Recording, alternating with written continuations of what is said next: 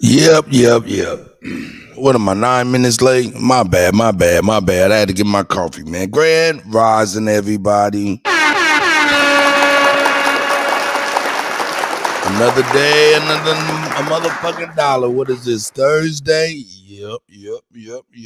One more day. It'll be Friday, you know what I'm saying? Then the weekend, and then we can party and kick it and relax and do all the things we like to do on the weekend. You know what I'm talking about?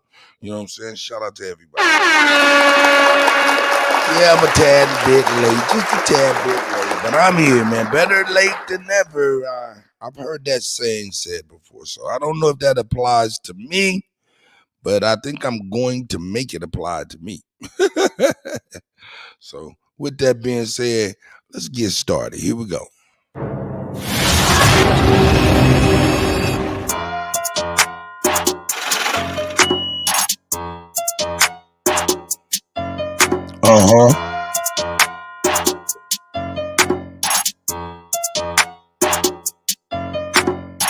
They come and get drizzle when they want that trap shit. He was running his lips, he got hit with that chapstick. I'm out by the back and I'm feeling like Beezy. I got the black high drizzle chapstick. I'm out by the back and I'm feeling like Beezy. I got the black high drizzle Louise. Try guard like I'm Gucci, a hustle like Jeezy. Set it out like I'm Boosie, you drizzle chapstick. I'm out by the back and I'm feeling like Beezy. I got the black high drizzle Louise. Try guard like I'm Gucci, a hustle like Jeezy. Set it out like I'm Boosie, you better believe. They hate cause I'm shining them little niggas Stevie. Drizzle and Bill, they gon' put this on repeat. I got the peas on the floor like seaweed. Just roll a big backwood, it's a 3P. Nigga, we ain't rockin' that size TVV. Niggas always talking down, wanna beat me. I done went blind in the eye like Stevie. Know that a keyboard spill like BP. Watching my kids watching me on the TV. Rockin' with Trill, so you know that's a big 3. Drizzle the hottest, you know I'm the trillest. Get burnt if you touch me, I like a skillet. I'm always on beat, I can't get on my rhythm. Can't spread the blue hundreds cause them bitches stink. Same time every time, you know how I do it. Drizzle on fire, but his name like a cooler. The laws on my trust, so I'm trapping out Ubers. Got money and bricks, try to take it, I shoot you. The trooper, so I'm making maneuvers. I'm in Oklahoma with the Sooners. Trooper, so I'm making maneuvers. I'm in Oklahoma with the Sooners. The trooper, so I'm making maneuvers. I'm in Oklahoma with the Sooners. Got the 40 on me, it's some money on me, it's some bricks on me, I'm trying to Sooners. Got the trooper, so I'm making maneuvers. I'm in Oklahoma with the Sooners. Got the 40 on me, it's some money on me, it's some bricks on me, I'm trying to move. That's right. They on my trail, I'm about to lose them. They always trying to see what I'm doing. They be trying to watch the way that I'm moving. I be laughing at the way that they lose. They ain't get no money, they pocket watching. Drizzle, he dripping no faucet. We got more green than Boston. Wanna book us, it's gon' cost you. We got them bricks for the LO. Drizzle, he ballin' like Melo. I'm the little nigga you bet on. Rent up them racks, now I flex on. No through, but I got me a check on.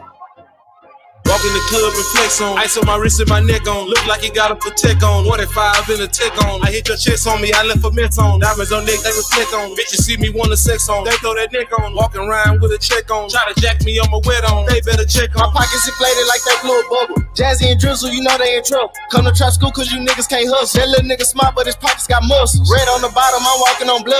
RP to the GOAT, bitch, I'm talking about Doug. Young nigga hot, so you always wanna buy it. Drop the mixtape and go straight to the top. We going to the top, and if niggas is playing, get molly wop, get beat up, get stabbed up, get probably shot. Niggas thinking they hot, but they probably not. Get top. We going to the top, and if niggas is playing, get molly wop, get beat up, get stabbed up, get probably shot. Niggas thinking they hot, but they probably not. Get top. We going to the top, and if niggas is playing, get molly wop, get beat up, get stabbed up, get probably shot. Niggas thinking they hot, but they probably not. When they see me walk through, they gon' probably watch. And whatever I do, they gon' probably jock. No, whatever I do, that I'm calling shot. And I ride with that tool, ain't no probably pop. They wanna know about the KID. I'm the new Pac of the B.I.G. Play with this shit, you gon' D.I.E. Leave him on scene, nigga, B.Y.E. Okay, that's enough of the bullshit. Round with them peas and I'm strapped with a full clip. Shawty got ass, but she just a drip tip. I pick her up when I just want my dick licked. We got more gas at the trap than the Kuttack. I dropped out of school, but in streets I got honor roll. Walk in the club with 100 rolls. When you see me, you might see 100 hoes. When you walk in the club with 100 rolls. When you see me, you might see 100 hoes. When you walk in the club with 100 rolls. When you see me, you might see 100 hoes. When you walk in the club with 100 rolls. When you see me, you might see 100 hoes. When you walk in the club with 100 rolls. When you see me, you might see 100 hoes. When you walk in the club with 100 rolls. When you see me, you might see 100 hoes. When you walk in the club with 100 rolls. When you see me, you might see 100 hoes. When you see my car, might see some 20 foes. Or you might see me pulling on 80 volts. When I let down my window, I'm smoking drugs. Ice a neck on my wrist, looking like a show. That's your bitch when she looking just like my hoe. Let that bitch suck my dick, then it's by my nose. Hey, you already know. Here we go. Hey. Money so blue, it look like crips. Work so good, this shit gon' flip. Sauce so strong, this shit gon' drip, drip, drip, drip. Dope so good, these hoes gon' bite. All these bitches. Hey man, put a gold in the #1 in the motherfucking chat for my guy Chief Billy. Goddamn it! It's the goat. These niggas, they care center. I raise these niggas. Rose showers, I spray these bitches. Hate me, love me, don't make no difference. Backwood rolled up, nigga, I smoke. Trap girl with me everywhere I go. Cocaine flow, my shit so dope. All these D's wrap round my throat. TTG, I'm trained to go. Money over bitches, I don't love these hoes. I FDB, I fuck that bitch. CDC, uncut that chick. No control, I don't play no game. Knocked up SD, hold my name. 4.6, I'm out of your range. Nigga Bruce Lee kick like a young Luke Kane. Like what? Hopping out the Rari. Kick it like karate. Mr. Miyagi. What? No one can stop. Yeah, hopping out the Rari. Kick it like karate. Mr. Miyagi. What? No one can stop. Yeah, hopping out the Rari. Kick it like karate. That's right. Mr. Miyagi. No one can stop me. Dancing. Hey. Mr. Miyagi. Here hopping out the Rari. Kick it like karate. Mr. Miyagi. No one can stop me. Dancing. Corner stove. Hustle, yeah, I work that stove. Got it at the pot, yeah, I work that stove. North Guard nigga, boy, I birthed that coast. Still in my style, can't work no more. Uptown nigga, boy, I made that swag. Mask up on you, come take that bag. Real true hustle, make that bag. Real street nigga, I don't play like that. Lie, baby girl, I'm a real one. Let it go up on you, go OJ Simpson. I don't play with these niggas, better check my pen. I see y'all, Alibaba, I see you. Ab Strikes Back, I see you. See y'all, man. Let's get this cracking, man. We gotta get this cracking. Hey, man, shout out to the GOAT, man. It's the GOAT. You know what I'm saying? I see y'all, Kenneth Powell, Arthur Brown, you know what I'm saying? Leonidas, I see you, God. You know what I'm saying? Truth over everything. That's my nigga Toe. You know what I'm saying? No doubt, man. Let's get it, man, for real. Hey. Where we come from. Too much love in hip-hop, nigga. Too much love in hip-hop. Hey, let me get that up off every day. This ain't love in hip-hop. Hey. Real life drama, no love in hip-hop. My life more like thugs and flipping. Real life drama, no love in hip-hop. My life more like thugs and flipping. Real life drama, no love in hip-hop. My life more like thugs and flip-flop. My life more like drugs and zip-lock. Big cocaine, big buds and flip. Real life drama, no love. That's right. My life more like thugs and flip-flop. My life more like drugs and zip-lock. Big cocaine, big buds and big block. What the fuck is up, man? Hold up. 4 main road, they love the big top. Hey, man, let me give a super special shout out to the God, man. Is that DJ Super out there? That motherfucker, hey, man, go on here, man. Go on here and put some peace signs and some hearts out there for DJ Super, man. That's the God. Man, shout out to the God. Here we go. Game big buds and big block. Game hoes that love the lip cop. 4 main road, they love the big top. Everywhere you go, it's drugs to get white. This nigga telling what it was to slick cops. This nigga shoot big slugs at his ops. He don't give a fuck, got slugs to hit cop. Draco 223s and big Glock. Think you gon' take these and get shot. Shit so cool, but believe it get hot. Jack Worth looking when you leave the brick spot. Better have your shit on squeeze and get popped. Cause some of you fuck boy need to get dropped. This ain't no love and no hip hop. Used to put drugs in the ziplock. Fuck with me, I had them big rock. Serving in Louis V flip flop. We had corrupt in a grip lock. Police, they set up a gridlock. Keep your mouth closed if you get locked. If you see somebody get shot, you didn't see shit, keep your lip locked. Get out and go to the tip top. Selling that drip drop. 1990, I was 14.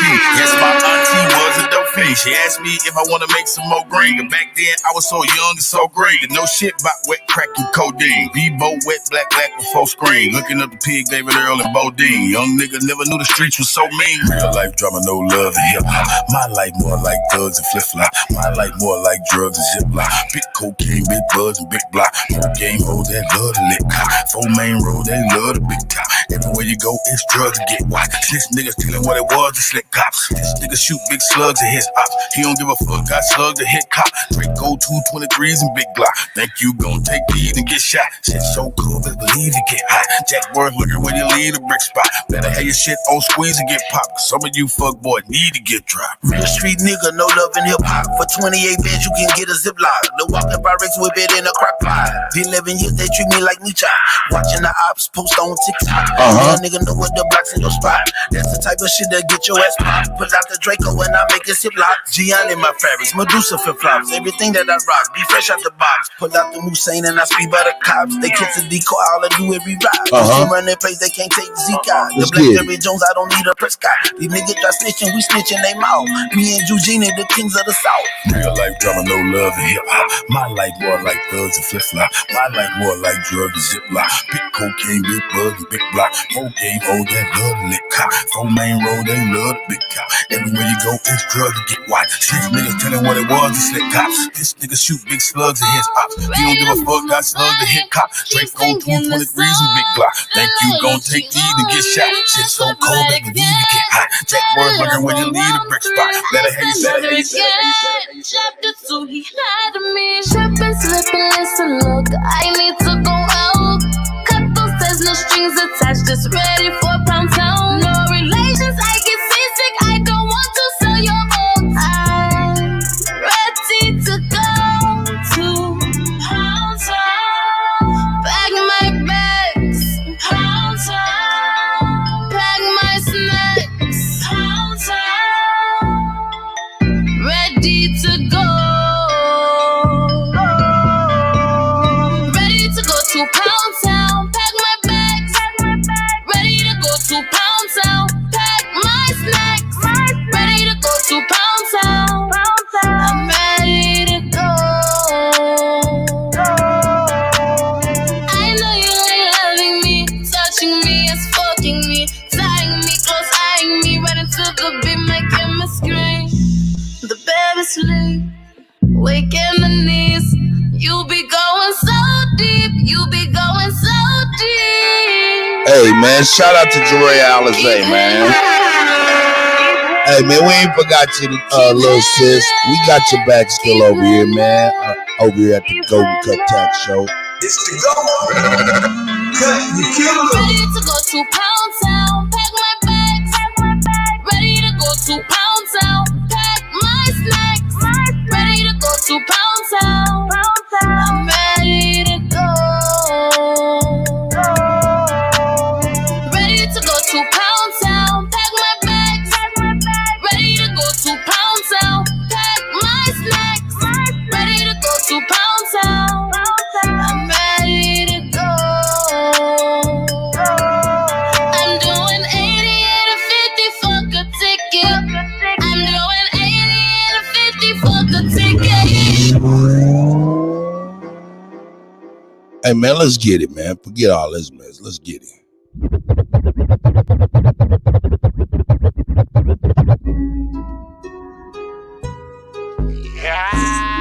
Yeah, let's get that up. There we go. Hey. Listen to much. You know who it is by now. I ain't never changed. Oh no.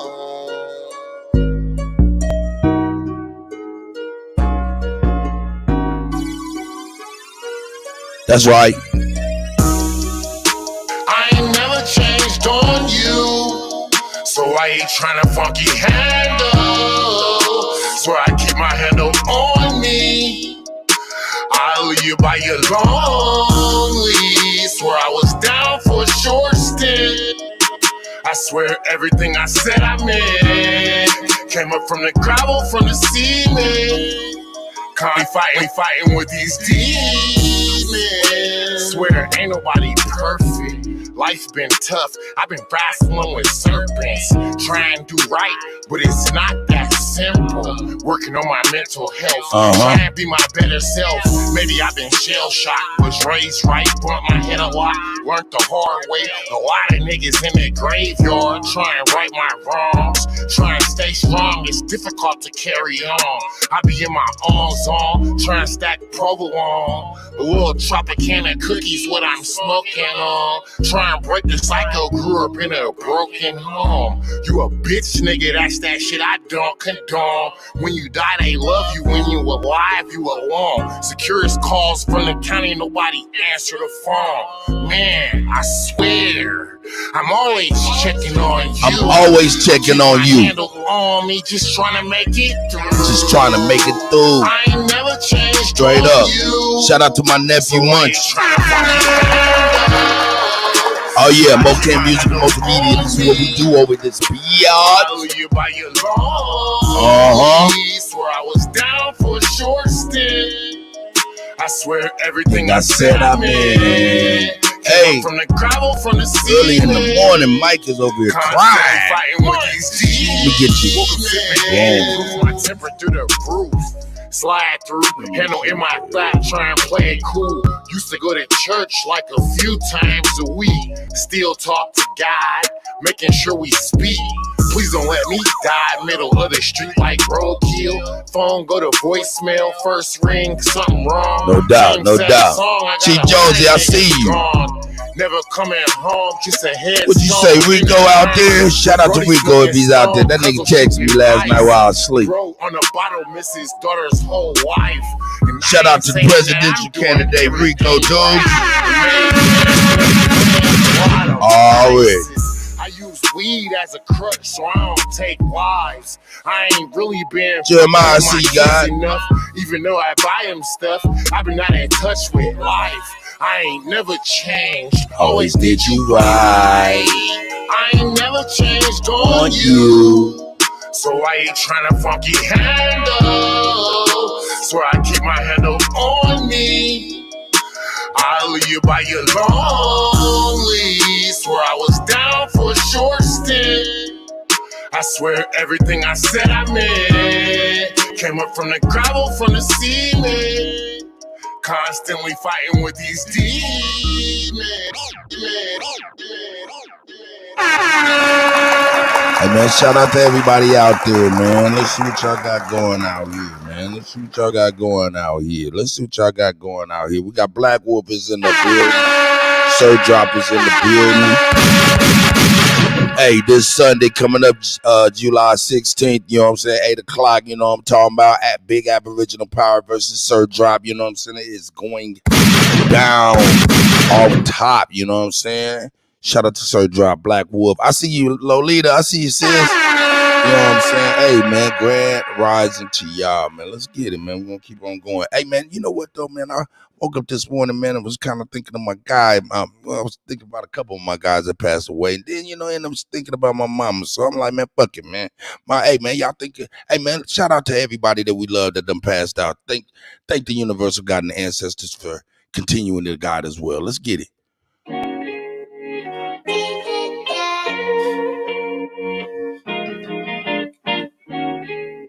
Shout out to my nephew T-Rail, man. Top City, stand up.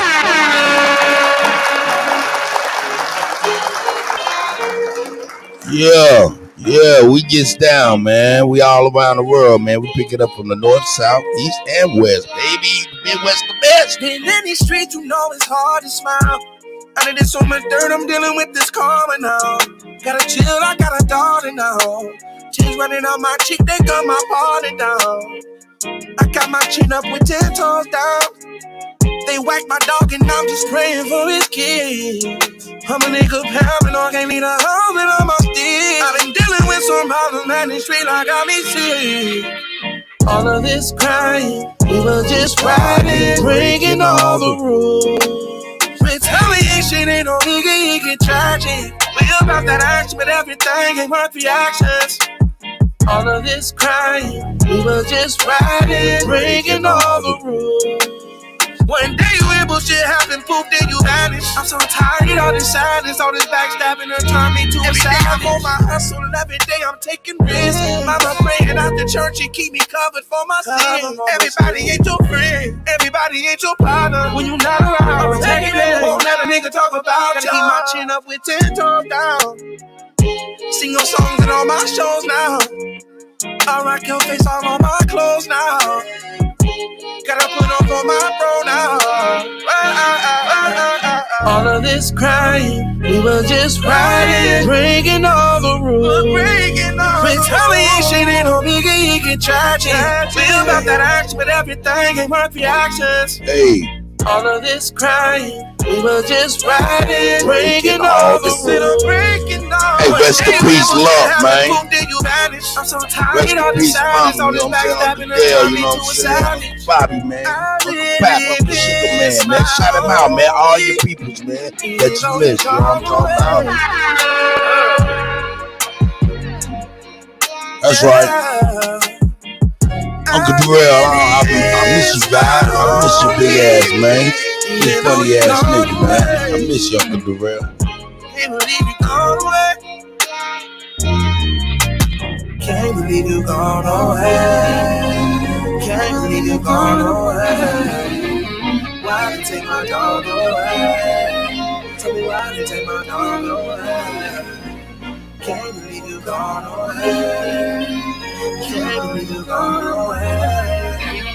Can't believe you gone away. Why did you take my dog away? That's right. I really miss my homie. Can't believe you gone away. Rest in peace, Mo 3, man. Hey. I really miss my homie. Hey, come on. Let's keep it 1,000. Even though you're gone away. That's right. Big ass face just like a Chinese meat patty.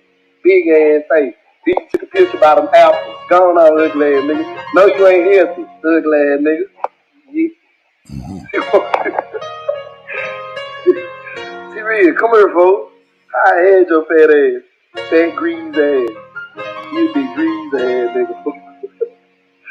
Gone on, ugly ass nigga. Hey, man, shout out to T-Rail, man, and Top City, man. Stand up, you know what I'm talking about? It's what it is, dog. It's what it is. Let's get it.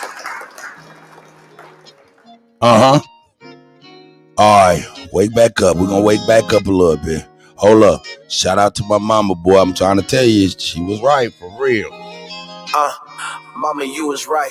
Everything's for you tonight. Yeah. Told me ain't no sense of doing this shit. I ain't gonna do it right. That's right. Got it for a stupid price. Better bet shooting dice. Top City, this is my nephew Paniac. Nigga wanna lose his life. There's nothing else to do tonight. If you gon' buy it, bust it down. Nigga, that's my what? Right. Nigga wanna lose his life. There's nothing else to do tonight. If you gon' buy it, bust it down. Nigga, that's my right. Nigga wanna lose his life. There's nothing else to do tonight. That's right. If you gon' buy it, bust it down. Nigga, that's my new advice. Peace, that's the key to life. Niggas start eating right. I'm talking about a veggie plate. Started with the beans and rice. Slicker than a sheet of ice. Crispy like some piece of ice. Sharper than a hunting knife. I must be doing something right. I bought myself another car. Guess I fell in love with life. I know she's a bitch cause she ain't shit if I don't fuck her right. Hey, that's right. I have my piece of the pie. I need another bite. Niggas probably wishing I die. I hope they come to life. No, I got a cold heart. Frozen one summer night. These niggas will go against their mamas for 100 life. Nah, he don't wanna fight. He ain't never do it right. He'd rather just shoot you. He don't know if he gon' do it right. That's right. Belly used to stay the night. Now my nigga doing life. And all these little niggas ain't your friends. Mama, you was right. Hey. This shit gets sweeter and sweeter, man. The life. Tough. We made it out. That's right. Central Side Legends. CSG Pain. You know what it is. Yeah. I got a cold heart now. Chris pull the car around. Super bad, boosie ass bitch. I put my arm around. These niggas watered down. Everything I cart around. Hold at least 100. My daughter, she got a daughter now. Try me and I'm drawing down. Niggas come from all around. Just to hear the stories from the central. That's my part of town. Niggas get the trip and catch you slipping if your guard is down. Now I see another sharks around. These niggas start to drown. You a clownfish. Slave to the sound clear. I don't want the crown. It was was in the lost and found. So I put it on and took that hustle on a round trip. I made it to the top, and niggas, I was on the ground with it now. I'm in a cruise ship, paper got the blue strips. Niggas chase me down in the mall, rapping my new shit. Now they got the blueprint, the central getting too lit. And I've been chasing millions with niggas I went to school with, damn. Yeah. They always told me to keep my circle small. Sometimes I be thinking, you know, niggas want me to lose more than they want to win. And that's a problem, you know, for them, not for me, yeah. Hey. I ain't scored a touchdown or shot before a bust down. Nigga said it's up now. I seen him and he ducked down. I guess it ain't as stuck as they said it was. What's up now? Ducking on my hunch down. Kutty with my guns. I ain't scored a touchdown or shot before a bust down. Nigga said it's up now. I seen him and he ducked down. I guess it ain't as stuck as they said it was. What's up now? Ducking on my hunch down. Kutty with my guns. Pussies. Niggas getting slumped down. It's hard to keep my lunch down. That's right. Niggas put their trust in them bitches. I got the rundown. Tell them. Only way I come from the top is if I jump down, niggas. I'm traveling with four and a baby. This ain't a vacay. I even got your boy out there. I feel like Ray Ray. I made it out the hood in the Beamer. I feel like Day Day. Made that money multiply like I'm Day Day. I live the life the niggas say they did. At 16, my kids wanted for nothing. So I like my lobster and shrimp uninterrupted. I'm top 5 in the world in the discussion. Well, CNC Pain, Central Side Legend. You know what it is. That's right. We own it, dog. Yeah. We own it.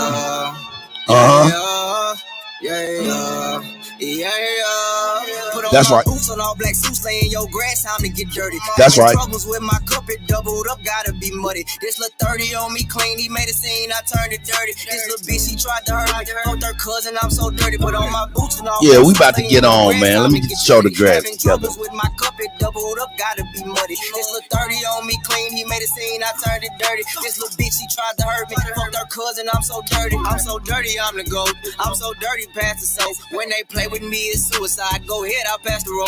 When I speak, it's like a sermon. They fall out, catch Holy Ghost. We ain't for heads, gon' go for legs. Control that too, no Plaxico. The way I move, I'm way too smooth. I bet I be the last to go. Yeah, we can fuck, but you can't spend the night. So please don't ask no more. If she slam the head, won't there to stay at bay. Gon' keep on your clothes. COVID symptoms with this pistol. Can't quarantine, he didn't go. My shoes were dirty. Ain't have enough to buy more. All I need was a rag of detergent. First time I had me a burner, couldn't wait to hit something. I'm busting early like a virgin. This shit get dirty. Feel that shit all in your kidneys. It's deadly. Go find you a surgeon. Bitch, I got purpose. We could be talking the same, but they feel me. It's about how you work. Put on my boots on all black suits, lay in your grass, time to get dirty. That's right. Troubles with my cup, it doubled up, gotta be muddy. That's right. 30 on me clean, he made a scene, I turned it dirty. Bitch, he tried to hurt me, hurt her cousin, I'm so dirty. Put on That's my right. boots on all black suits, lay in your grass, time to get dirty. Troubles with my cup, it doubled up, gotta be muddy. That's CT Finesse if you didn't know, goddammit. Stand up, wing. Slime. Psych won't feast on none of mine. I'm big bastard, I say what I want. They still gon' press rewind. Everybody on my phone, they think I'm on, I hit decline. Mama say you need to vent about it, I don't want to, mom, fine. I'd rather get on the mic and just talk about life. Bossing you up, niggas give you advice. These niggas ain't dirty, these niggas be nice. Double the bet when I hit with the dice. I done came from 4, I done bet it back twice. I got accurate aim, boy, this shit here precise. Alright, let's get it cracking. MMI got all these big ass paragraphs. Shout out to MMI. This little 30 on me clean, he made a scene, I turned it dirty. This little bitch, he tried to hurt me. Fucked her cousin, I'm so dirty. Put on my boots on all black suits, laying in the grass, time to get dirty. That's right. With my cup, it up, gotta be muddy. This little 30 on me clean, he made a scene, I turned it dirty. This little bitch, he tried to hurt me. Fucked her cousin, I'm so dirty. Dirty. Hey, man, shout out to everybody, man. We about to get cracking, man. I gotta play my shit, though, for real. I gotta play my shit. Let's get it. Hey, man, shout out to Prophet P, man. Shout out to Georgia Peach. This is Georgia Peach's son, man. Prophet P, man. Shout out to Atlanta, man.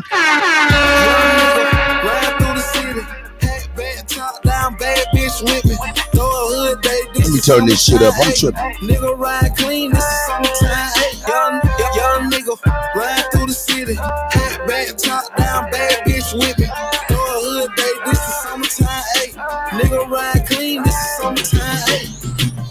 top, turn it up a notch. 442 this nigga screaming free now. Start the motor in that bitch, that's a big block. Caught my country play at Linda serving.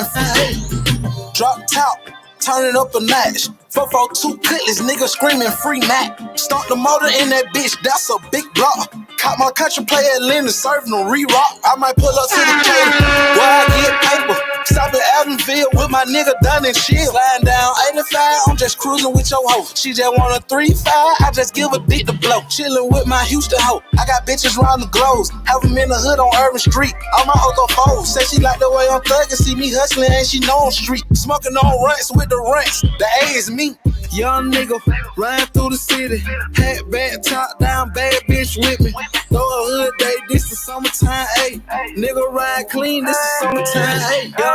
Young nigga, riding through the city. Hat back, top down, bad bitch with me. Throw a hood day, this is summertime, ayy. Nigga ride clean, this is summertime, ayy. Gotta keep that pole on me when I'm cruising. All these niggas that's wild. real. Bitch, I'm out the jungle, concrete hustle. They tell our bricks down. Real. Summertime, ayy, at the bus stop, catch a bus down. Say her name Brianna for the kids, she go bananas. Bus down, Tatiana. Say that girl crippin'. She keep saying bleeding, and she swear to God she drippin'. In the backseat where I been her. No accidentals. She wanna ride with me cause I'm serving out on rentals. Young nigga, riding through the city. Hat back, top down, bad bitch with me. Throw a hood day, this is summertime, ayy. Nigga ride clean, this is summertime, ayy. Young nigga, riding through the city. Hat back, top down, bad bitch with me. Throw a hood day, this is summertime, ayy. Nigga ride clean, this is summertime, ayy.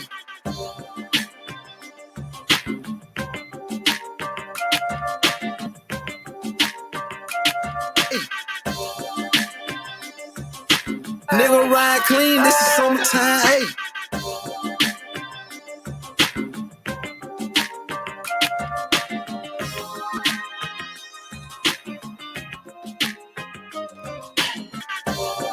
All right, man, let's get it, man. Let's get on to the show, man.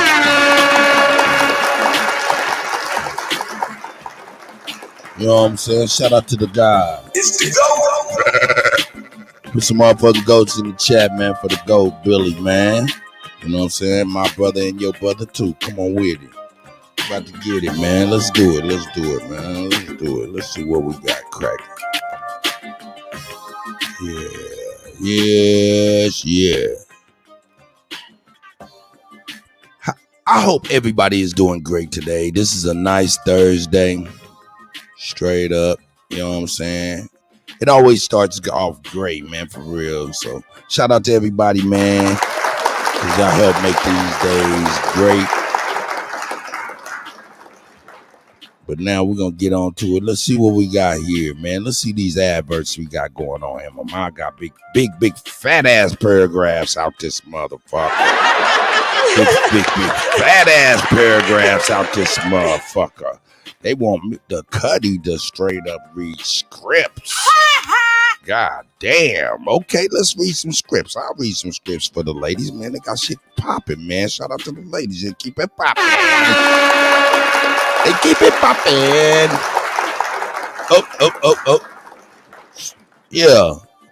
Hey, man, shout out to everybody. Hey, man, shout out to the presidential motherfucking candidate, Rico Dukes, 2024. You know what I'm saying? Shout out to the God, man. Yeah, man. Shout out to the God over here, man. No doubt over here texting me in the middle of the night talking about, hey, man, yeah, man, y'all did that. Whoa. I'm like, no, nigga, I ain't do a motherfucking thing, nigga. That's right. Nigga, hold up, you forgot? Nigga, all I do is spin records, nigga. I'm just a DJ, nigga. What you think I was? John Henry Clark? Nigga, Rudy Giuliani? Hell no, nigga, I ain't do it. Here we go.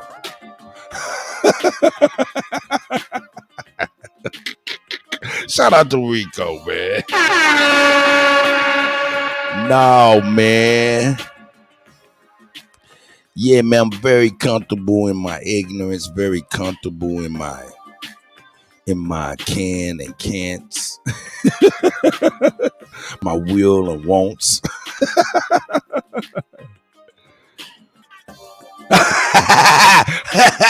Mississippi. You already know Mississippi be like, hey man, hold up. You at what? That nigga shit. I'm gonna hit him up and let him. I'm gonna remind him. Nigga, I told you, nigga. Hey, nigga, you ain't got that. Hey man, y'all niggas got each other, man. Shit. Lean on them when you need Kutty. And I am not there. That nigga crazy as the motherfucker. You better lean on them. Oh my God, man. This shit is so fucking hilarious, man. Hey, man, but you know, hey, I ain't even gonna lie. You know what I'm saying? Hey, very, very comfortable. You know what I'm talking about? I'm old. You know what I'm saying? I mean, I got kids in the massive number of amounts. I got grandkids in the massive number of amounts.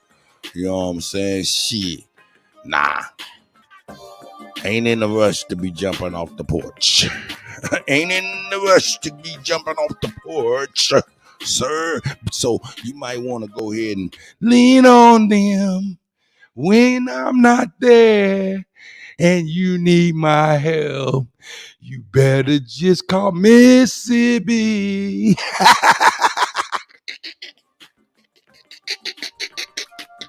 Hey, nigga. Hey, straight up. Unless I'm gonna be the Secretary of Defense, nigga. No, I don't want that shit, nigga. Hey, man. I ain't gonna do a good job. I'm gonna tell y'all right now. Off top, if I get elected to anything I don't know nothing about, I ain't gonna do it right. Y'all want the truth? I'll tell you the truth. At least you got a politician that'll tell you the truth. Now give me the job like you give them the job. You give a motherfucker the job that don't know what the fuck they doing. They lying like they can know how to do. I'm telling you the truth. I don't know what the fuck to do. So you gonna give me the job or not?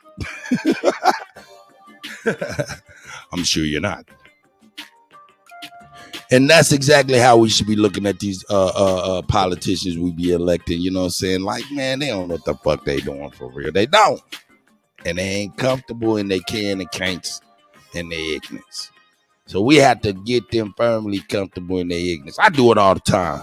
Getting people firmly and comfortable into their ignorance, especially when they come up with expectations of the cut. Hey, man. If you... Hey, look, we all know what disappointment is. Disappointment is appointing the wrong motherfucker. Correct? We can agree to that. You appointed the wrong motherfucker. They didn't live up to your expectations. Correct? That's disappointment. Hey, I tries not to disappoint people. Because that right there, even though we don't realize it, that stuff really kind of matters to people. You know what I'm saying? It erodes in our social type of how can I say, social trust. It erodes our social trust when we do not be honest and we don't do things that we're supposed to do and things of that nature. You feel what I'm saying? It erodes our trust as a whole, and we've been a victim of all of that for years to where we hardly trust each other because no motherfucking body telling the truth. You know what I'm saying? Even in their can and can'ts. Motherfucker get all up on this goddamn internet, and I see it all the time. Motherfucker get to running their mouth. Hey, man, running their mouth on some education shit, man, and I be like, man, I'm not the most educated at all. But I know that ain't the truth. I'm talking about like scholars, you know what I'm saying? So-called scholars. Motherfuckers with paddles with letters and symbols on their wall. Be kicking shit out the side of their motherfucking ass like motherfucking Bruce Lee flicks. So nah. I like to send people crashing to earth. They be all up in the whirlwind. Woo, let's do this. Like, yeah, we can do all that. I'll be like, yeah. They be like, yeah. They be like, yeah, Kutty, you can do this. And I'll be like, no. It sound good for you. Not for me. That's a motherfucking fact. That's right.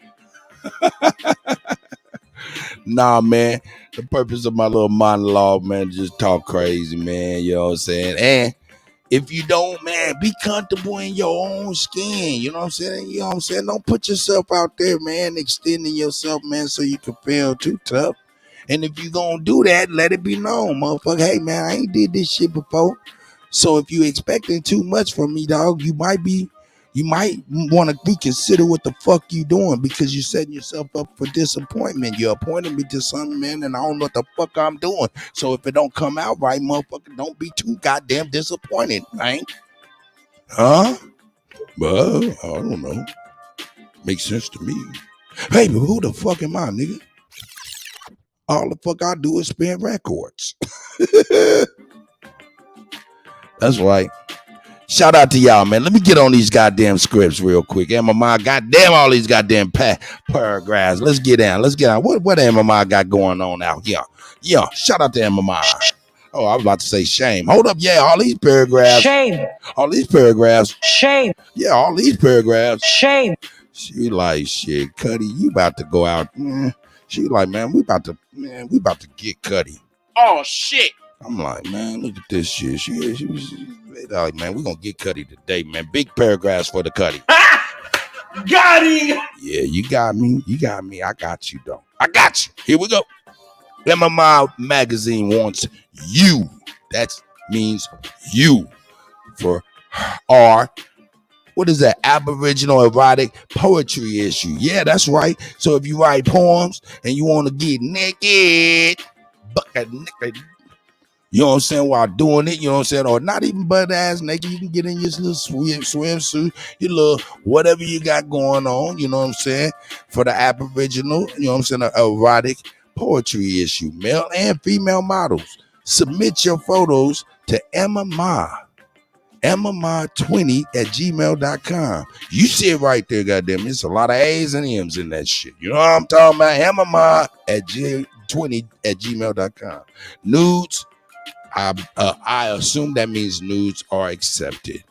Deadline is August the 2nd. Shout out to MMI for that. Yeah, hey man, y'all get on out there, man, with your scripts that you done wrote some poems and shit, you know what I'm saying? And you like to get a bucket naked.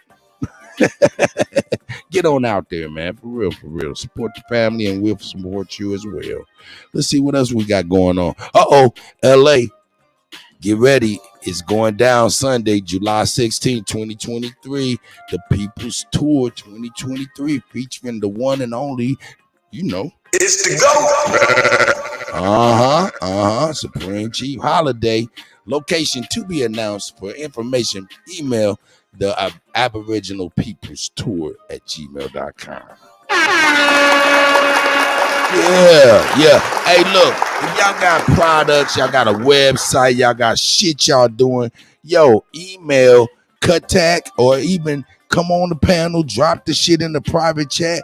If you got something for sale, you want something to be advertised in front of everybody, man, just let the Kutty know, man. I help y'all well.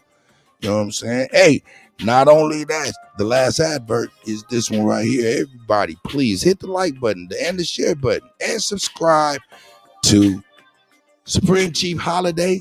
I don't give a fuck sports and hip hop entertainment news, as well as DJ Kuttack 1 on YouTube. You know what I'm saying? Support the motherfucking wheel, man. We appreciate each and every one of you guys because you guys are awesome. You know what I'm talking about? You know what I'm saying? Also, if you'd like to support us by donating, you know what I'm saying, you can hit up Only Builders. That's $ Only Builders, you know what I'm saying, for Chief Holiday. And if you'd like to give the Kutty a tip and shit like that, you know what I'm talking about, you can also hit me up at $ Kuttack. That's $ Kuttack on Cash App, man. That's right.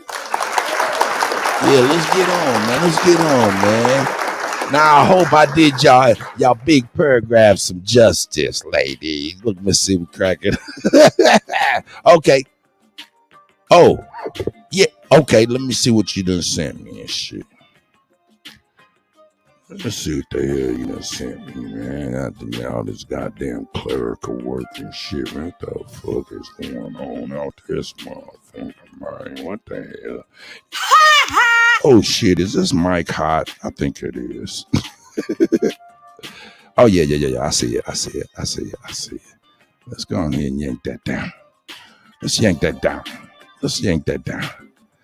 Yeah, next I'm gonna do the advert. I got the flyer to it too. Yeah.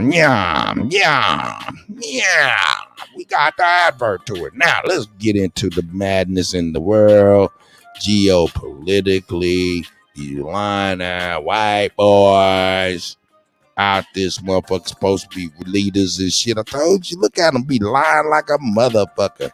We'll arrest you for anything. But they be sitting right up there with a suit and tie and lie like a motherfucker. See, hey, niggas, maybe if you had, no, I don't think that shit work. I was about to say maybe if you had on the suit and tie, maybe you can get away with some shit. But I think that's what them college boule niggas think too, niggas. So, whatever, man, fuck them. Let's get it, man. Let's watch this lying ass rich white man. Lying motherfucker. See, I'm trying to tell you, these politicians and shit like that, these motherfuckers need to be stoned to death. Oh, did I say that? I mean, stoned to life. Excuse me. Stoned to life. We need to give them life by stone. Here we go. Capitol Hill tonight, where FBI Director Christopher Wray was grilled today on the Hill, the director who was appointed by former President Trump. But it was the Republicans today who accused him of going after Trump and protecting the Bidens. How he answered. Rachel Scott on the Hill for us.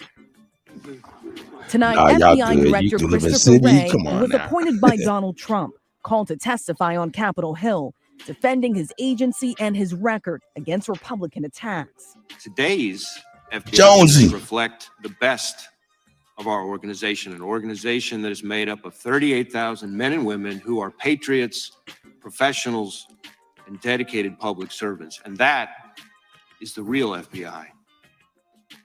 Yeah, now see what it is motherfuckers over there lying about who was all up in that January 6th. Them motherfuckers up in there locking people up, giving them fed time, knowing that feds was all up in that motherfucker and telling motherfuckers jump through windows and shit. Allegedly.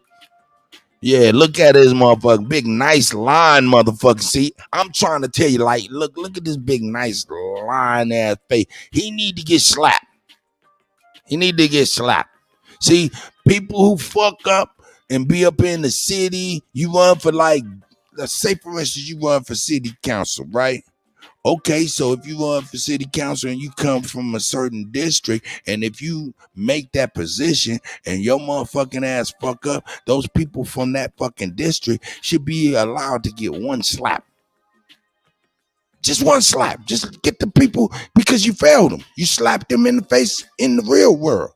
So it's like the people who put you where you at, if you on some city council shit, that small shit, okay, the people in your neighborhood should get one slap, be able to line up and get one slap. And that might be about 1,000 slaps. Hey, the higher your aspirations for political office should garner you more people, naturally, and more slaps if you fuck up. So if you run for the mayor, that means if you fuck up as mayor, the whole city get one slap. You want to be the governor? Okay, you fuck up as governor, the whole state get one slap. Yeah. Oh, you want to go to Washington? Okay, everybody in the nation get one slap. You make you think again about running for the shit, number one, or even fucking up, number two. Because you do not want to lay down. You do not want to watch a line of people from all across the nation just coming to get their one slap. That's what I'm trying to tell you. Hey, just give the people one slap. I think that's a great idea. It's asking too much, but I think that's a great idea, man. Gene said, just one slap? Yeah, just one slap per person. When you think about it, man, a motherfucker be all day getting the shit slapped out of his motherfucking ass, potentially. A motherfucker be there for a month as motherfuckers get bust in to get their one slap. If you run for like national office. You know what I'm saying? Hey, man, it make a motherfucker think again. At least that's just a thought. And of course, I'm saying pie in the sky. If was a fifth, we'd be drunk. You know what I'm talking about? But hey, man, you know. This motherfucker, look at his face. He's so far removed from getting his ass slapped. That's his problem. That's his problem. Here we go. House Republicans accusing Wray of weaponizing the agency, criticizing the FBI for searching former President Trump's home in search of classified documents. You have personally worked to weaponize the FBI against conservatives. But Democrats asking Wray about where that highly confidential information was stored. Director Wray, a ballroom, a bathroom, a bedroom, are those appropriate places to store classified, confidential information? Well, again, I don't want to be commenting on the pending case, but I will say that there are specific rules about where to store classified information. In my experience, ballrooms, bathrooms, and bedrooms are not SCIFs. Republicans accusing Wray of going after Trump but protecting President Biden. Are you protecting the Bidens?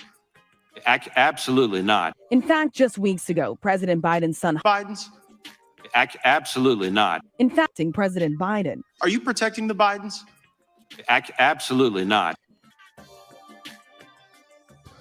All right, look, I'm an old nigga. I've been around for a long time. I ain't been in too much bullshit. And the bullshit that I was in, I was in it, you know what I'm saying? But I made sure I was extra careful. I make sure that I read everything, the energy, the tea leaves, whatever the fuck you want to call it. Body language especially, right? Read that man body language when he say that shit. Read his body language when he say that shit. Let me move this fly. Let me move this big ass paragraph. God damn it. So we can see these motherfucking liars in their full glory, right? Let's look at these liars in their full glory, right? Okay, let's go on over here. Look at my man's body language for real. And Biden. Are you protecting the Bidens? Absolutely not. In fact, just we and Biden. Are you protecting the Bidens? Absolutely not. Protecting. Now, what did that absolutely not tell you in the chat? Tell me what you think that told you, his body language while answering that particular question.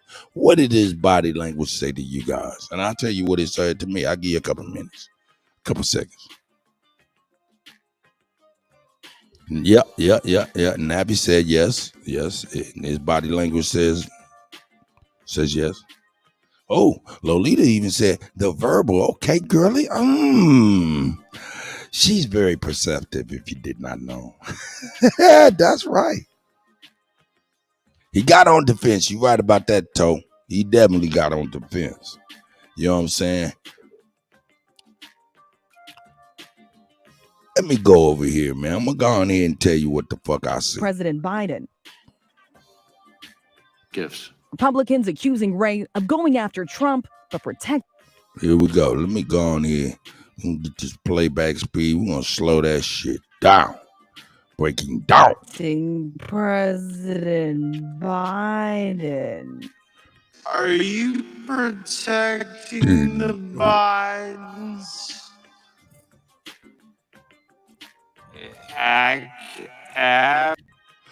Okay, now that's what I thought I seen. Now look, that was what you call a micro nod in confirmation. See, that's something he don't even know he did. Feel me? That was a micro nod, and then it ended up going into a macro nod. Absolutely not. Let's go back. Yeah, he a goddamn liar. Absolutely. Yeah. That micro nod. Yes. That's confirmation, even though he rolled it out. He wanted to say absolutely, but he ended it with that not. But everything in his body language suggested yes, even though he said not. So anyway, that's one of the things I read, man. I read little small shit. You know what I'm saying? And I'm sure y'all do too, man. I'm sure y'all do too. I'm not no fucking superhero or nothing special. I'm just a motherfucking DJ, nigga. Let's get it. Absolutely not. In fact, just weeks ago, President Biden's son Hunter pleading guilty to tax charges and reaching a deal to avoid prosecution on a separate gun charge. And in a heated exchange, Ray, who is a registered Republican, firing back against any allegations he is biased. The idea that I'm biased against conservatives seems somewhat insane to me, given my own personal background. Tonight, the FBI Agents Association issuing a statement in support of Director Wray, saying despite the heated political rhetoric, they will continue to handle themselves with professionalism and integrity. David. All right, Rachel. Rachel Scott following this all day long. Hi, everyone. George Stephanopoulos here. Thanks for checking out the ABC News YouTube channel. If you'd like to get we don't want to watch you. Shut up, sucker. We got another emotional appeal from Ukraine today after President Zelensky visited NATO. Now, we've shown you many times that every time a world leader or a celebrity visits Ukraine, we get these really highly polished, highly produced videos with like heartstring, emotive music in the background. Today was a big one because he met with all the world leaders of the West. Watch him showing up to NATO summit. And I kind of had this, I can't help myself but make Potter references. It felt like all the world leaders were surrounding him like he's Neville Longbottom, who just kind of put them over the House Cup because, they did not offer him full membership, but they allowed him in their club as sort of a junior varsity member. I'm going to play the first part of it. It's about 1.5 minutes, and then I'm going to go ahead and talk over it because you don't hear any words until the end. So watch it, and then let's just keep in mind as we watch it, what are we being asked to feel about it with this music?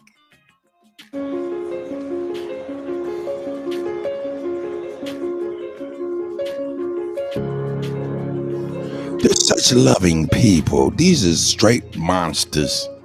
These is monsters.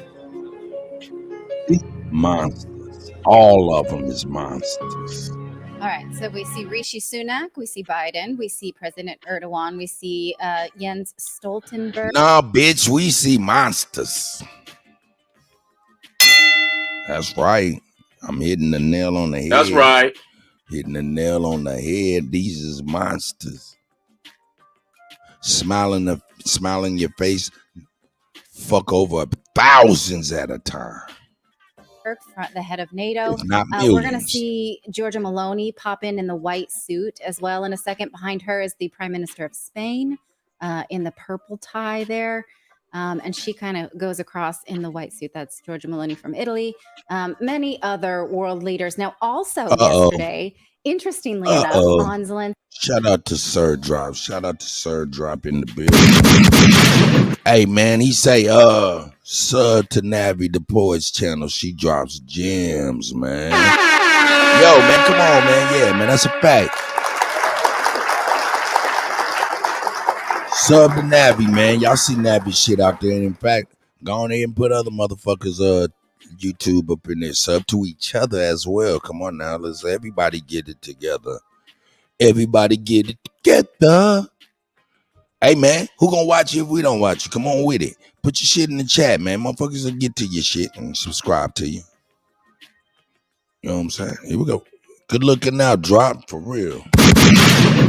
Zelensky's Telegram feed. He posted a video. Can we just pause it there for a second? I'm sorry. He posted a video on his Telegram of him with Mark Rutte, the recently departed Prime Minister of the Netherlands, who on the show on Monday when he had his surprise resignation, we had Ralph Scholheimer say he's going to show up somewhere else, probably in the lead role in NATO. He was on Zelensky's Telegram. I forgot to bring that video, but I will bring it another day. What's he doing there if he was retiring from Dutch politics? Why is he in NATO taking a senior role with Zelensky? Let's go back to the video now because what we have here is Jens Stoltenberg giving this speech about Ukraine and NATO. At this summit, we have reaffirmed that Ukraine will become a member of the alliance. And we have made decisions to bring Ukraine closer. Shy apples, man. Peace to you, God. Today, we need and the goddess. And I look forward to the day we meet as allies. Now, in terms of propaganda, I'm very curious about his decision to still wear this outfit. Grand Rising This green Garfield military Rule, outfit, man. because it isn't just every gold you want. He Yeah. wants to be Grand Rising, considered a brothers. full-on member of NATO, and for that to happen, he needs to not be at war. But he continues to dress as if he's in active combat, and I feel like that outfit does not fit the occasion. But he's acting, and we know this. Go ahead, David. Yes. I was gonna say I feel like the piano music really got to me, but I feel like that. Real quick, you know what that reminded me of? You ever see the Truman Show where they're like where he's getting ready to hug the father, and they're like, okay, easy on the music. All right, now he's coming in for the hug, swell, swell, swell, and then they're like sitting there, and then he hugs his father, and the music goes you know louder and crescendos. That's what that felt like. But I think that it's like Fetterman. He looks more approachable and everything in that shirt. So I think that is very, very strategic that he always wear that so that they feel like, you know, this is a man that is like, you know, he's not a man of wealth. He's not a man of anything, but he cares so much. That's BS. He's He is a always man in of character. wealth. But okay, yeah. Yeah. Oh, yeah. But they don't want you to know that. Right. But what's hinging around their application is that you're currently at war. We can't have someone that's currently at war as we progress through this because that means the rest of us are at war. But he still insists on dressing like he's at war, even though we know he's not at war. He's leading his people into war, but not himself. And so this costuming is something that I find very perplexing. You know, it's like when world leaders sort of march with their troops and you know that they never were in any kind of real battles. No, again, you know, what he's doing here is some pretty good acting because we know that Zelensky was pissed about the arms distance offer that NATO had offered, and we're going to circle back around to that in a minute. But first, we want to check in on the counteroffensive in Ukraine and just how many lives it has cost and for what purpose. Now, when we started really tracking the counteroffensive with maps, we really, in earnest on this show, started to show you the maps regularly. The first map I have in my notes is June 1st, and it looked like this. Now, again, here's what we're looking at. The red parts here are controlled by Russian military. That's the Donbass. That is the area that the Ukrainian military has been attacking since 2014 after the Maidan coup. Those people asked Russia to come in and annex them, just like they had Crimea, and Russia did not until last March of 2022. Since that has happened, those people have held an official referendum and voted on average of 90% to become a part of Russia. Now Russia is holding that line, so Ukraine can no longer get in there and bomb those people like they have been for the last 10 years. That's the line where we started being told there's a counteroffensive. So what the West wanted us to think was that this red would disappear, would be pushed right, and it would turn this, let's say, light gray color. The dark gray color is the area that is still the Donbass, does still want to be taken over by Russia, but Russian troops haven't been able to advance there. So that's still contested territory. Okay, now let's look a month and a half into what the map looks like today. And this is what we've shown you. Does it look similar? Does it look like maybe those two things, like nothing's happened in 6 weeks? Well, let's go ahead and put them side by side. Yes, that would be absolutely correct. So 6 weeks of a counteroffensive and barely any land gained by some.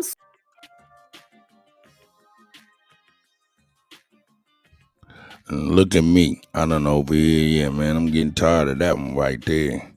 Let's get to the other one, man. Yeah, man, let's get to the other one. We about to, yeah, this is crazy. Let's get it, man. Yeah, man. I get tired of hearing.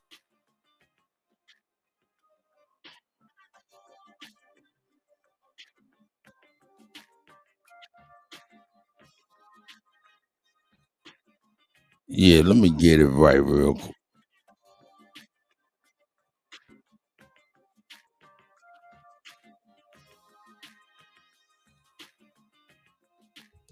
Yeah, they over there on some shit in Israel, man, but I don't even care about that shit. Let's get to my guy.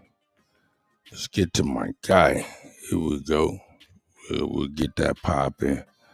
Yeah, man, I hope y'all doing good. Hey, who is that? Is that Greedy? Talk your talk media. Bring your own bars. Hey, man, they be getting it popping. You ain't know? Now you know, goddamn it. Shit. Yeah, man, motherfuckers over here Israel, man. They over there acting no fool for real. But, hey, man, I ain't about to get into that, man. They over there, hey, man, they over there tripping and shit. While they over there doing some craziness. I don't know what's going on over there. But anyway, here we go. Shout out to the guy Cold Figure. Long-range intercontinental ballistic missile off its east coast, just days after Pyongyang threatened to shoot down U.S. reconnaissance planes. Wait a minute. Wait a minute. I'm trying to enjoy my dinner, man. I'm sitting there getting some news. Hold on. I'm sitting there getting some news the revolutionary can use, and you telling me North Korea to punk Jim Crow Joe once again? Let's get it correct. That's what he did. Punked him. Y'all been telling North Korea to stop shooting the missiles, and Kim Jong-un been giving y'all a middle finger. Hey, OB Grand Rising, brother. Right, Grand Rising. Why y'all running on the news and telling us they're not handling business? Don't tell us, just handle your business. You don't got to whine to the American people about what Kim Jong-un doing. You the most powerful military known in the history of the world. How about you go deal with North Korea because they keep on shooting them intercontinental ballistic missiles, which is tested and tested and tested, and making sure it get more accurate. Woo! Flew for over 70 minutes straight. They got nuclear missiles, which y'all said y'all weren't gonna never let them get. George Bush, you went into Iraq in 2003 instead of going in North Korea because you didn't want no real fight. It landed between the Korean Peninsula and Japan. CNN's Mark Stewart joins us live from Tokyo. Mark, what do we know? I know you got checked. I know that. Hi, Phil. Good to see you. For a good part of the morning, military forces here in Japan and South Korea were on alert, monitoring. On alert to do what? Kim Jong-un got y'all in the headlock. America can't help y'all. Are you crazy? NATO, what? NATO don't want no part of that. They just got beaten in Afghanistan. North Korea is 100 times stronger than the Taliban, 1,000 times stronger than the Taliban, and they got nuclear weapons. The United States ain't gonna do nothing but talk tough. This is for sure. Russia already showing you what the emperor got no clothes in Ukraine. Now the chips gonna start falling all over the world for the imperialists. This is just the beginning of the end. You understand that? I'm telling everybody now. U.S. will never do one thing to North Korea. Because if they did, lights out, the party's over. This missile launch. This missile was in the air for 74 minutes. Yep. This time duration, viewed by experts as significant, seen as a big deal.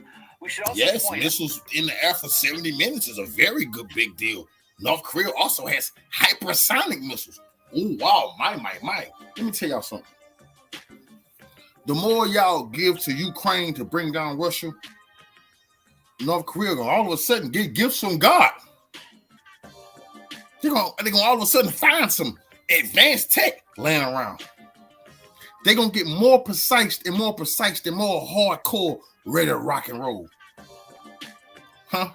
So y'all playing a deadly, dangerous game with Putin. Putin sitting back like saying, okay, let me see who all y'all got adversaries with. Because I'm going to make sure you giving my adversaries something, I'm going to make sure whoever y'all get into it with can handle business. That's why France is being kicked up out of all them African countries. They got some supersonic weapons now. And it's only going to get better and better. I'm telling y'all now, 20, 30 years from now, Europe won't be allowed in Africa. If Putin and Xi is able to finish off putting the imperialists to sleep, it'll going to be a big world rumble for then. That's going to put them all the way down. But these nations is showing United States, the usurpers of this, they don't talk. Point out that this missile was launched at a very specific angle where it would have a very short flight. Again, only 74 minutes. However, this is a missile that has the potential of crossing the ocean, landing in other continents, and that is why there come on. Crossing oceans, landing in other continents, you mean like hitting the United States of America, Canada, Europe? Oh, absolutely. There's not a European army that can defeat North Korea. Let's just get this straight. NATO can't defeat them together. Definitely none of them will defeat them alone. We're in a new day now. The imperialists can do nothing to the North Koreans. I'm letting y'all know. I don't care what nobody told y'all. It ain't nothing they can do to North Korea. They don't want no smoke. But North Korea punking them daily. This needs to be understand what this go. This is punking you, checking you. And they wish America would just try any of that Libya stuff with them. Go ahead, try it. Go ahead, try to invade like you done already. Just try it if you that tough. If you really want to stop the evil dictator Kim Jong-un, don't come on the news whining to us about it, because we know you don't have what you say you got. We know you're not who you say you are. We're waiting on you to finally get knocked out for good, so finally we can have what we belong, what was supposed to be ours. There was so much. Man, am I saying too much of the what plan? happened over the last 12 hours here in the Pacific region. Yeah, the time duration was what struck me, and also when this actually happened. Why did it strike you? Why did it strike you? Because you've been listening to CNN. Y'all been telling people North Korea is not capable of hitting the United States. What a lie! What a lie! You found out this day, didn't you? Look at you. Now you worried. Why? Because you know your weapons manufacturer's been lying to you. Don't you tell me you got all the latest and greatest. I see your latest and greatest in Ukraine, and it don't look that great.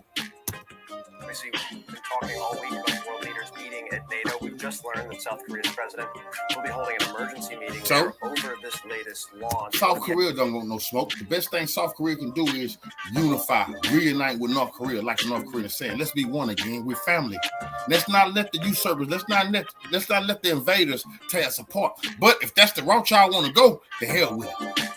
Kim Jong-un is saying let's reunite, or then y'all go into a flames of dust with the Americans. It's up to South Korea what they want. They want freedom, or do they want to be history?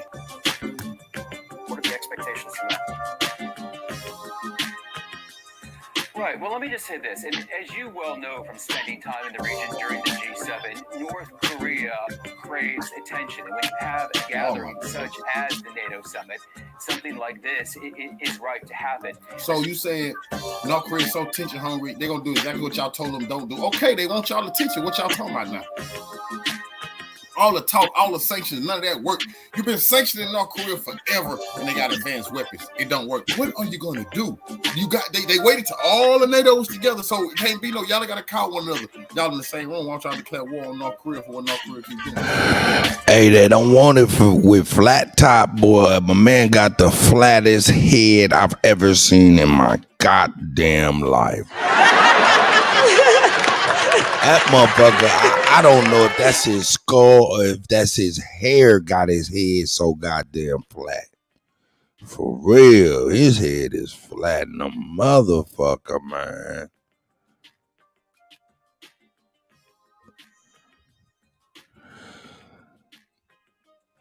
There it is. Hold up. What you mean? Hold up, Mississippi. Uh-oh. Mississippi, what you talking about?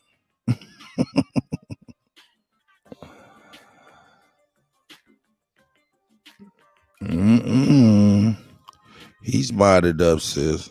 I got him together. Although I don't like to do the clerical work. I'll jump it off, though, every now and again. I do. I try to get it together. Let me see. These niggas. What niggas got going on out here? Nothing? Man, fuck it. Here we go. Let's go. Let's check out these motherfuckers. All right, let's get some more folks in here. Let's get Dominic in here. Let's get Dominic and... All right, let's get Dominic for right now. What's up, Dominic? Shit, no, I was just fucking with you, sis. I'm late in the motherfucker. I had went there and knocked it down. I've been playing professional basketball in the DR. No, fuck with you, sis. Like you an idiot, Kutty. When you have people who try to denigrate our own people and try to tell us, we failed in the USA, that's not true. Because if you go to their country, hold up, though. You'll know exactly why they left. And Hold up. But let's keep it real. Mississippi, Sachi only got, let's give him 6 links that he can share. 6 times, nigga. If you share more than 6 links, nigga, No, fuck with y'all, man. I hope y'all having a great Thursday morning.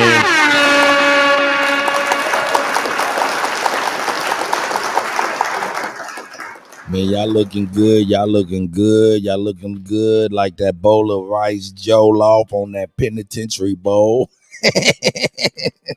Shit. Look at that jollof. Don't that jollof look nice and good? Look at that motherfucker toenails. Toenails look like helmets. Here we go. What's up, Dominic? What's going on, brother? How you doing? I'm good. What's on your mind, brother? Good, man. I just wanted to let the people know, man, I've been playing professional basketball in the DR, and I just want to tell people, y'all need to go out and travel, man, because when you have people who try to denigrate our own people and try to tell us, you know, we failed in the USA, that's not true. Because if you go to their country, you'll know exactly why they left. And I'm not dumping on the country I'm in now, but let me tell y'all something. A lot of these places, our culture is copied worldwide. In the Dominican Republic, yes, indeed. I'm telling y'all, you see a Dominican offset in this mug. Like, oh yeah, it's crazy. Oh yeah. So yeah, man, appreciate you and keep doing your thing. I appreciate you, Dominic, man. Be safe out there. Yeah, they hate us while they steal our shit. You can't say nothing about a foundation of Black American around me. I just know. I'm not trying to hear it. Cedric, what's up, brother? What's up, Tariq? What's on your mind, Cedric? Not much. I just wanted to say one thing about the whole FBA versus the Caribbean versus the Africans. Like, I'm from Jamaica originally, but I moved to the States when I was like 5 years old. So I really didn't like get the full experience of being Jamaican. So I pretty much grew up around FBAs. And later on, I started to realize that, you know, it was like a drift between FBAs and people from, you know, diaspora countries. So I was in a barbershop the other day and I heard some guys from Jamaica talking about, you know, FBAs, about how, you know, they're not really pulling their weight, blah, blah, blah. And I was like, you know, listen, if it wasn't for FBAs, we wouldn't be here in this country right now. So we got to have more respect for the foundation of Black Americans of this country. And I just think, but I do also think that when it comes to a lot of things, we do have to stick together, because there's no way in the world 12% of the population is going to really have that much effect on what's going on. So I think it's going to take a lot of people from different countries, people from different backgrounds to come together and, you know, form some type of unity that's really going to push this thing to the next level. My man, I appreciate you, Cedric. Thank you so much, brother. Yeah, like I said, man, I just, those days are over, dude. You see, this is why it's important for the family to know history. I don't let no non-FBA person say shit about us. I don't let the whites, if I'm not going to let a white supremacist say nothing crazy, I'm damn sure not going to let no tether say nothing crazy about us or give us advice on shit. Listen, FBA family, don't ever let nobody who ain't FBA give you advice on anything about what you need to do culturally. Nobody's qualified.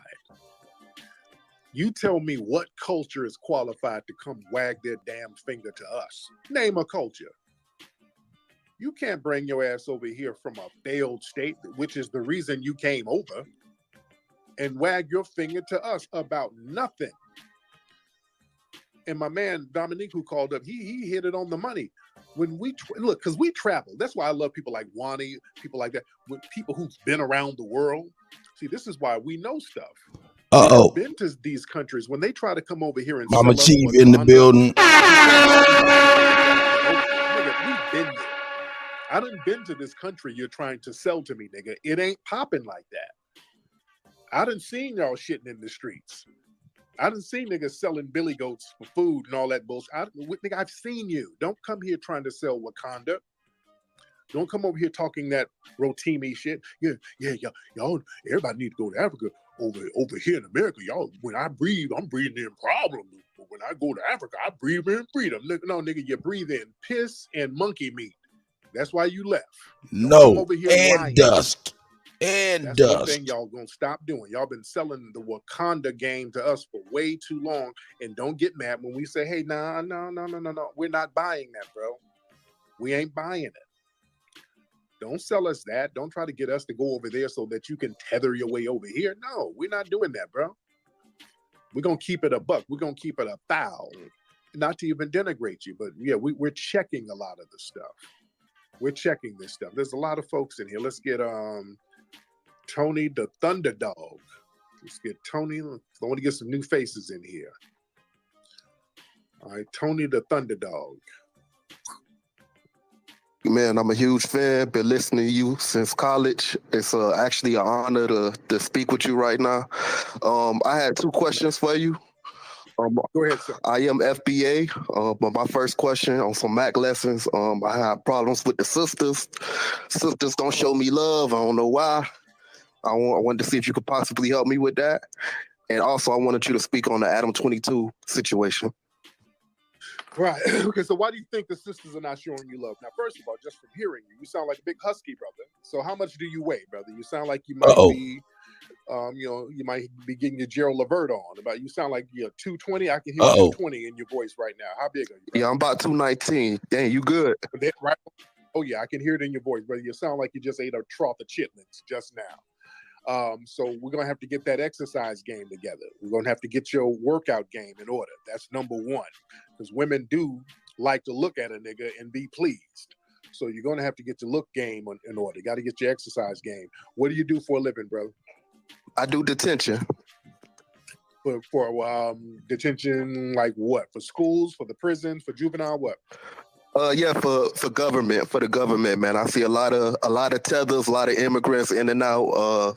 So you can pretty much, I'm in that field. I'm trying to get out of it though. Okay, all right. Well, you step your money game up, get your money game up, get your exercise game up. Those are the 2 main things. You get your look together and step that little money up just a little tad, and you're gonna be fine with the ladies, man. The ladies are gonna be cooperating. But thank you so much, brother. I appreciate you. But yeah, I think he was a big brother. I can tell. I can hear this. You can hear how big a motherfucker. Hey man, I ain't even gonna front. I think the brother gave him some really good ass fucking advice. Gave him some good advice, if you ask me. That was some pretty good advice. Shit, if I was to call in, I wonder how much that motherfucker say I weigh. About 1,000 pounds and shit.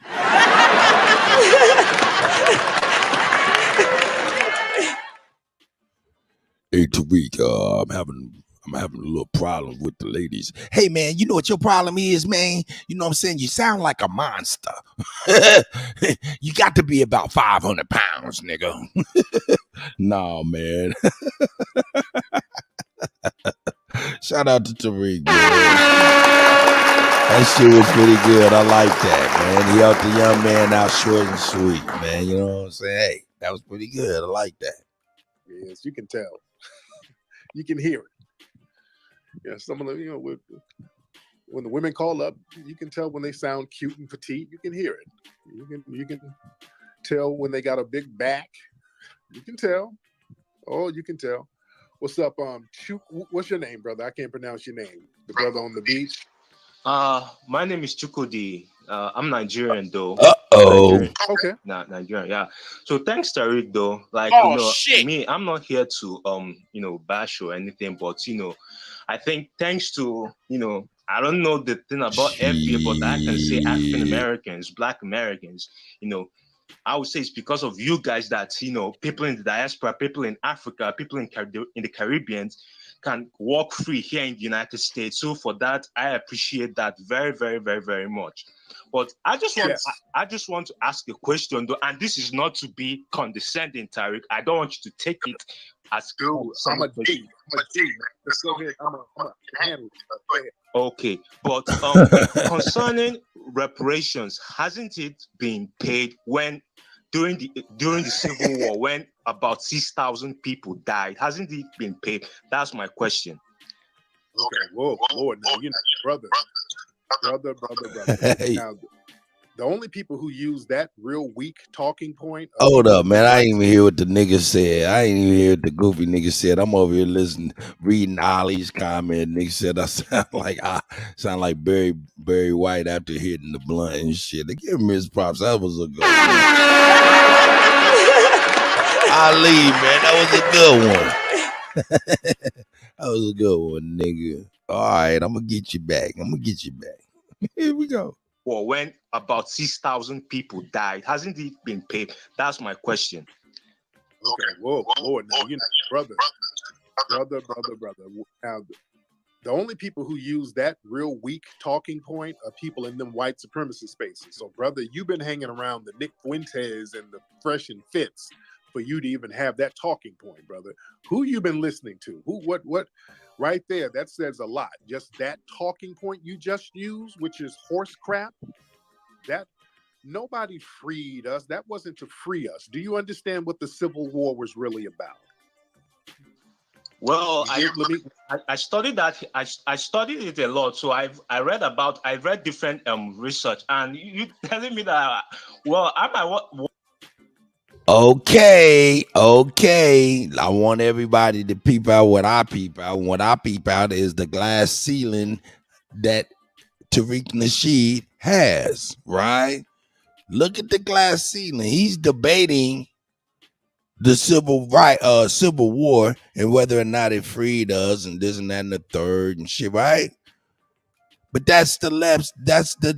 He's debating something that never happened. We know from research, proper due diligence, that never really happened at all. Shout out to the Lost Confederates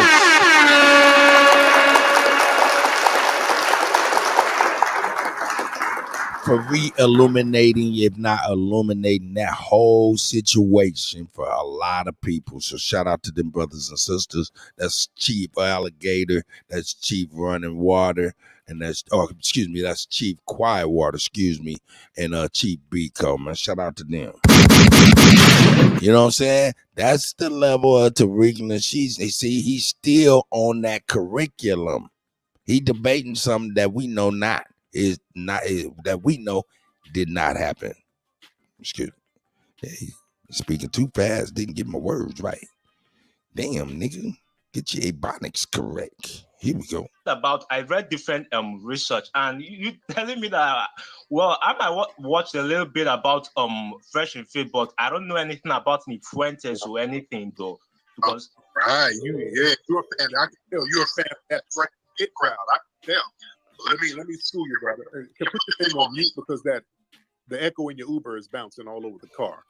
The Civil War, these people didn't do us no favor, man. We fought in the Civil War, foundational Black Americans. The Civil War was about stopping the South from becoming their own country. It wasn't about stopping slavery. The South was going to branch off and just become their own country. They were like, hey, F the North, man. We got all the money. We got all the slaves down here. So, hell, we don't even need you guys, man. We know we got the trade routes going here. So, yeah, damn the North. So that's when the Civil War popped off. The problem was the North was losing because many of the military schools at the time were down there in the South, and the South was whooping their ass. So the North started to recruit Black people, particularly the Black people from the Virginia, North Carolina area who were already free living in the Great Dismal Swamp. And these brothers had military training for being in the swamp area for hundreds of years. So they knew guerrilla warfare tactics and they knew communication tactics. This is the part of the war they don't tell you about. Now, Abraham Lincoln, he did acknowledge that if it weren't for the Black people who fought in the Civil War, we wouldn't have won this shit. And in order for them during the Civil War to recruit more Black people, because that's the only thing that helped win the war, they said, hey, look, if you come fight and help us keep the Union together, we'll give you your freedom. So they weren't fighting for us. They had to throw a bone our way because we were saving them. There would be no Civil War win for the United States if it were not for foundational Black Americans. So they didn't give us no damn reparations at all. They still owe us for that, by the way, on top of the reparations they owe. You feel me? Yeah, thanks. So that was that's the only. Hey, hold up. Yo, I want Ali, man. Hey, man, come on and hit the link, brother. Hey, peace to the God. Let's get it. Question I wanted to ask. Hey, man, anybody can hit the link, but yeah, Ali, yeah. If you ain't busy, man. Please. I already knew where that bullshit came from. Yeah, he listens to Fresh and Fit. These musty-ass tethers who sit up here acting a damn buffoon, misrepresenting Blackness. The Fresh and Fits do not represent us. All of that shit is Tether Palooza. If you notice that white society, they platform all of these non-FBA people to act as spokespersons for Black culture, and these people have contempt for foundational Black Americans. That's why we are on everybody's bumper. None of you guys represent us. You see, this is why we have to get the record straight. You're getting talking points, jive-ass talking points like that from some Black folks who are some damn jealous-ass tethers who don't respect our culture. You know why? Because we have a culture where we fought back. We were a minority and still are, and we'll still step up and fight against the large oppressive force. We're on some David and Goliath thing, and we're still standing. We ain't fleeing, and that's an honorable thing that other cultures take heed to and try to emulate. There's a reason why you go around the world and everybody's trying to dress like foundational Black Americans, talk like foundational Black Americans, have that masculine swagger as FBA men, have that poise and that grace like FBA women. I'm not talking about the hood rats, because the hood rats, that's a creation of the white supremacists, but there's a reason why we're emulated by everybody. You understand? There's a reason why. Let me get some more folks in here. We got a lot of folks in here. Shout out to everybody in here. I see Afro, I see D, I see Red Joker, I see NYCT Girl, I see Brother Marcel, Black Alpha. A lot of y'all down here. I see a lot of suspected white supremacists down here too. Is Jabber Jeff gonna call in pretty soon? Jabber Jeff, the white supremacist. Man, hey Tariq, you guys were slaves. You didn't build nothing. You guys, man, I hate it. You're colored, dude. He said you colored, dude. He'll call in pretty soon. Let me see. Let me get some new folks in here. Oh, you gotta mix that, Kutty. You gotta mix that. Gabriel the Haitian. If y'all want to hear some tether babble, let's get Gabriel the Haitian in here. Sock passe, Gabriel. This is Gabriel the Democratic shill Haitian. I just gotta hear that. I know. I'm just letting folks know. Hey, Grand Rising Soul Sister Jackie Brown. Hey. Hey, Kutty, you gotta rewind this and mix it, man. I will. Why should we vote for Biden? Here we go. Let's do it. Let's just get to the point. That's not even what I came to talk about. But since you're on the subject, I mean, there's no viable alternative to Joe Biden. This is hilarious. And now, Biden, as our brother Sir Major said, Biden is the Alzheimer's is kicking in. Alzheimer's is not kicking in. I just seen him do a 40-minute interview a couple days ago. Did you not see his speech today with NATO? Dude, Biden is gone mentally, brother. Biden is gone mentally, and y'all know it. Sorry, are you a doctor? No, dude. Biden is walking around here with some leg warmers and a Michael Jackson jacket. Did you watch? Dude,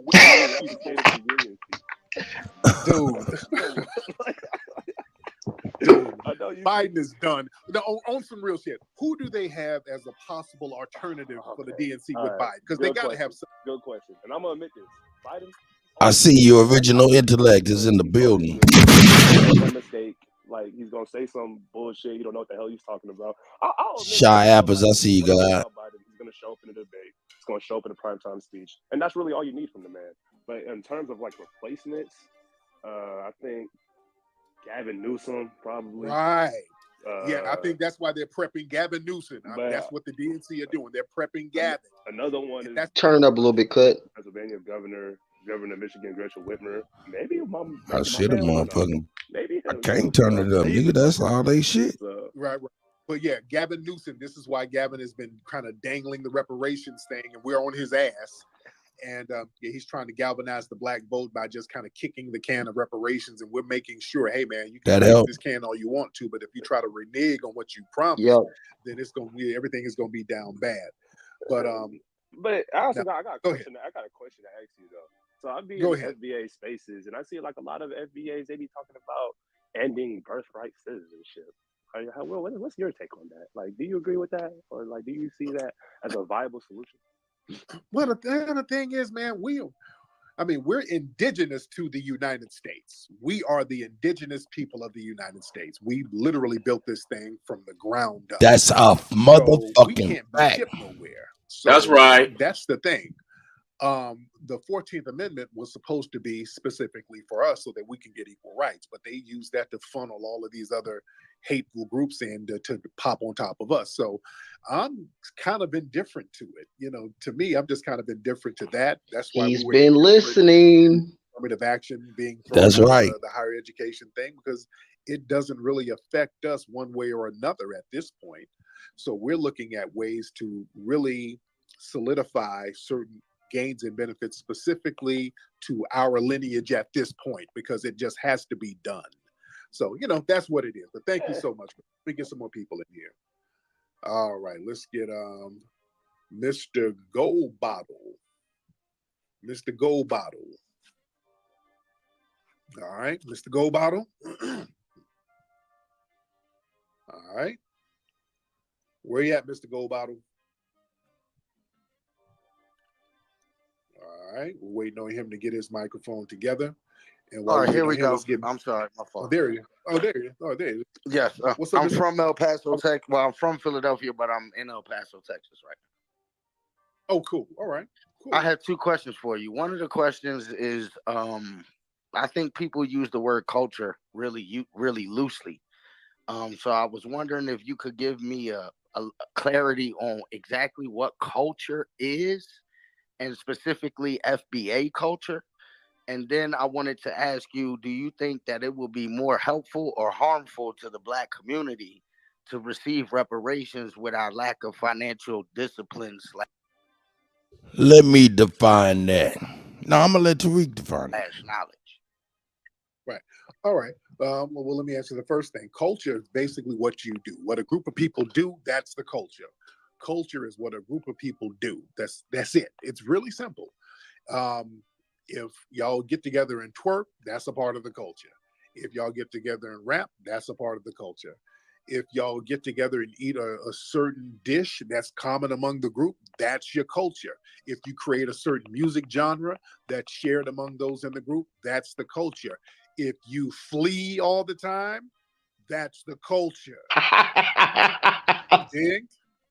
If you do female circumcisions on a regular basis, that's the culture. You dig? It's just what a group of people do. So Tariq is stupid. Culture. And we have a culture, really, the music, every music genre we created, that's our culture. We have over 50,000 patents creating things that are resourceful and useful for the daily life is our culture. Most of the things you have in your house, if you look at the history of it, a foundational Black American had the fingerprint on it, going all the way down to the damn electricity and lights. Lewis Latimer, foundational Black American. You dig? So that's our culture. Creating things, standing up against justice. We have negative things in the culture as well. And that's All right. Hey, in the chat, go ahead and define culture if you disagree with Tariq, or if you agree with Tariq, you know what I'm saying? Or if you have another definition. I mean, you know what I'm saying? Don't come out the Webster's. I'm just talking about your own interpretation of culture. Type it in the chat, short and sweet. I ain't reading no paragraphs. Here we go. the thing. A lot of people come over and then they go focus right on the negative thing and then magnify that as if that's the totality of our culture. But they don't want us to do that with them. You see, they come over here and go right to the hood somewhere and point to the economic deprivation of some of the Black people that's in a certain area and say, okay, that's Black culture.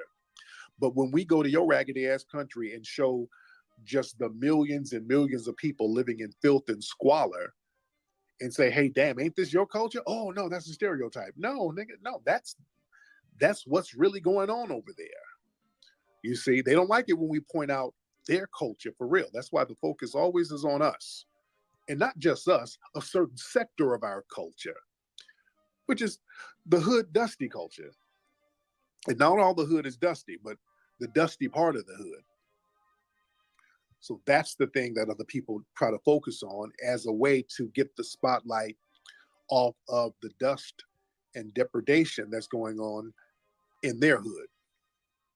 All right, let me get some more people in here. All right. Excuse me. Let me see. There's a lot of people in here. Somebody raise your hand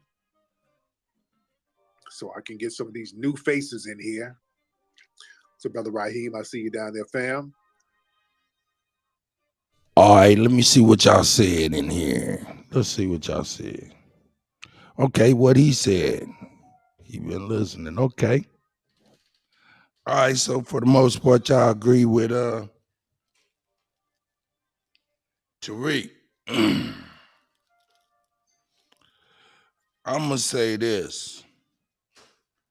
Tariq is fucking ridiculous with that definition. Or even that interpretation of fucking culture. That is fucking, this right here, that definition for real, to me, shows me exactly why the fuck we should not be listening to that nigga or following that nigga at least. You know, listening to the niggas one thing, but following the niggas meaning you putting action in your reality behind whatever that nigga speaking. I wholeheartedly disagree. Come on, man. We do too. Y'all do too, for real, for real. If you really break it down, let me go on here and break it down.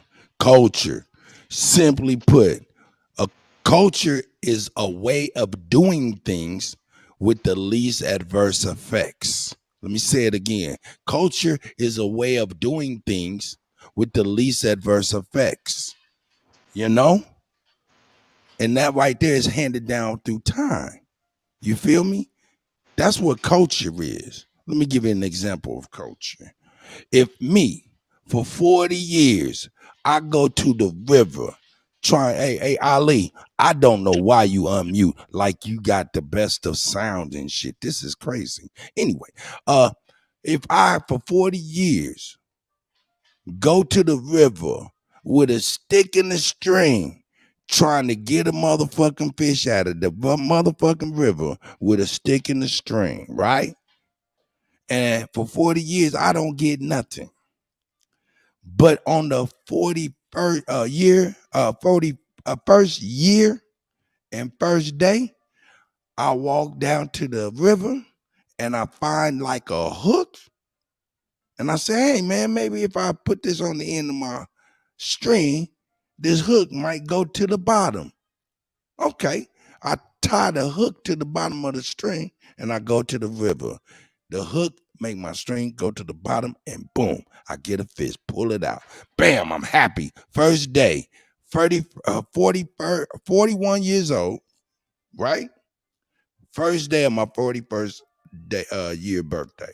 I pull a fish out the river because I put a hook on the end. As I'm happy as a motherfucker going back to my house with my fish. And there's a young man, a young woman going to the motherfucking river with a stick in the string. Very young. Right? And I got my fish, my stick, string, and hook. And I see them going down there. Me giving them the hook and saving them 40 some odd years or 30 some odd years is culture. For me to give them the hook, save them time so they can develop stuff to move the people forward. Culture is a way of doing things with the least adverse effect. Me giving that hook to the babies is culture, a part of culture. So that's what culture is. Culture is a way of doing things with the least adverse effect, period. Anybody, what say y'all?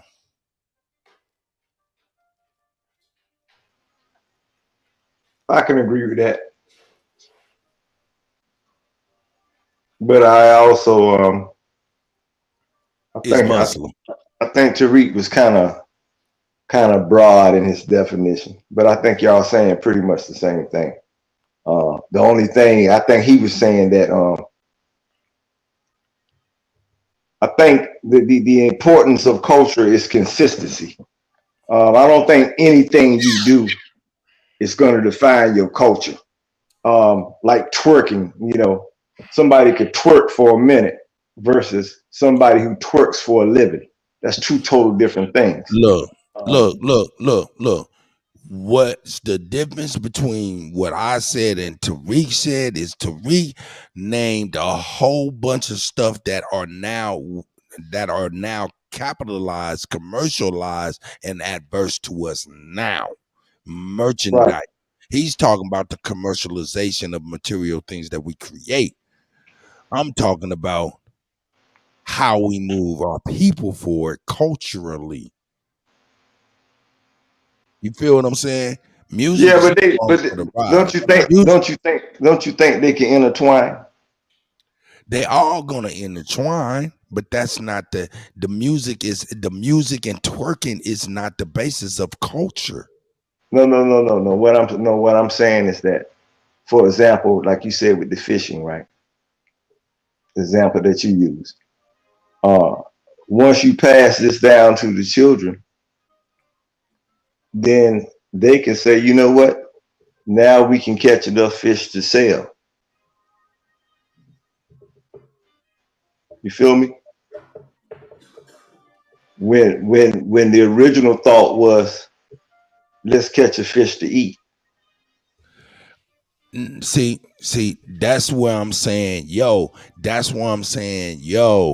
niggas be, that's when I'm saying, yo, you tripping. Why? Because it don't, for us to get a hook away is to move the culture forward without any expectations outside of saving them time, and time is everything, right? So if that's the case, whether or not they sell the fish or they don't sell the fish, it doesn't matter as long as they got the world as their oyster, because we gave them the culture, the hook, if that makes sense.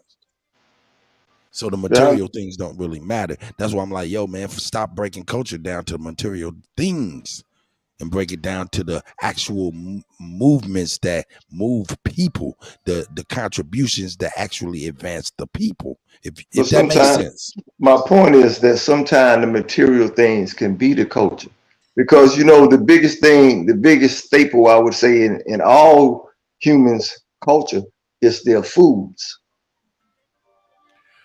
How we prepare our foods is what really defines us. That's what makes people really unique. How we grow our food, man. You know what I mean? That's I get that. Look, man. You're absolutely. I'm not saying you're wrong, and you guys are not saying that I'm wrong either. I'm just really trying to get y'all to actually stop looking at the actual fruits of the culture and kind of look at the seed of how it may be started. Now I don't know if this. I'm agreeing with you, Kutty. I'm just looking at it. Hey, hold I'm saying up. Did you just cut me, my nigga? God damn. No, I'm saying I agree with you. I know you did. I mean, because we're not saying anything wrong. Nobody's saying anything wrong. I'm not saying that you disagree either. But what I'm saying is, man, when we talk about the things, the material things, we're talking about the leaves of culture, if you ask me. And I'm really trying to plant a seed of something we don't have now. And I'm trying to figure out how we establish it. How do we establish that seed? So ultimately, somebody in our generation, in our blood, be able to reap the benefits from the leaves. You know what I'm saying? So I'm like, the basis is, you know what I'm saying, focusing on saving the young people time. Give them the information that will save them time. Time management. Well, they have to be able to manage their own time. We have to give them the gift of extra time, if that makes sense. Extra time, extra educated time. We don't want our babies to be out. I mean, we don't want them to go out there made to make a decision uneducated. There'll be room for manipulation, right? When you're out there making uneducated decisions, correct? Yeah, we call that providing them with correct tools. Culture, a way of doing things with the least adverse effects. Adverse effects is when you are bumping your head. I don't know, man. This is just my perspective, man. Y'all niggas know. I'm just speaking of culture. Nigga. I just spin records, nigga. And if Ali talk over me one more time, I'm gonna get his ass out of here. Out of here. Out of Cut, here. Did you get the text I sent you 2 days ago? Man, shit. I think I may have, but I don't know, man. I'm telling you, dog, I'm bad with shit, man. If I don't respond right then and there, I'll be bad with it. It's the flying car joint. Oh yeah, I did see that shit, that black shit. Yeah, that shit off the chain, eh? Yeah, motherfuckers is crazy out there, man. Yeah, man, they getting the They want Jetsons together. They want 300,000. You can only go 110 miles and only 2 people. Well, shit, yeah, I guess, hey, man, when you start distance, when you start factoring in round trips and shit, yeah, that ain't far. You know, that's the initial model. You know, I'm 100 miles, 110 miles max, 2 people, 300,000. Hey, man, don't do it, y'all. Don't get no beta tested motherfucking drones, shit, glorified drones and shit. Your ass be out there assed out. For real. Leave that shit alone. Nah, but yeah, man, that's just my perspective as far as culture. I mean, like I said, you guys, what y'all saying is the same shit. It's the same shit. So I can't, you know what I'm saying? Y'all saying the same stuff. I mean, we just coming at it there from different perspectives. But like I said, man, like right. With that type of man, I'm just like, man, like let me give you another example. And this is real. Like as an engineer, music engineer, I always showed the babies and had them sit down and mix and record their own music and shit like that, man. You know what I'm saying? Right. And that right there, from them being like 16, knowing how to mix and being at the helm and doing things like that at 16, and me, I wasn't able to do that shit until I was about 19, 20. That saves them 3 years. Shit like that, you know, when I'm able to reach back nowadays, when I teach the babies right now, you know what I'm saying, how to do shit, you know what I'm saying, it saves them upwards to 10, 15 years. And then they'll be able to be that much better and push the core. You know what I'm saying? It'd be more time for innovation when you're actually proficient, have time to be proficient at something. I don't know. I don't know. I don't know what the fuck I'm talking about. But look at this nigga running so fast. He running off of water. That's crazy.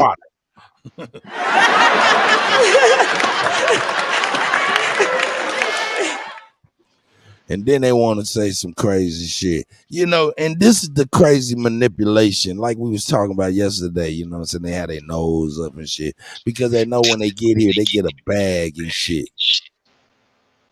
Yeah, your shit just done fucked up real quick. Hey, tell me this, Jonesy. Hey, Jonesy, ain't you in the city, bro? Yes, sir.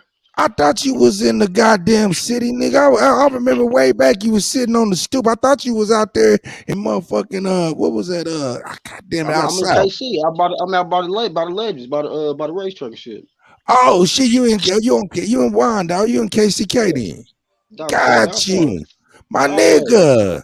Jonesy, we got the link. Fuck the dumb shit, nigga. I already sent you. I already emailed you, Kutty. Yep, nigga, this shit is fucking ridiculous. Nigga, ain't no motherfucking way. Nigga, we putting it goddamn together, goddamn it.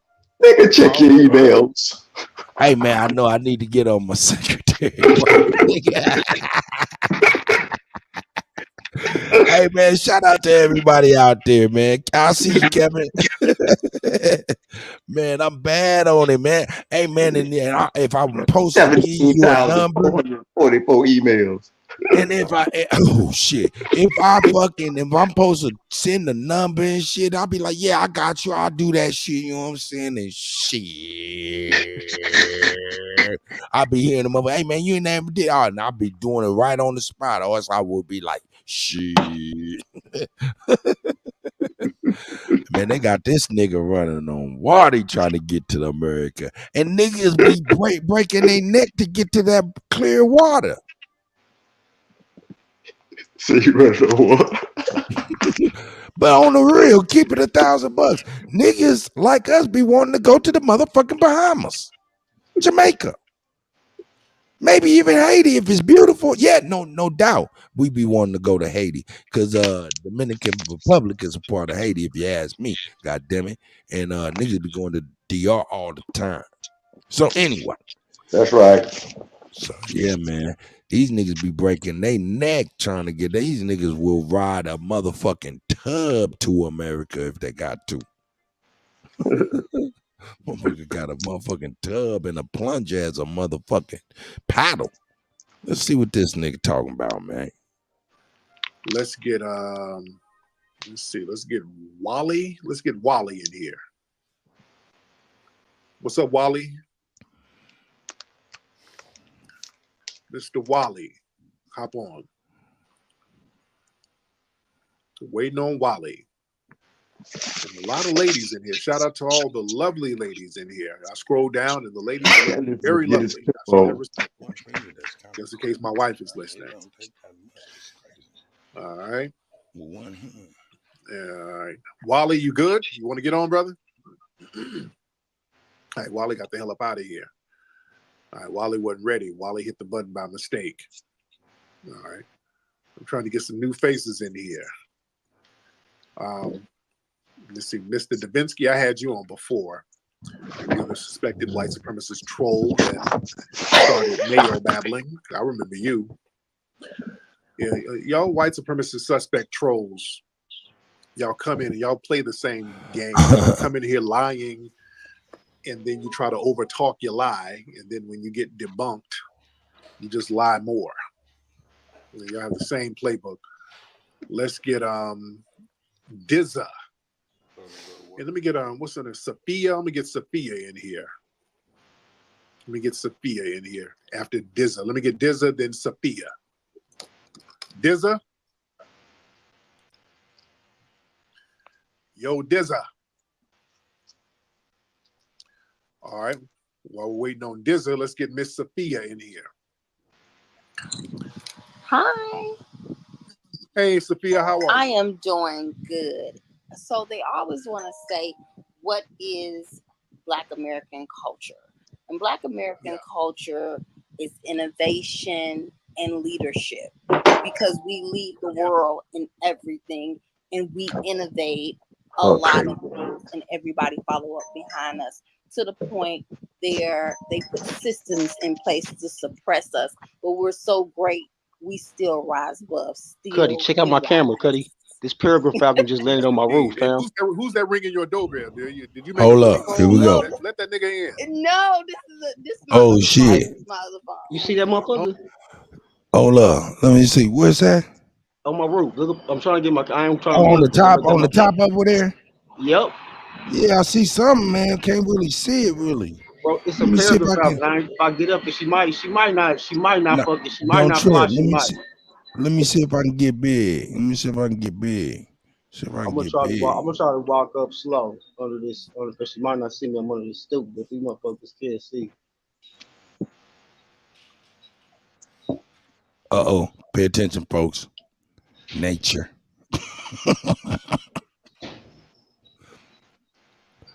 It's a bird? Hell yeah, bro. It's a peregrine falcon, my nigga. When I tell you this Indian shit, bro. Oh shit, man! I be seeing some crazy ass birds too, boy. Especially once I'm dead. Mm.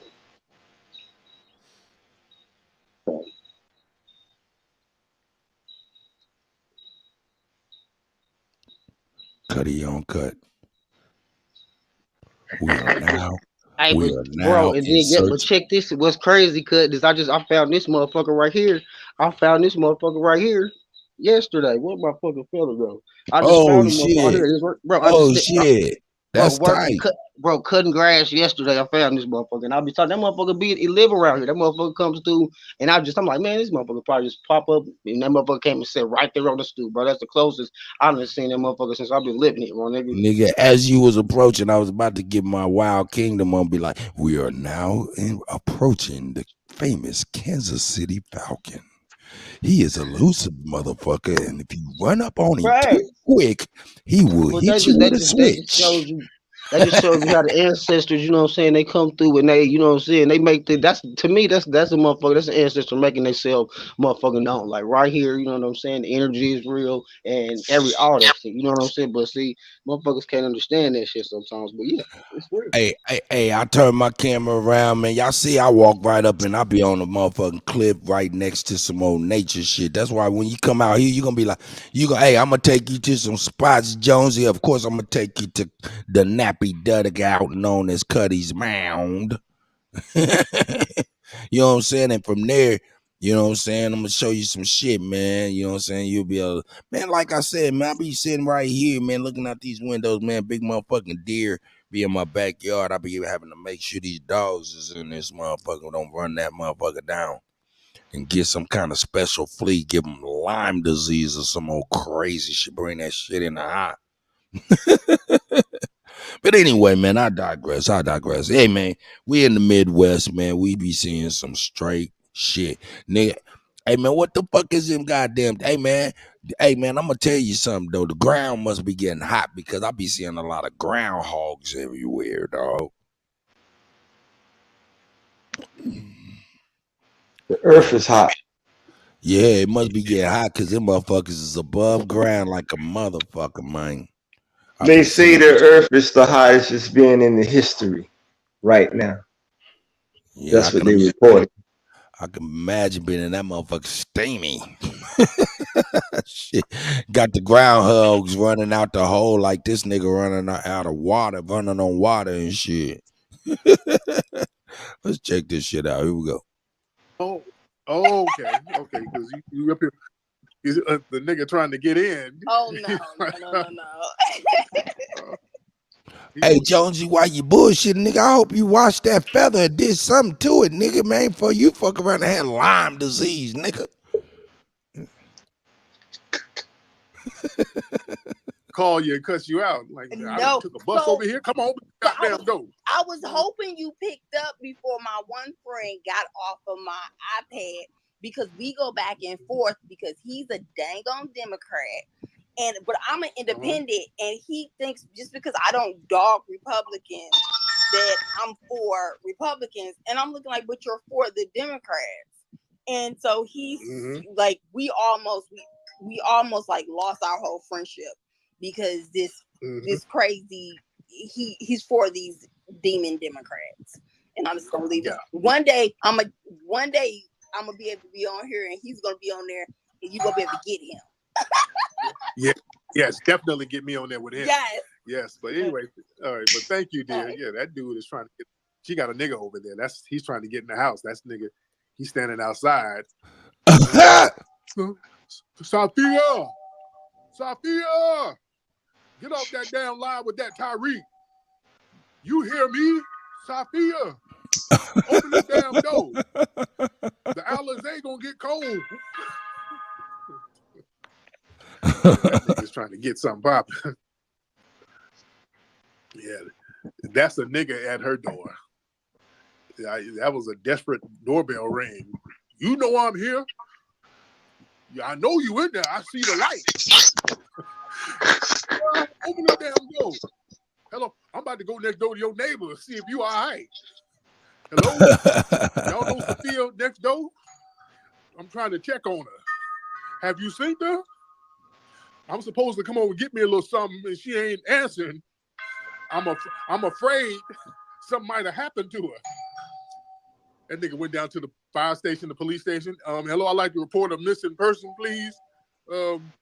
Sophia, she is she's about 5'2", brown-skinned, pigeon-toed, got a curly weave. Yes, I've been at her door for 2 hours ringing, and yeah, you got to answer for some, Ali. And I'm supposed to get something. That nigga did not drive all the way over there to stand outside and ring the doorbell. Let him in, sister, and give him what he wants. All right, let's see who else we got in here. We got a lot of folks in here tonight. We got a lot of people. Yeah, and where are the people? I would like for some of the people who was in that room earlier, some people from the diaspora who want to talk about the culture. Where y'all at? Because I let people speak. And it's order here. See, it ain't going to be like these other rooms. People just get in the room and everybody's talking all on each other. No, I'm going to let you say what you have to say. I'm going to let you say exactly what you have to say. Just like old dude, the conservative Chris, I think Chris has non-FBA lineage that he ain't really trying to own up to be honest. Didn't y'all think that, guys? Conservative Chris, I think Chris has tether lineage, because when people get offended by us referring to some funny style people as tethers, only a tether would get offended.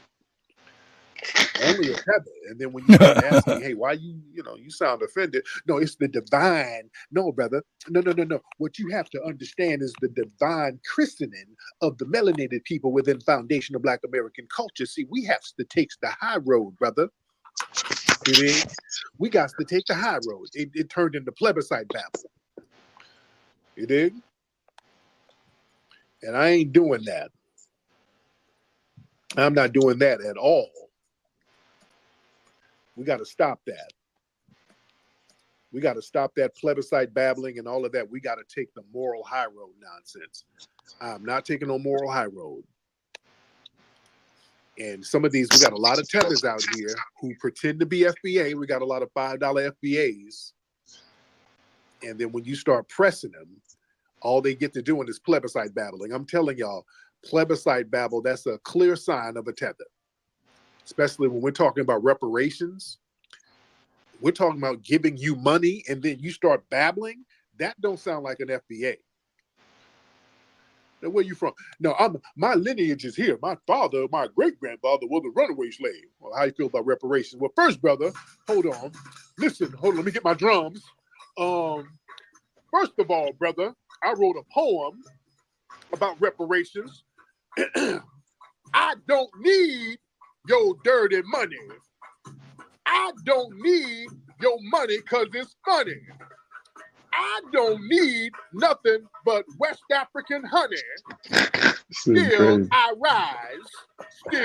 rise. Unduge, Mamdebo, Odabe.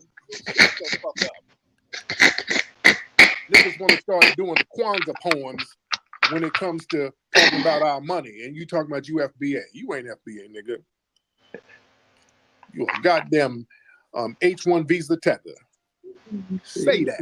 Don't come in here cosplaying in here, man. I ain't trying to hear all that damn plebiscite babble. You ask dude, hey man, why can't we start looking out for ourselves, dude? Why we gotta look out for all these other people? Well, brother, these are your family members from the distant waters of Africa, brother. They suffered the transatlantic slave trade, even though they sold you after they sold you. Hey man, They thank you, the Kane. So now you I'm just trying to represent back out, my brother. That's what you everybody got to do. correctly. No, nigga, put the drums down and miss me with that bullshit. No, I ain't taking no damn moral high road over no boat. No, nigga. Hey, take that shit to some cafe somewhere. That don't work over here, brother. We ain't doing that. Mama, hit me up if you want to do an interview. Still, we'll do it right here on my channel. Oh, well, not my channel, but we'll do it on this show. You on the other day, Aram. I remember that name. We on about 3 channels. Hey, hold up while I'm bullshitting. Let me make sure y'all know what's going on. Goddamn it. Hey, man, we on 3 channels, man. We on IDGAF, Sports, News, and Hip Hop Entertainment. We also on Supreme Chief Holiday's channel, as well as DJ Kuttack 1. And I would appreciate you if you don't mind going to DJ Kuttack 1 YouTube channel, where you see on the bottom left, and you know what I'm saying? Hit the subscribe, hit the like button on this video, on this live. Come on back and shit like that. Also, if you like to you know what I'm saying, tip me, donations or anything like that, we'll leave some of these bills niggas gotta pay on this goddamn internet shit. You know what I'm saying? Hey, you could always hit me at $Kuttack. That's $Kuttack. Any and all donation tips to ease some of these bills is deeply appreciated. That's a fact. That's right. Go. Yeah, now we'll continue.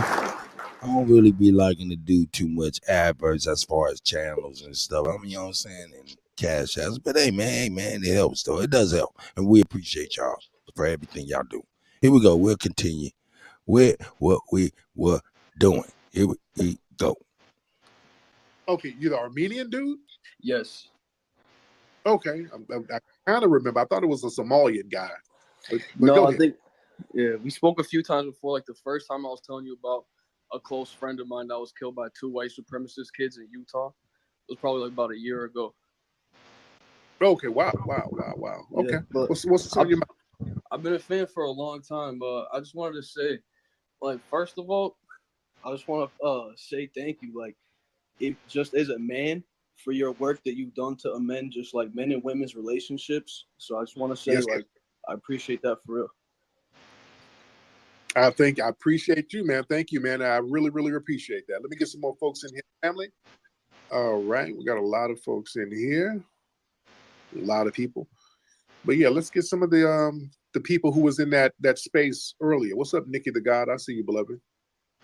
I want some of the people who was in that space earlier to come on through and talk all about that culture. I would love for them to talk about the culture. That would be great. And let me see. We got Lil Zo.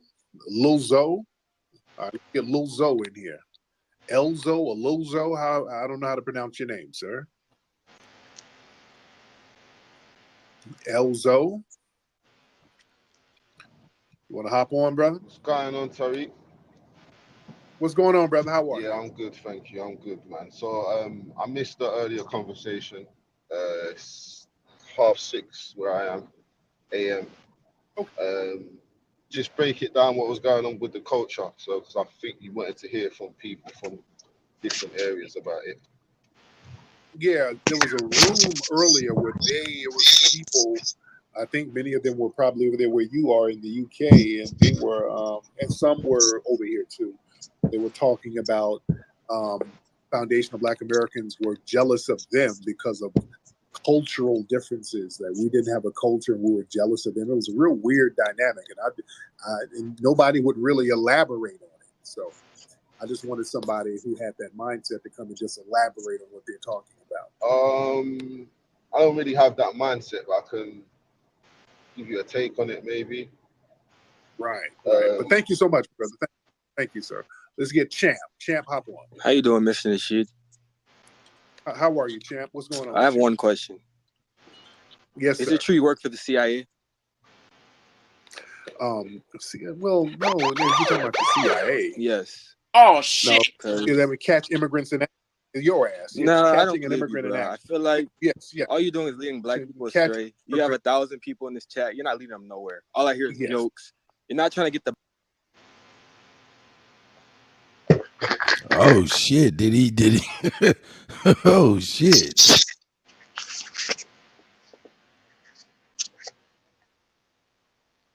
God damn!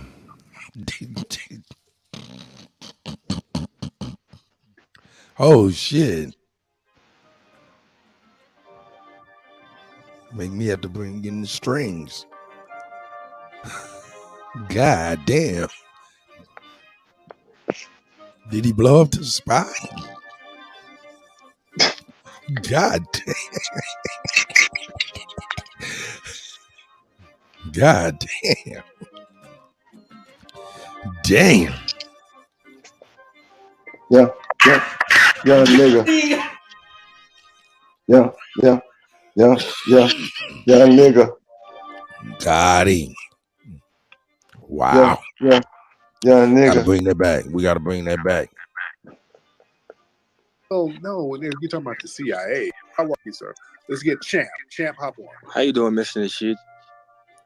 How are you, Champ? What's going on? I have one question. Yes, Is sir. it true you work for the CIA? Well, no, you're talking about the CIA. Yes. No, that would catch immigrants in action. Your ass. Yes. No, I don't Catching an believe immigrant you, in bro. I action. feel like yes. all you're doing is leading Hold up, though. Real talk. Hold up. Your ass. Yes. No. CIA. Yes. Well, no, you're talking about the CIA. Yes.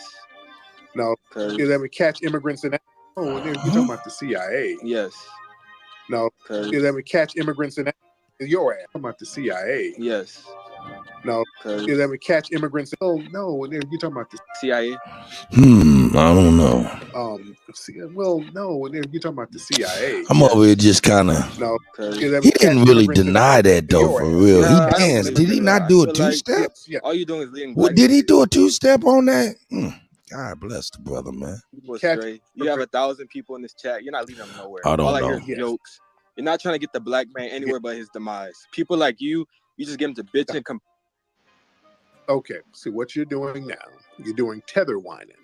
Okay, and you tether men, and this is something that I'm so proud of my foundational Black American brothers. One thing our foundational Black American brothers don't do is whine to other men. Hey, Lotus. I see my guy. A lot of you tethers, y'all live in these countries where the white supremacists, when they come around, you're not going to whine to them because the white supremacists, they're like Jesus. And the women in your homelands, they don't want to hear you whining. So what y'all do, y'all niggas just whine to each other over there. And then y'all come over here trying to whine to us. So, dude, you are so off base. It's hilarious, dude. What makes you think we want to hear tether whining? Dude, I support FBAs. I want y'all to get your reparations, but you are not American. Okay, champ, why are you not in your homeland building it up, making it better? Why the fuck are you not building anything, my dude? You've been here for 30 years. Dude, why are you not He in went your left. homeland? I'm in my homeland. No, that my this is family not your built homeland, my boy. Yeah. Oh, yes, it is, Tether. Oh, yes, it is. This is my homeland. No, my family it is built not, this. my boy. Yes, they did. Yes, it is. As long as you don't rule anything. No. This is my homeland. You don't rule nothing here. This is the white man's. Dude, the white supremacists run the planet. This is still my homeland. I stayed on my homeland. No, my brother. You don't. I didn't flee like you. That's why you're mad and jealous. You were running mad. You're fleeing. We beat our slaves. You did what over in Haiti? Because you sound like a Haitian. That's Haitian talk, right? Hey, we beat our slave master, my boy. Ain't no fleeing. Shit. And, okay, I can go down there. We got all our. No. Yeah, right? I can go down there anytime I want. I don't got to bitch about no white. No, you can't. Y'all left Haiti. Y'all don't go back to Haiti. But look, man, you missing the point. That's not what this conversation is about. It is the point. You want to change the conversation now? That's not what this is about. The riders over there in Haiti, the coons like yourself, you turned on Dessalines. You turned on Crystal. You turned on Patreon. Y'all turned on the riders. And then it got overrun by coons looking for a white ass to kiss. And here you are now. Look, Tariq, you're not going to trap me in this.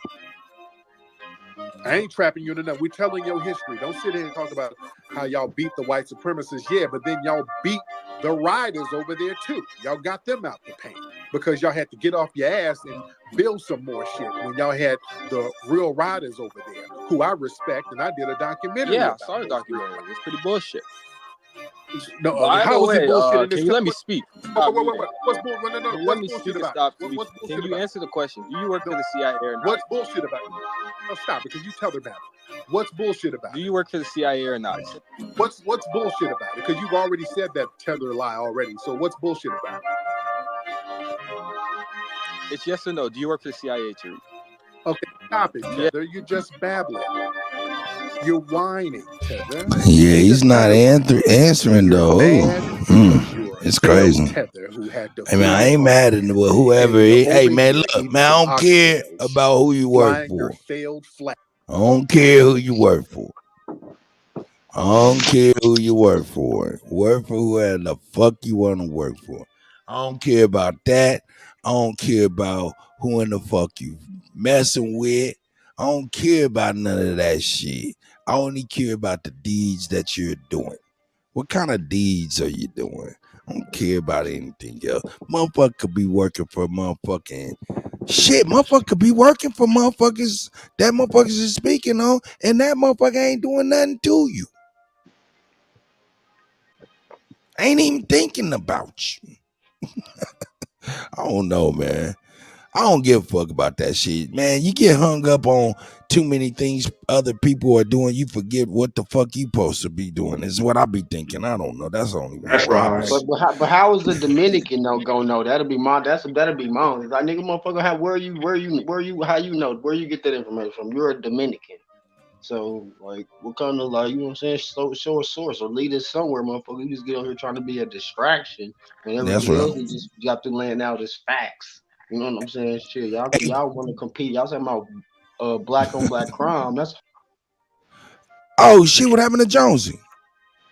Oh, okay. Hey, Jonesy, hold up 1 second, because it did something. I don't know what the fuck it did. Jonesy, are you there? Jonesy. Yep. It did something, and it yanked you out and put you right back in all at the same time. I don't know what happened. Did you see that? No, I didn't. Yeah, man. It's like it bounced you out and put you right back in and shit, like cut you off and everything, man. But shit, Jonesy, you would say, hey, you said the DR, this nigga was talking about he from Haiti. I guess it is the same thing. I'm sorry. Right, that's what I'm saying. I'm like, that's the biggest island just full of what they would say is black on black crime. So I'm trying to figure out where he's, you know what I'm saying, getting his, I'm just, you know what I'm saying, trying to break him down. But nonetheless, you know what I'm saying, Tariq was spitting facts about the situation and why they ended up trying to come over here ultimately. You see that nigga running on water? You can see that nigga running on water. It's real. Hey, that what's not being said is what that nigga really running from.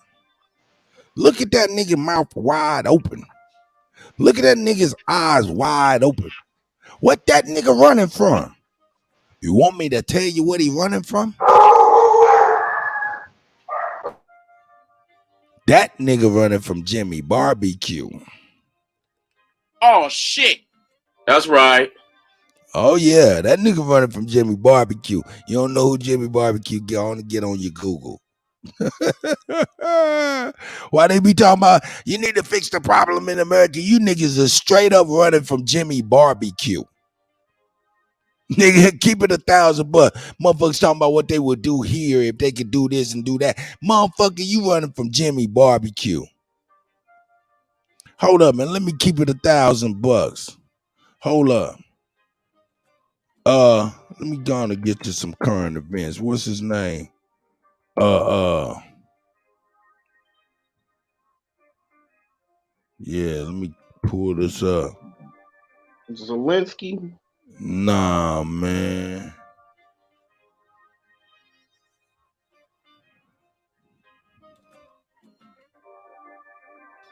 Here, let me get it together. Here, I'm typing it in. Here we go. Yeah. Yeah, let's get to it. Let's get to it. Let's get to it. While we talking this shit, let's get to it. While we talking this shit, let's get to it.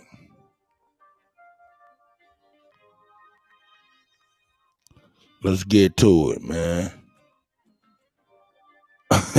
and I got mixed emotions about this. Let's keep it $1,000. I got mixed emotions about this. I'm gonna share this tab. Y'all can see this. It's a yeah, I think you can see it. Here we go. Hold on, who is that? Hold on 1 second. I'll let you in just a minute. Hold on 1 second. It's a Mark LaSure found dead Sunday. Death still under investigation. A former Memphis police officer was found dead in Westwood Sunday morning. Family of the man confirmed that to the commercial appeal. Officer from the Memphis Police Department responded to a man down call at the 4200 block of Falcon Drive at 8 a.m. Okay? Let me keep it $1,000 with y'all, man. This is the brother right here. It's the brother right here. You know? Let's keep it real. Amen. May the universal God and the ancestors have received the brother well. You know what I'm saying? And may his family and may they guide his family and friends well as well. So, you know. But why am I bringing this brother right now? Huh? Because this man was he was on it. He was on it after Tyree Nickel passed away. He was very critical as to how them brothers did Tyree Nickel. Now, I'm only bringing this up because we talking about this shit. Who in the fuck is them brothers? You know, this man got something happen to him, right? You know what I'm saying? Not really knowing exactly what happened to him, right? They're releasing in the coming days. But, you got to know this man was outspoken about the Tyreek Nichols shit. Also, this brother was a fraternity. He was in a frat.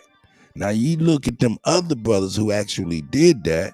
Let's go to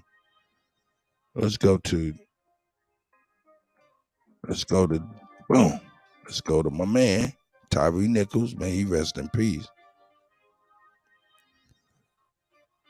And we'll go here. There, bow.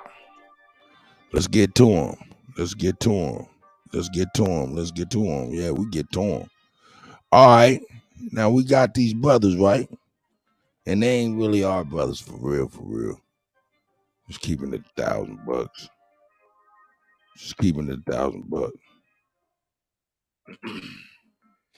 Each and every one of these brothers are from somewhere other than where we're from.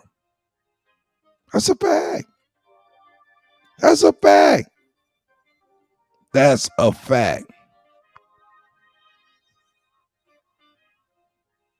These is island, but that's why they didn't give a fuck and had no love for that young man. And they get over here and they get to talking crazy.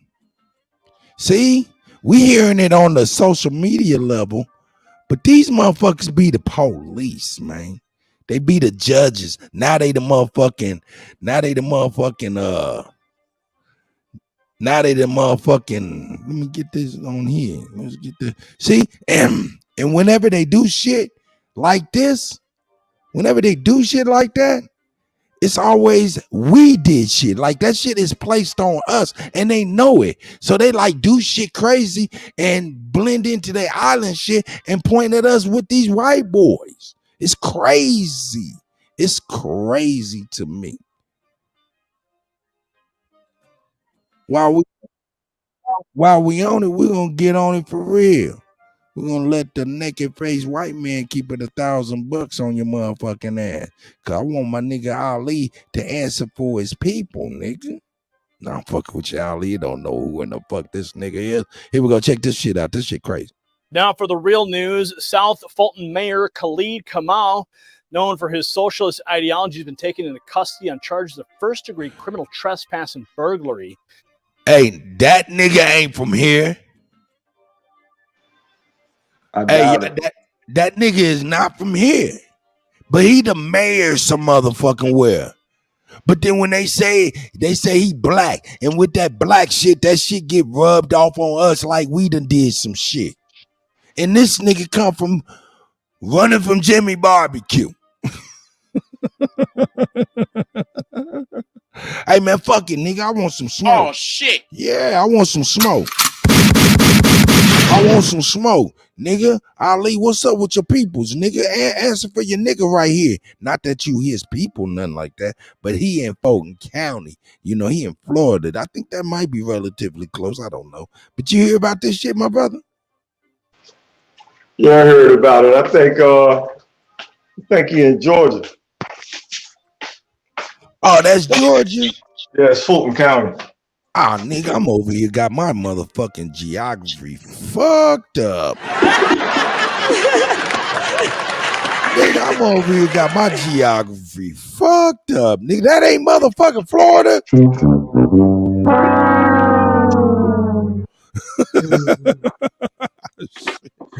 Nigga, I say, nigga, ain't that Florida? And that nigga said, no, I think that's in Georgia. That nigga was being very nice to my dumb ass. Hey, man, fuck it, nigga. I want some smoke. What up? What up? What up? You coming with smoke, nigga? Man, y'all better that FBI agent Tariq Nasheed, man. You better watch that dude. Allegedly. That nigga ain't start talking like that until the FBI came and visited his house and he announced it. And then he went on that everybody a tether thing and stuff like that. Even though he got some good talking points in there, but this nigga talk about that that's his whole bit now. Hold up, nigga. Let me do this, nigga, while you talking shit. Why we bullshitting. Just play this nigga's name. Let me let you know. That is King Cass talking. So if you gonna Cardi B, Tasha K, that nigga, it's King Cass. I said allegedly. Allegedly. Allegedly. There you go. Say allegedly, sir. Say allegedly. And allegedly, man. That's right. I hope y'all getting ready. I hope y'all getting ready for that that debate between Jabari and was it Ali? I mean, woo! Oh, you already know. Woo! What's the dude? What is that dude name? The dude he changed his name, but they about to have a debate. Aboriginal versus I ain't gonna say Pan-African. But they having a debate, man. They had to talk yesterday. Already got it. Jabari is definitely a Pan-African. Say what it is. Don't try to denounce him now. Man, that nigga is, man, hold up, man. Do I have to go get it? I had to go get it. Hold up, man. I have to go get it, nigga. Let me go on and go grab it real quick. Yes, Ali y'all Muhammad. carry on. That's what it is. Yeah, we know who it is, nigga. We done been, man, we see, that's what happens when you take days off from working, nigga. You miss shows and we be all on that shit. What do you want me? What you want to hear? You want to hear Sonetta say he's an Indian nigga? What you need to hear, nigga? I don't know. Did he decide that? I don't even want to. Let me see. Where's my shit at? Where is he at?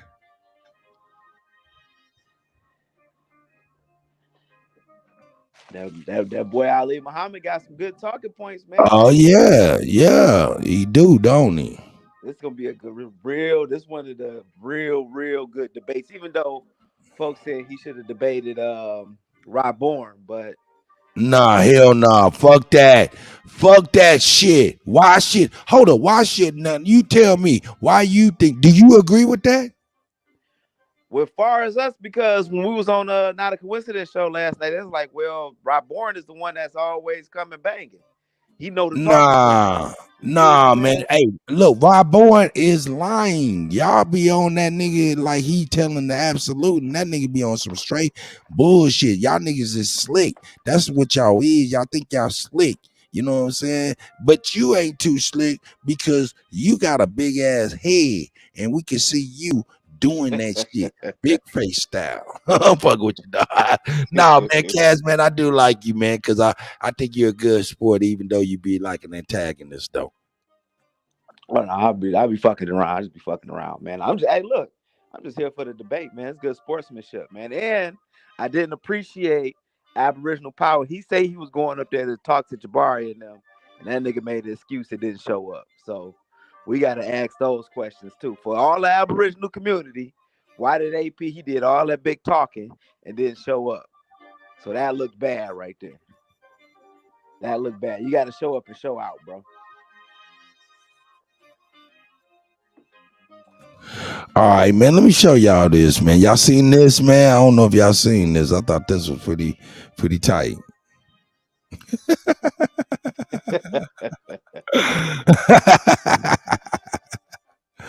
I think that's tight, man. Ali out here going crazy, man. Ali going crazy with it, dog. Hold on, let me get my shit together. I got to get this, man. I got to get a screenshot of this. This is something that's dope. Ali going nuts with it. Oh, you late. I got a screenshot of that last night. Oh man, I had to get it. I got it when Ali dropped it. Before I caught APs too, but I'm glad you happy. I'm glad you had it. I'm glad you had it. But the difference between you having it and me having it is, nigga, I could put it on the show, nigga, at will. Oh, now I got it. You feel me? If I could just pop it up, be like, hey man, you know, hey. I love it. I love it, Ali. I love it. I love it. Let's go on here and put him down. I like that shit. I like that shit. I'll be right back, cause I gotta take a call right quick. You good? Bet. Ali That's sound like Jonesy. he had it in for Dane Calloway though. I mean, he just man, hey man. Look, this is why I say Rob Bourne should not be a debater against someone like Dr. Ali Muhammad. Why would I say that? Because number one, Ali, during the times of the House of Consciousness when it was for real, and them niggas was debating all the time, that nigga Ali, he got some names under his belt, some like for real names, like names. You know what I'm saying? Natural Tahuti? Do you even, nigga, when Natural Tahuti was doing his thing, nigga, you was in middle school, nigga, trying to get a chocolate milk.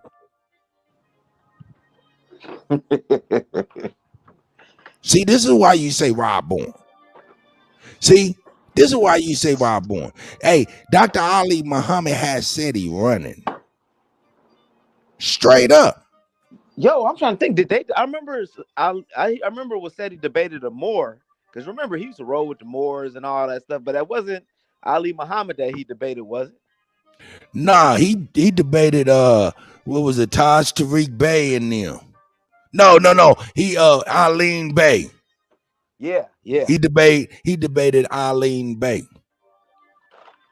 You know what I'm saying? Who's your favorite Pan-African? Cass. Oh shit, man. Whoever represent for the cause, man. You know what I'm saying? Okay. Dropping that knowledge, man. Okay, well, name me a motherfucking, name me an African invention that's used. The pyramids. The pyramid is used? The pyramids, man. Is it about used? Oh, no, yes. brother from Ethiopia that invented the underwater robot, man. Okay, and everybody has an underwater robot? No, but the underwater robot can do stuff that we can't do, man. Well, it's an invention. The bow and arrow. Okay, tell me this. Did that underwater robot move their culture forward? You say did it move their culture forward? I mean, when you oppressed, you know what I'm saying, and white supremacists coming buying folks out, it ain't moving it. But we keeping it, Pan-Africans, we keeping it. Hey, this is fun. This is kind of fun. Cause yo, hey man, I'm over here playing with your ceiling. I'm over here playing with your ceiling. You know what I mean when I say that, kid? That's crazy. Oh. I'm over here playing with your ceiling, nigga. A lot of niggas get mad at y'all, man. Be like, y'all niggas have refused to learn and adhere, man. I'm like, man, I ain't trying to teach you nothing, nigga. I'm just trying them. Right, I ain't trying to teach you nothing. I'm just trying to kind of get to know you, man. See how you think, man. What make you tick? You know what I'm saying? We already know you on that change. You on that change, nigga. Look, this ain't nothing but barber, man. You know, niggas be in the barber shop talking. You getting paid right now. I wish I could get a check or something, man. I wish I was getting a check. Oh, Lex Vortex dropped that bomb too, man. He asked, was Jabari getting paid by the CIA? Who did? Lex on when they were doing the little discussion. Hey man, look, King Cass, you are not, and I repeat, you are not a good correspondent, brother, because you are a day late and $1 short, literally, for real. Oh, you shit, are. y'all already talked about this before. Oh man, what? What you need a nigga to bring that shit back? We was about to, I thought y'all Y'all haven't got to it yet, because I've been looking at a couple of shows, but I ain't know y'all show day yet, man. Man, hey man, we try to get on it, man. At least I try to, man. You know, no. But yeah, man, you're a day late, dollar short, man. It's all good, man. You all good, man. And it happens. It happens, dog. It's not a big deal. It's really not a big deal at all, man. No, you know what I'm saying? You don't think it's a big deal, do you? No, I don't think it's good. Ain't no big deal, bro. You know what I'm saying? Ain't no big deal, Unc. We just we rooting for Jabari. You know what I'm saying? We're gonna pull it out. We don't want y'all to lose faith, man. Well, you know, we don't want y'all to lose faith, man, and go crazy and stuff once Jabari murder y'all master teacher Ali Muhammad, man. Which used to be a Moor in the Nation of Islam dude. Yo, let me tell you something, King Cass. One of the things that you gotta realize in your life is that your life is simply just your life. And your views are simply just your views. That's right. And it's okay. You know what I'm saying? It's okay. Hey man, I won't be bugging. Here, let's check this out. All right, so let me do this first because I really want a mature audience to understand that this is going to be real scholarship, not necessarily academia, but real scholarship. Real scholarship is based on the science and the mathematics, period. So I want to give them some books they need to get in order to understand the Negroes were being taken from America back to Africa before any Africans was being taken from West Africa into South America, the islands, or North America. What? Negroes were being taken from America back to Africa before any Africans was being taken from West Africa into South America, the islands, or North America. North America. Hey, that kills you. Don't that kill? That's a shot towards you. Cass took one to the body. I'm not a Dane Calloway. Those are children to me, bro. I'm not a Dane Calloway. Those are children to me, bro. Right. I ain't want to talk about your name. Dane stole your material. Huh? Dane stole your material. Yeah, but it's all right. And Dane, if you're watching this, you're a good brother, but we speaking facts. All right, so back to the brother. Change your question. You probably want to change the question to Black Americans to help you out. Lord have mercy.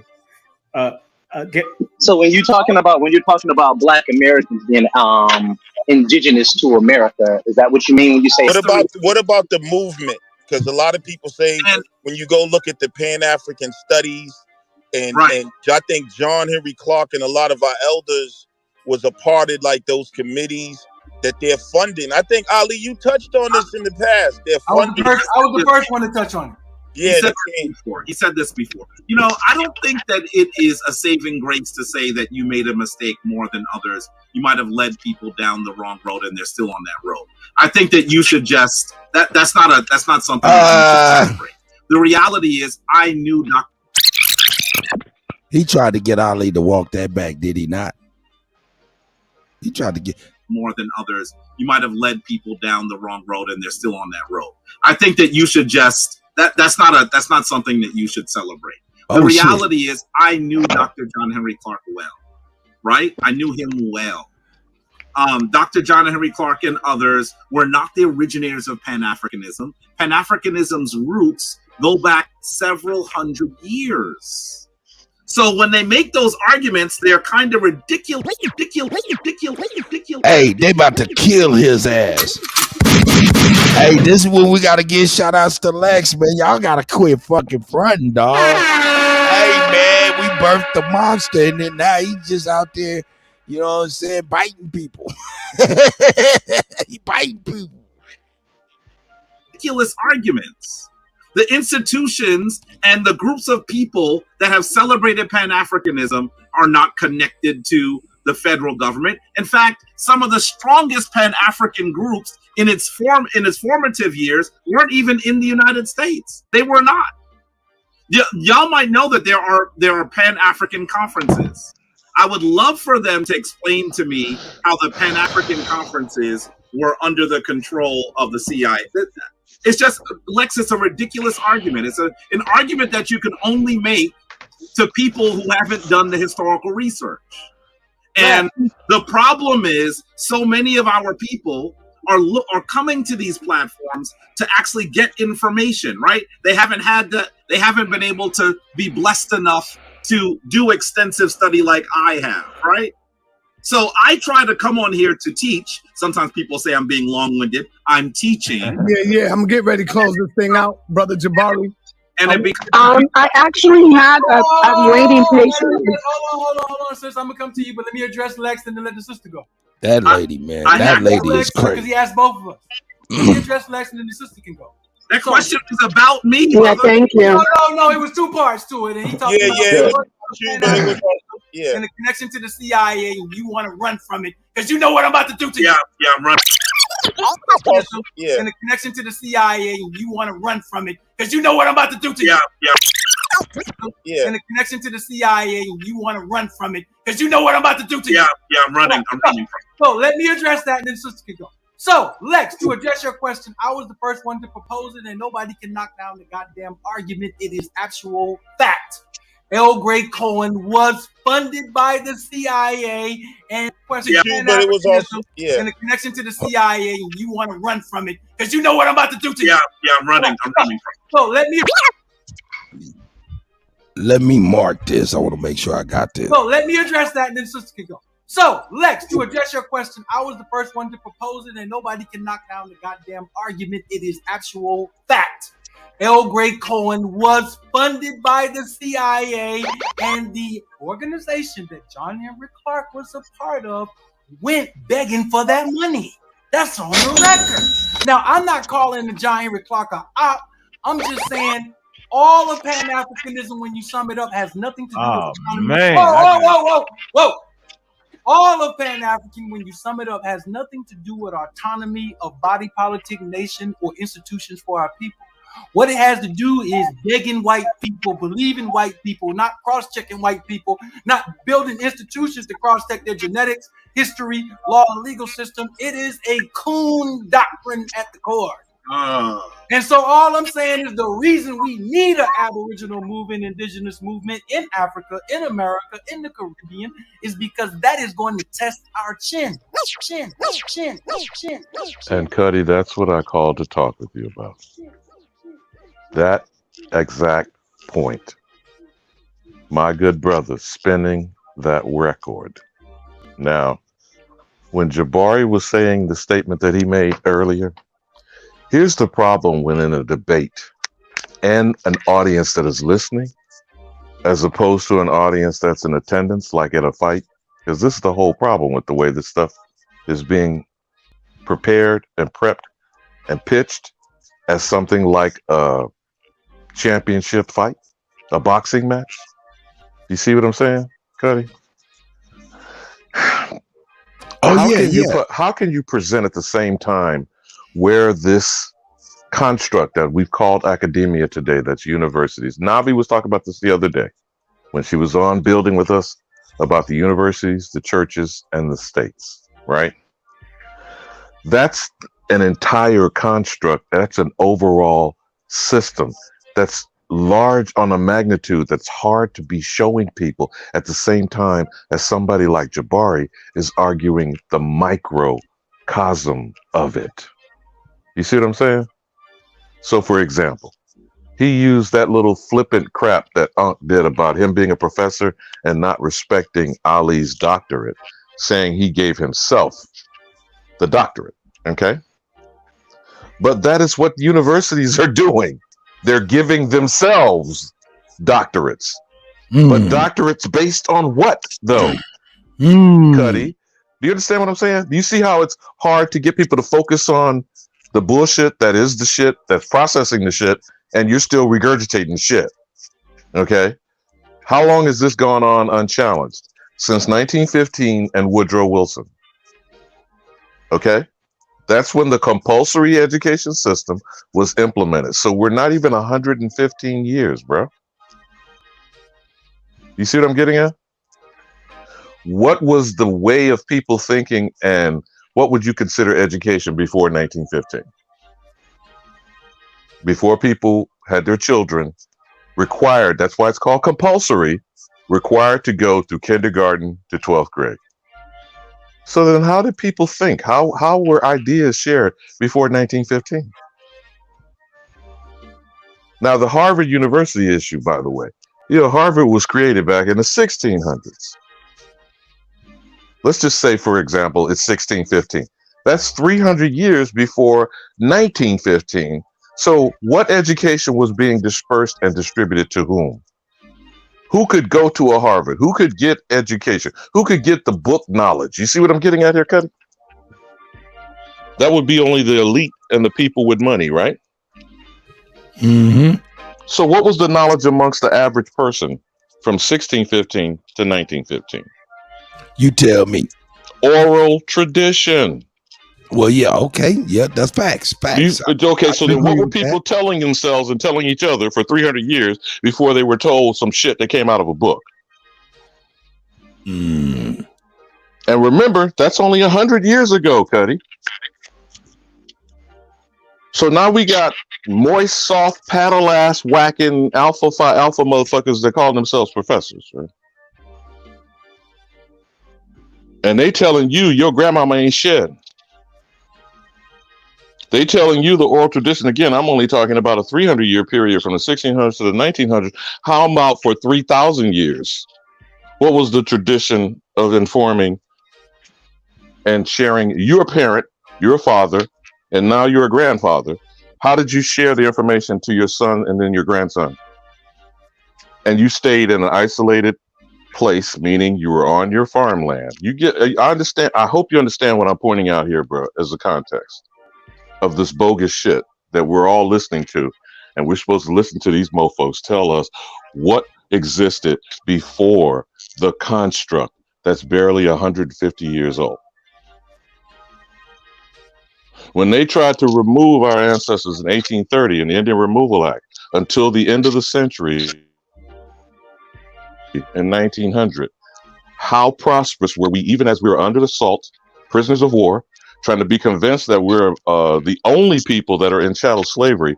And where did all these towns come from that got burned, bombed, and flooded after the turn of the 20th century? How did slaves create these communities, these thousands of so-called segregated towns that the white mobs were turned loose to attack and assault? There was no public school system, was there? I hope you get what I'm saying, Kutty. Hello? Yeah, I'm right here. Yeah, my bad. Yeah, you good. My mic dropped.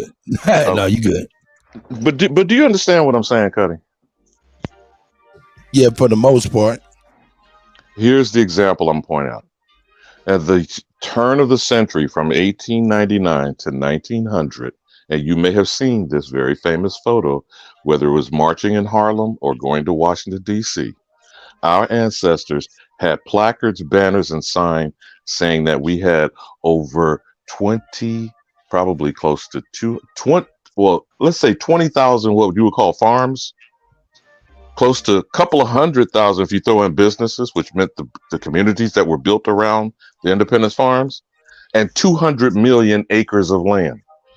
Do you remember seeing any protest march or portrait photograph that showed our people clean, hot? You could probably bring it up, and I'm sure there's people in the chat that understand what I'm talking about. But the fact is, we had hundreds of millions of acres of land going into the year 1900. How did slaves have that? Now, from 1900 to 2023, how many acres of land of educated, well-informed, compulsory process of public education, what do niggas own today? Less than 15 million acres and losing? So how did we go from hundreds of millions of acres of land to 15 million acres of land? I'm trying desperately, my good brother, to just make this simple enough to understand. That is land theft, and that is a reduction of wealth and power and influence. Would you agree? Yep. And what have we got in return?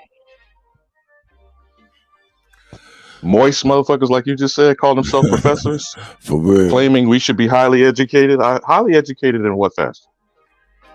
Are we educated in continuing to own the land that we've already lost? Are we educated in getting back the more than 150 million acres of land that were stolen? Or X marks the spots? Do I need to point out the examples of how the educated con man motherfuckers got our ancestors and us currently to give up, if not outright be having stolen land from us?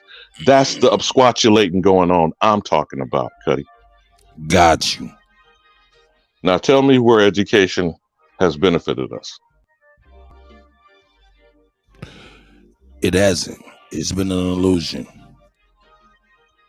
And we're supposed to be listening to this to be debated.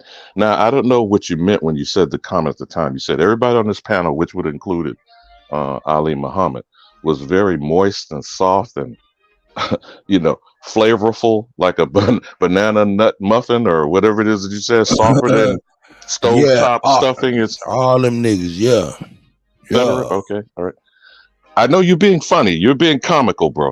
Yeah. Okay, but did I not describe to you how we've gotten softened over the 20th century from losing 200 million acres of land to going into the 21st century having less than 20 million acres of land? That means we have less than 10% of what was already our inheritance.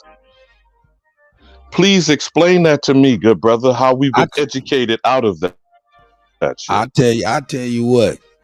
I'm starting to think that, and they say the foods and shit everything everybody eat, you know what I'm saying? Men are losing testosterone. I think it's because a lot of foods cats is eating, and I think they just punked by society. I think, man, for real, I'm just gonna be real. I think toxic masculinity is my superpower. Oh my God! Toxic masculinity is my superpower. And the other reason I tried to call was to get Cass to do what he refused to do, and not a coincidence, and Lex Vortex and anybody else that you openly invite, which you should. Please explain to me what personal benefit has slave narratives, calling oneself a slave, done? When I just described to you one simple arithmetic fact, we either had the amount of land that we did in 1900 and lost the amount of land we've lost in the year 2000 or not, right? That's a simple thing, right? Should be factually proven or disproven. Would you agree? Yep. So if we've lost hundreds of millions of acres of land, is it because we were called Kunta Kinte and convinced that we have become Toby? Hey, that's it. What else has changed from the year 1900 to the year 2000? Other than compulsory education. You follow where I'm saying, DJ Kuttack? That's right. Show me something else. I'm talking about something on the magnitude and the scale and the altering, sweeping, as opposed to a complete education system being implemented, or what else could have been going on at the same time in the background that was confiscating land from this particular population of people? That church. Okay. What else coincided with that church, by the way? Who burns a cross, the symbol of that church in America? That Klan. And who created that military institution? The Dixiecrats. And then the person who ran for president on the Dixiecrat party, you ever heard of Strom Thurmond? Yes, I have. Did he not go to the Republican Party? I believe so. Did he not die a Republican at 100 years of age in a wheelchair being rolled around by a nigga? Wow. And also denied that he made a nigga wench a mother and had a black daughter that he denied until he died. Now that's South Kakalaki. Would you like to go to North Kakalaki with me? Sure. You ever heard of a Jesse Helms? You remember that Klan motherfucker? Absolutely not. May he burn in piss. Now that's only one side. Can I bring another Crack-a-Lacka to you now? Robert Byrd. You ever heard of that motherfucker? Yeah, I have. The actual Grand Imperial Wizard of the Invisible Empire. for the slow bus people. Okay. So have I differentiated between the Democrat, Dixiecrat, or Republican Party? Or they are all what? Same vulture? Same bird. Now, our voting, our participation, our being taxed when the Constitution says Indians not taxed, has extracted and taken hundreds of millions of acres out of the Aboriginal community and our hands. What has that shown to be the result, my good brother? Where we at? Living a black life? Yep. Being under black tax? Yep. Afro. You ever had a chance to? When you get a chance sometime, if you ever never got the book, The Black Tax, look up the TED Talks from the good brother Sean Rochester, who shows what living black costs an individual and a people from cradle to the grave. Let me get that TED Talks. Yeah, we can get this goddamn island nigga running on water. No, I like that. I like that. We got to put that back on me. I think that was fly. Now, I'm not going to disagree with it. And thank you, my brother, if you decide to do and hold a private session. If the debate still goes on and Jabari doesn't backslide, as Chief Holiday has predicted. Okay? All right. But what I'm saying, which makes this problem of us having clarity and focus, is people keep giving distraction under the term education. I'm sorry, some niggas in the hood calls it edumacation. Carter G. Woodson called it miseducation. Which is it to you, my brother? Oh, thank you for bringing that back. I was going to ask you, how the hell you go and do memes like that, man? Where you get this wild looking niggas, man? Running for the border. This is an island nigga running from the beach. But who's running to the border? Hey, that's actually a thumbnail that Tariq's people were made. You know what I'm saying? He got these super professional ass. I mean, yeah, because he's a Hollywood nigga. The nigga on the West Coast, he's a Hollywood nigga. But you know, I mean, think about just the fact that he's got this tether shit going on. You know, I'll give him props for that, whether he created the phrase or not. He got these time-wasting tethers that he continued to use so he can keep up his audience of whatever thousands they are. And they're all still miseducated niggas. Huh? Hey, you said TED Talks who? All you have to do when you're looking at YouTube is put in Sean Rochester or The Black Tax. Sean spelled how? S-H-A-W-N. Okay, S-H-A-W-N. And remember, Mr. Benny Rochester. How you feeling, Mr. Benny? You know, when we used to be coons like that and buffoons, stepping and fetching, you know, scratching where we don't itch. We sick boss. I believe he said this was a coon doctrine at the core. Is that what you was mixing, scratching yesterday? This is a coon doctrine at the core? At the core. That sounds to me like the public education system that is compulsory. And compulsory means what? Mandatory? Right. And mandatory means against one's will? Mm-hmm. And when you are compelled to do something, that means you're being defrauded. And if somebody's forcing you to change your name and they are classifying and identifying you, they are depriving you of your existence. And who is trying to compel us to accept the slave narrative? Not just pan boo-boos, I would imagine.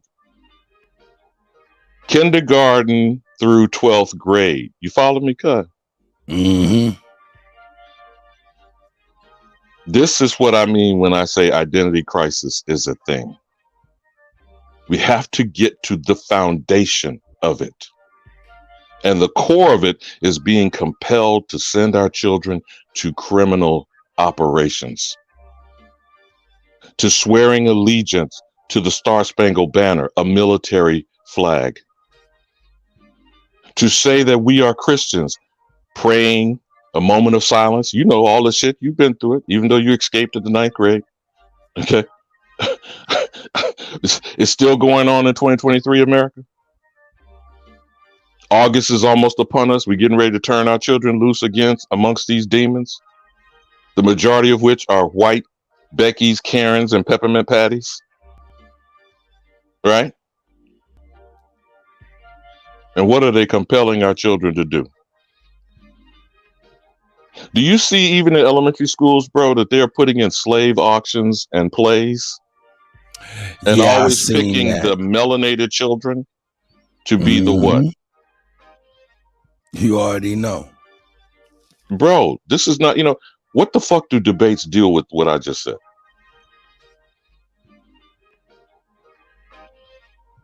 So what are you saying? Are you saying they're useless? Okay. In any time a discussion about debate comes up, I'm going to say this one more time for the mentally challenged. Between the truth and a lie, there is no debate. So the debating is various forms of lies. Do you understand what I'm saying? Which lie is going to win over the other lie? But where is there a debate with the truth, Kutty? That's what I was just about to ask. Where does the truth lie in those debates? Now, put the debates aside for a second. We're just using that because that's an entertainment. That's no different than going to watch a play, a movie, a supposed prize fight. That's the reason why they keep pitching the shit like that. Enter the ring in a squared circle, sweet science, blah, blah, blah, blah. Ain't nothing scientific about two lying motherfuckers. Okay? Now, the only truth is everybody lying about the nigga in America. Feel me, Kutty, where I'm going with this. Is there any dispute that everybody on the face of this earth is coming over here and nowhere else on the planet? That's true or false? We call it immigration. We use the word immigration. Tell me where else in any way close are people going to as they're coming to America? Tell me, where is it? I'm not talking about tourism. I'm not talking about vacation shit, since the summer is coming to an end and getting ready to put our children back into compulsory education. Where are people fleeing, as Tariq loves to say, to go? Like, and in numbers, they're fleeing to come to North America. Not even Central America. Not even South America. You follow me, Cut? Only North America. Where? Tell me where. People are drawn to than here. That's a fact or it's not. You feel what I'm saying? And they all agree to treat who like shit. This is a simple prospect. I'm trying to make it simple, like Chief asked. Keep it simple and smart. And if those two facts are what they are on their face, whether people agree with it or not, they are facts. Then the truth is, why? You feel what I'm saying? If we want to have some so-called debate or discussion or analysis, how about answering that question? Why are people all over the entire planet coming to North America, calling the Aboriginal niggas, treating us like shit and contempt, and saying we ain't shit? We didn't create all the inventions. Remember I said this to you in our last conversation. All the inventions that the entire global economy is built on were stolen, lied about, and put in the patent office from the Aboriginal in America, correct? So when you ask that dimwit, what was his African invention? He gonna tell you a motherfucking underwater robot? And some flippant remark about a bow and an arrow? And what's that supposed to do? One up us Aboriginals? Because we supposedly have abos and arrows, elbows and assholes. What I need you to do, Cut? Keep running.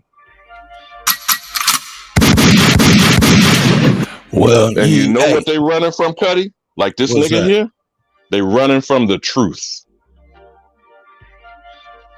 Because only the truth is here with the American. And there can be only one, because there is only one truth. Right, bro? That's right. Do you feel what I'm saying? Yep. There is no debate on that. Now, there are people who will argue with it. There are people who are stupid. Some are just actually stupid. And there are people who choose to be African nigga slaves. What's the Afro diaspora news of the day? Whenever that bastard crawls out of the hole that he comes out of, calling ICE and snitch bitching on niggas. Okay? What's the African diaspora news of the day? Every day. An African nigga slave is an African nigga slave. Now, you can choose to be that. But the truth is, you're not that. You see what I'm saying now, Cut? So where's the debate? The debate is you parking out and getting in line and bending your ass over and grabbing your ankles so he can put the Alpha Phi Alpha paddle to your ass. Isn't that what Kunta got? And once you get through being jumped across the line with your booty hanging out and then gold and, you know, purple and shit that you showed, that debauchery the other day, what you come out the other side? An African nigga slave? Is that a debate? Cut? Is that what we're supposed to be debating? We ain't debating nothing. We about to watch it though. But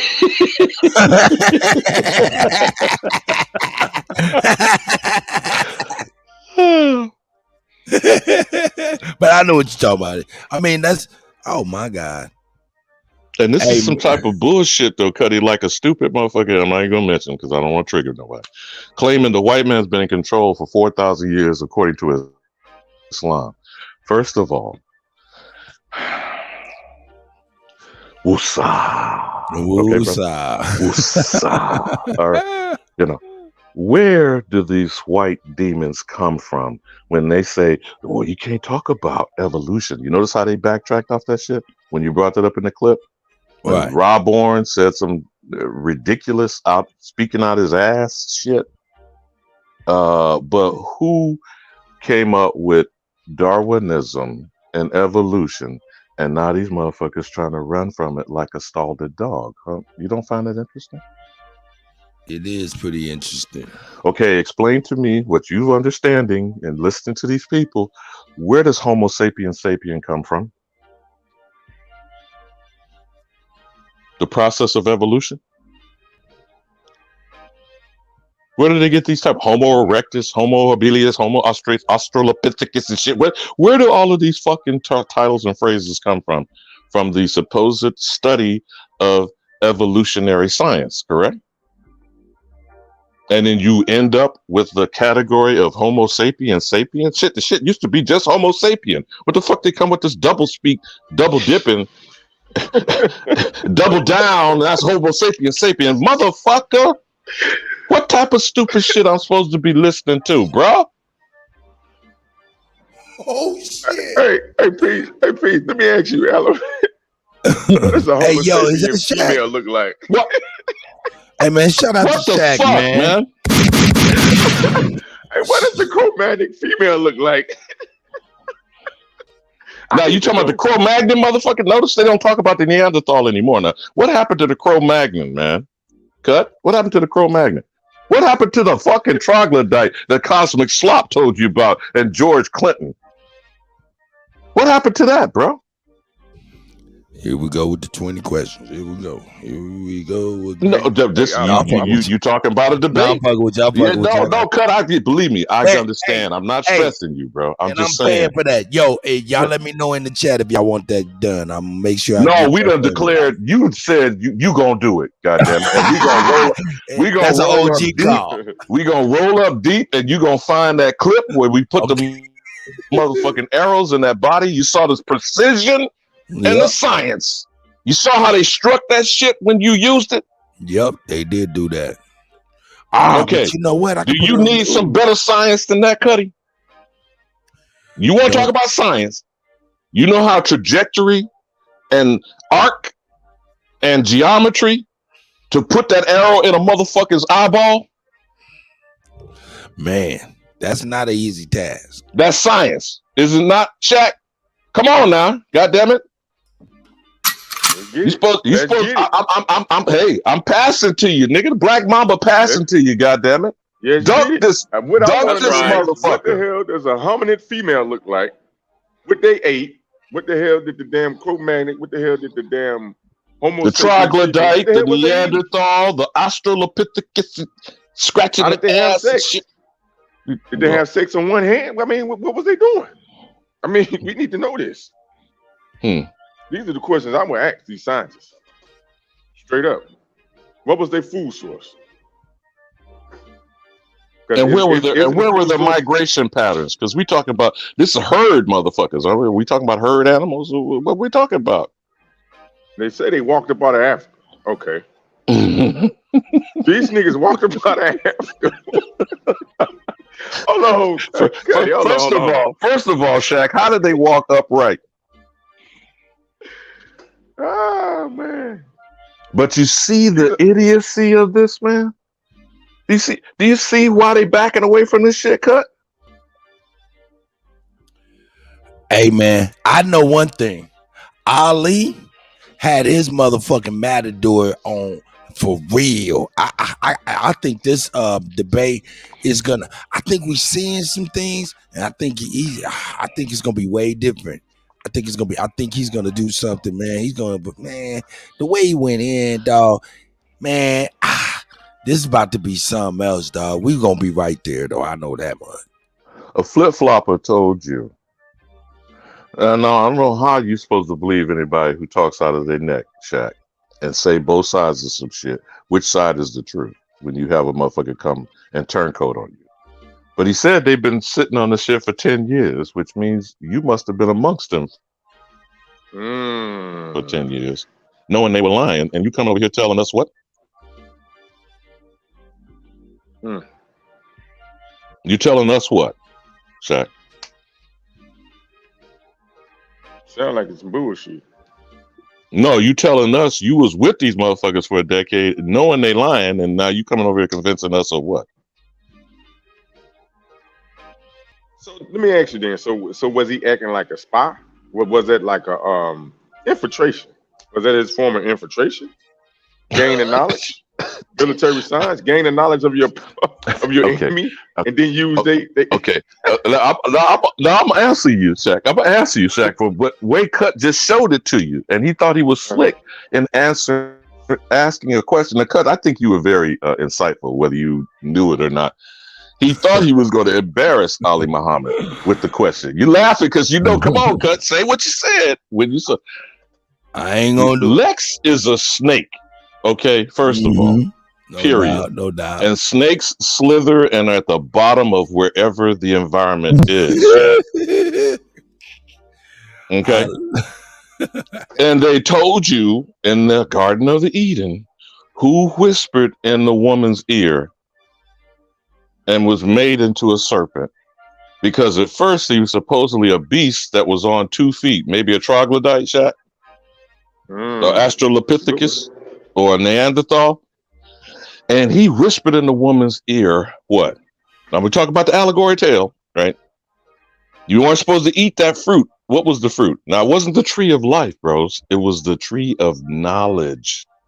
Knowledge, right. And if you were eat that apple from the tree of knowledge, you become like a what? A god. The tree of forbidden knowledge, right? Excuse me. What's the forbidden knowledge then, my good brother? What is the forbidden knowledge? Not your eating the apple, but you were already the god. But who said it was an apple though? No, we talking about metaphors and allegories, right? Right. You got it. Right. And what do you take to the school teacher in another metaphorical tale? Hey, in school gentlemen, I'm every gonna day? step away real quick. I'm gonna step away. I'm gonna drop the link just in case anybody want to come in. But you feel what I'm saying? Cause I'm walking with you. You were told to give an apple to your teacher, right? Right? An apple a day keeps the doctor away. All this little shit we've been told in schools and fairy tales. You see, I know the fact that I'm triggering you by bringing it up. You do remember Honey, being apple told seed shit like that, you right? chop. You know what I mean? Yes, come on, brother. Me, I know that. Yeah. And this one squatch-leg cracker went all across the country making orchards of apples, right? Oh yeah, Alabama. Right? Hey, Alabama. Yes, sir. Before I walk away, you sent me a text message thinking it was cheap. That's me. So lock me in. Oh, okay. All right. The thing of it is this, Cut. This is supposedly edumacation. That's right. Supposedly. So are you telling me that these scriptures that they put in these little books, we call the Bible a biblical, you telling me that was the introduction of MK Ultra? Is that what you're saying? Now, when you're saying it, are you saying it specifically as mind control, or are you saying it as an agenda? All the above. So then what's the agenda? Well, I just played it yesterday, and Robert F. Kennedy is running on that, talking about stopping that program and all of that stuff. But his uncle said that he wanted to break the CIA and the intelligence community into 1,000 million pieces. And what did he get for that? Back of his brains blown out? Yeah, he got the call to duty. He also was ready to create the same thing that Lincoln did. Lincoln called it the greenback. John Fitzgerald Kennedy called it the silver certificate. That was going to put us on economically back on what? The gold standard? Both of those gentlemen got a bullet in the brain. Hold up. Hey, before I even leave. Hey, I just seen some news the other day, right? And it's ironic. The new digital currency coming out that's being unrolled and unveiled is now going to be backed by gold, in which we have an asterisk and a zero. You bringing the debt clot up again? Mm-hmm. So now if the digital currency and the new currency of the future is going to be backed by gold, in which we have none, that's going to make us slaves to the world. We already, but bro, we being whipped from Kunta Kinte into Toby now. Isn't that to continue us to be a slave? There you go. Perpetual servant? Guess you're right. It's the long game. You're playing the long game. Okay, I got you. Again, I asked these niggas, they refuse to answer. Of what benefit, Shaq, is it to be a slave? Whether you calling yourself a pan boo boo or not. Do you want, matter of fact, Shaq, please explain what Pan-Africanism means to you. Pan-African means the destruction of all Aboriginal people, and definitely the Aboriginal community, indigenous people of Americas. Hell, I would say even Africa too, because guess what? And I talked to a guy that's from Nigeria, one of my partners, older gentleman. He said ain't no such thing as no Pan-Africanism. Ain't no such thing as Pan-Africanism. Pan-Africanism means brother. Hey, brother. Brother. There you I'm go. gone. I'll be right back. now, hold on. Because look, over in Nigeria, this is coming out some of the Nigerians, just like you said, regular common folk, Nigerians over there. They are being replaced too. By what? Inside Nigeria. So they're using migration and immigration policies. But go ahead, bro.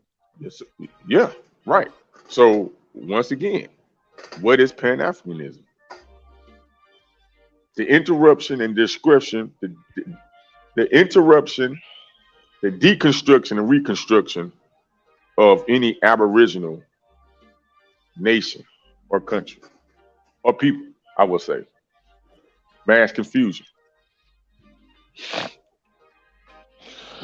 The African Union, which was encouraged by Malcolm X, El Haj, Malik El Shabazz, was to duplicate and if not replicate the United Snakes of America, correct? Mm-hmm. The European Union was to do what? The same? Mm-hmm. Now, the EU has succeeded only on a portion of doing what we've tolerated for almost 250 years. Because remember, we just had the 4th of July. and that was the 247th anniversary. This criminal enterprise is not officially a quarter of a century. I mean, we're talking not 250 years. Right. And what is happening with all these unifying efforts? You see France is burning today. Mm-hmm. You know that they've already bankrupted Greece. You don't hear about that anymore. You hear about the austerity plans for Greece and Italy. Originally, we were told was the Greek mythological empire and the Roman Empire. You don't hear nothing about the destructions of Greece and Italy today as member states of the European Union, do you?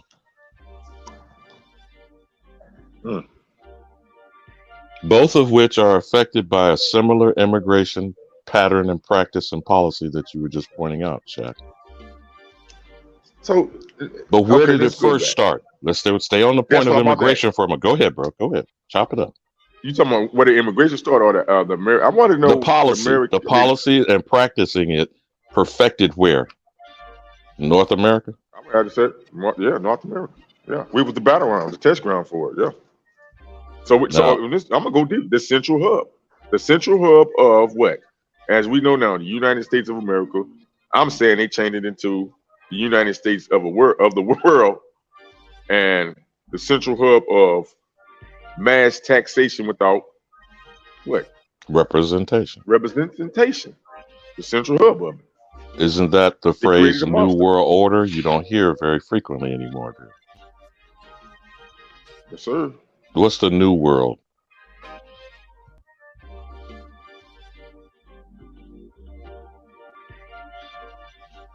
You said what's the new world?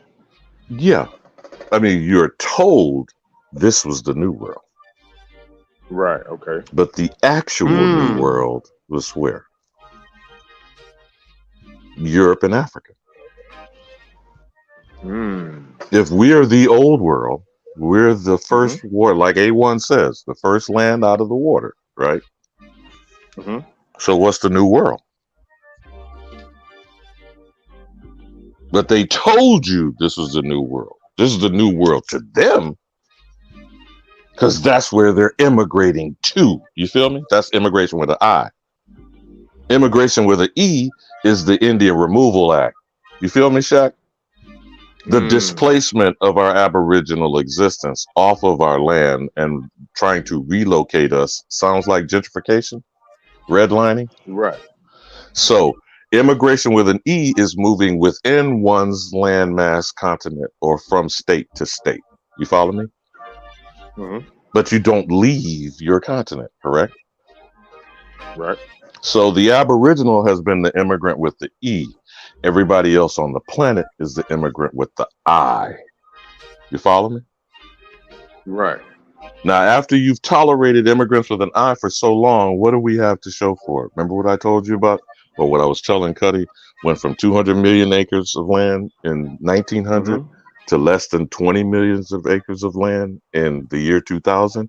And we're highly educated motherfuckers. Right, right. But go back. They talked about when Columbus supposedly came in the Columbus days and the days after him. They were saying it was only 3 million people on this whole continent? Remember these people got to be out their damn mind. Put that lie aside because they turned around and told you in the first census in 1790, which is 300 years later, because we're talking about from 1492 to 1792. It's 300 years, right? Right? Yes, sir. And they counted people in the first census. That's the numerated head count of just shy of 4 million people. Right. But again, remember, that's no people DNA they test. counted. Well, fuck the DNA test, but fuck the DNA test. Test. I'm talking It's on about eye what test. they said on head count, which is person to person, individual to individual, right? And that is not counting Indians not taxed. Why? Because they are not to be enumerated. Right? Right? So amongst the 4 million people that were counted were the people who were turncoats, collaborators, traitors, got into the treaties, used the Constitution to allow them to get organized and start their criminal enterprise. You see what I'm saying, Shaq? I'm walking with you. Does that make sense? Definitely sound like a perfect crime scene. And then you start the Naturalization Act in the same year. And then you start pouring in immigrants, but it didn't really take until 100 years later in 1870, 1880, 1890.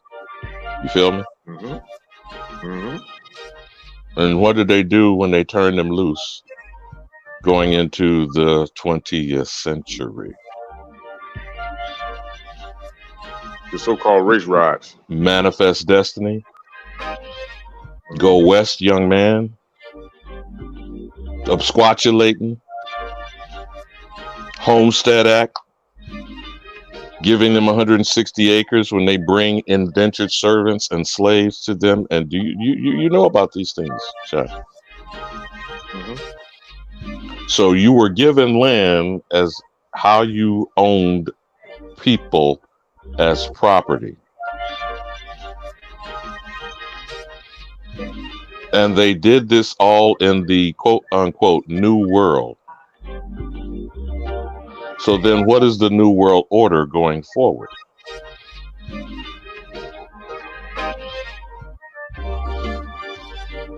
You replicate that going wherever else you go? Mm-hmm. Now do you see the European Union? The African Union? The only reason they couldn't take hold in China because China has such a massive portion behind the Great Wall. But don't you see what they're calling the Asian tiger nations going on in the Pacific Rim?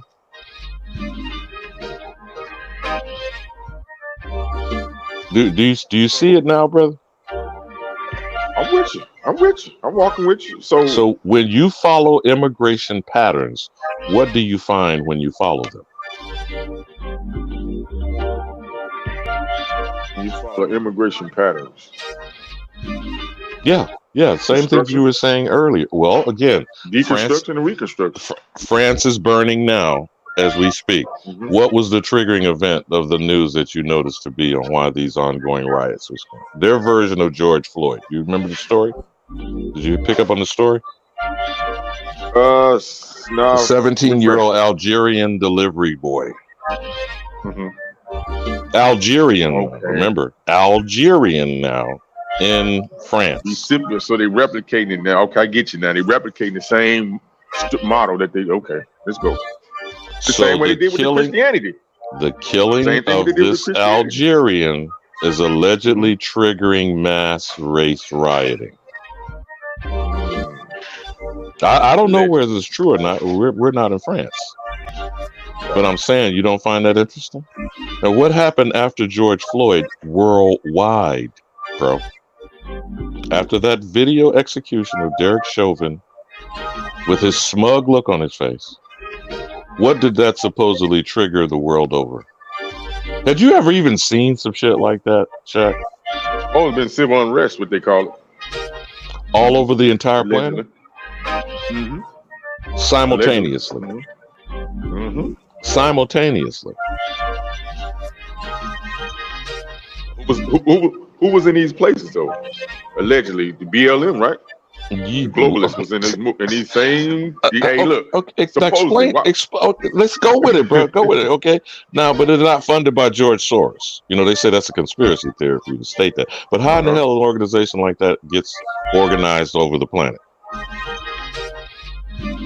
And they and taken down. Now they got civil unrest, and like you just said, all over the world in these other countries and cities and stuff, right? At the same time, in the background, what they doing? Alabama, they're getting what taken down. Are there more militarized police forces, even in small towns, townships, and hamlets in the United States today, 3 years later?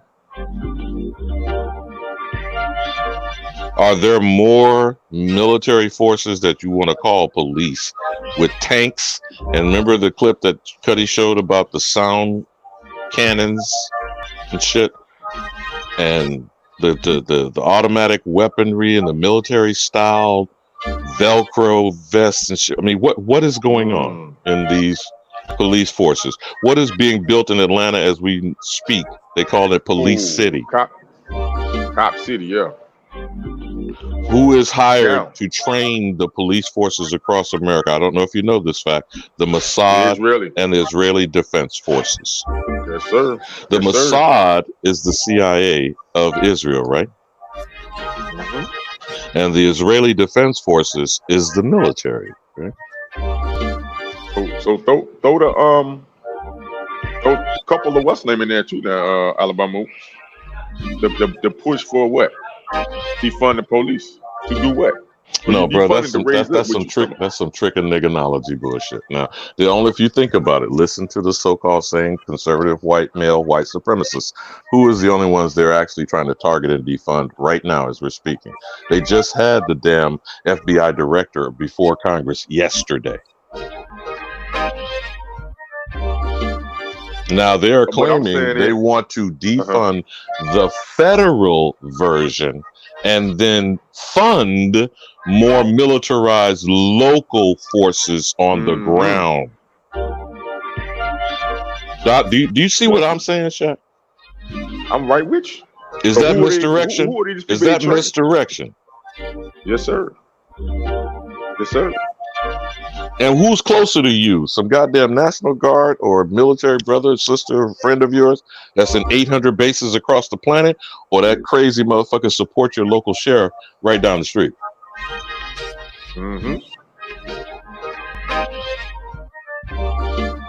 You see how we're stupefied with the massive ignorance and the misdirection that's going on amongst us? And we worried about a debate? Or love and hip hop? Or the latest shoe drop from Nike? Come on, bro. Or the submarine, the didn't submarine. I mean, bro, I don't know. I'm just making an observation, bro. Sounds like you right on point there, bro.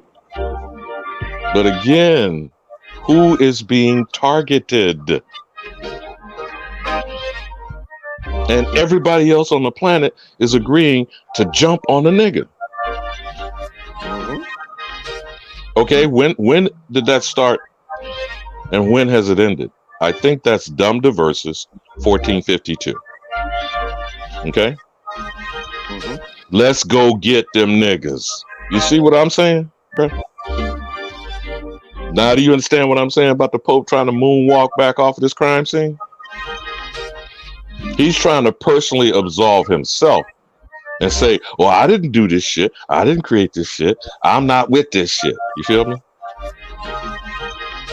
I think that's a little late, don't you think? Or because motherfuckers is waking the fuck up. What did that absquatulating cracker say about black retribution?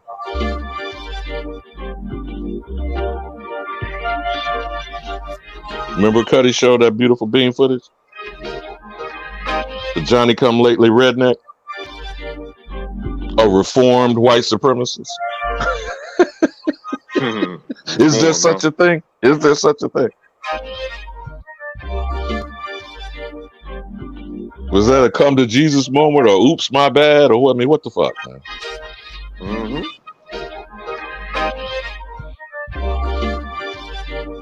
But we keep being convinced with Christianity we should give them a pass, right? There you go. Right? But then they do that same thing with Christianity, though? Then they move that religion. Bro, did they not burn the cross? Tell me what irate white Christian is upset that the Ku Klux Klan burns in effigy the symbol of their savior. When have you ever heard any white Christian protest that shit? Damn, that's a good one.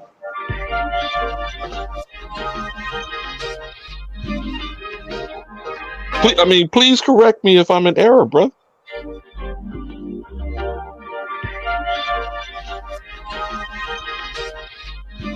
So they burn the cross and they got you wearing the cross around your neck. When the cross is burned, it's targeting who specifically?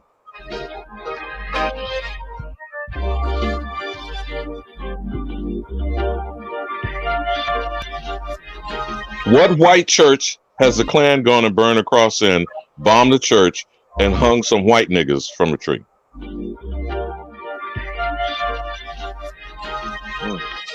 So does that mean that all white Christians are complicit or in agreement? Or which one have you heard in opposition? Do you understand what I'm saying, bro?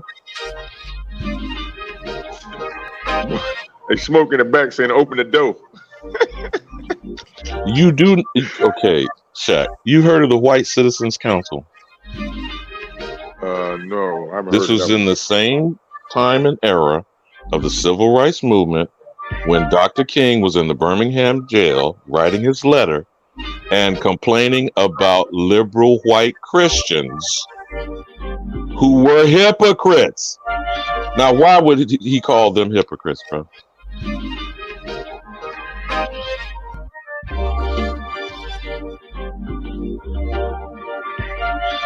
Do you see what I'm saying, Shaq? You give me your own good insight. They did not oppose the other white Christians because the Ku Klux Klan is a Christian organization. It is actually registered as such and is a 501c3. Explain that to me, bro.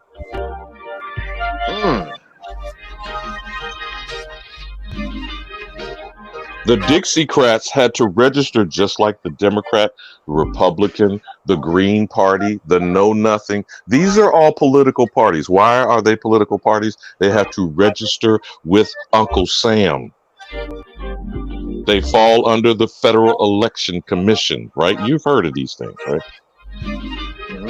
So when you file and create a political party and you register with the federal government and you fall under 501c3, or have you heard of the 501c4? You familiar with a 501c4? Yeah, I've heard of it. That's the NRA. That's a political action committee. In other words, a 501c4 is a politically active nonprofit entity. You feel me? How do you think these super PACs work?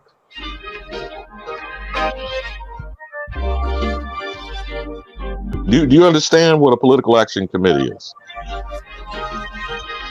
Please explain. It's a fundraising instrument. Bro, come on now. Shaq, I know you get this criminal motherfucker since he left the White House. How much money has this bastard been raising, ongoing, nonstop campaigning since he was ejected from the People's House? Do you know these motherfuckers almost create a super PAC committee almost every fucking week?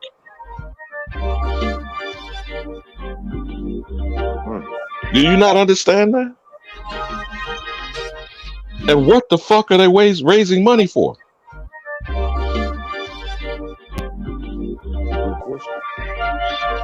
And the money raised is tax exempt, my brother. Whoa, hold on.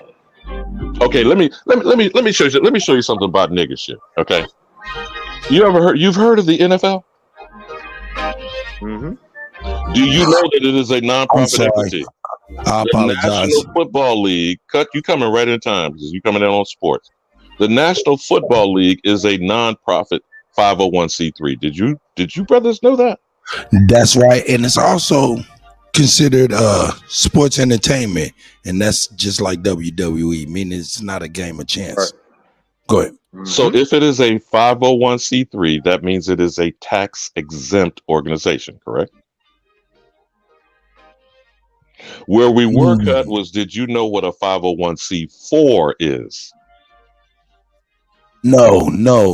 But that is the NRA. Oh shit. That is political action committees. What is a super PAC, my good brother?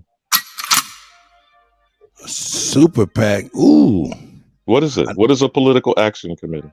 I believe that's a group of companies or powerful individuals that come together to back a particular party or another. To run for political office.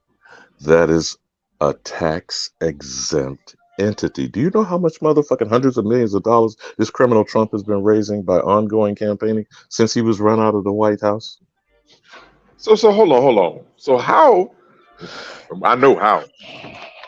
So hold on, Kutty. You So got they it. get You these got it. people riled up to vote. You say what now?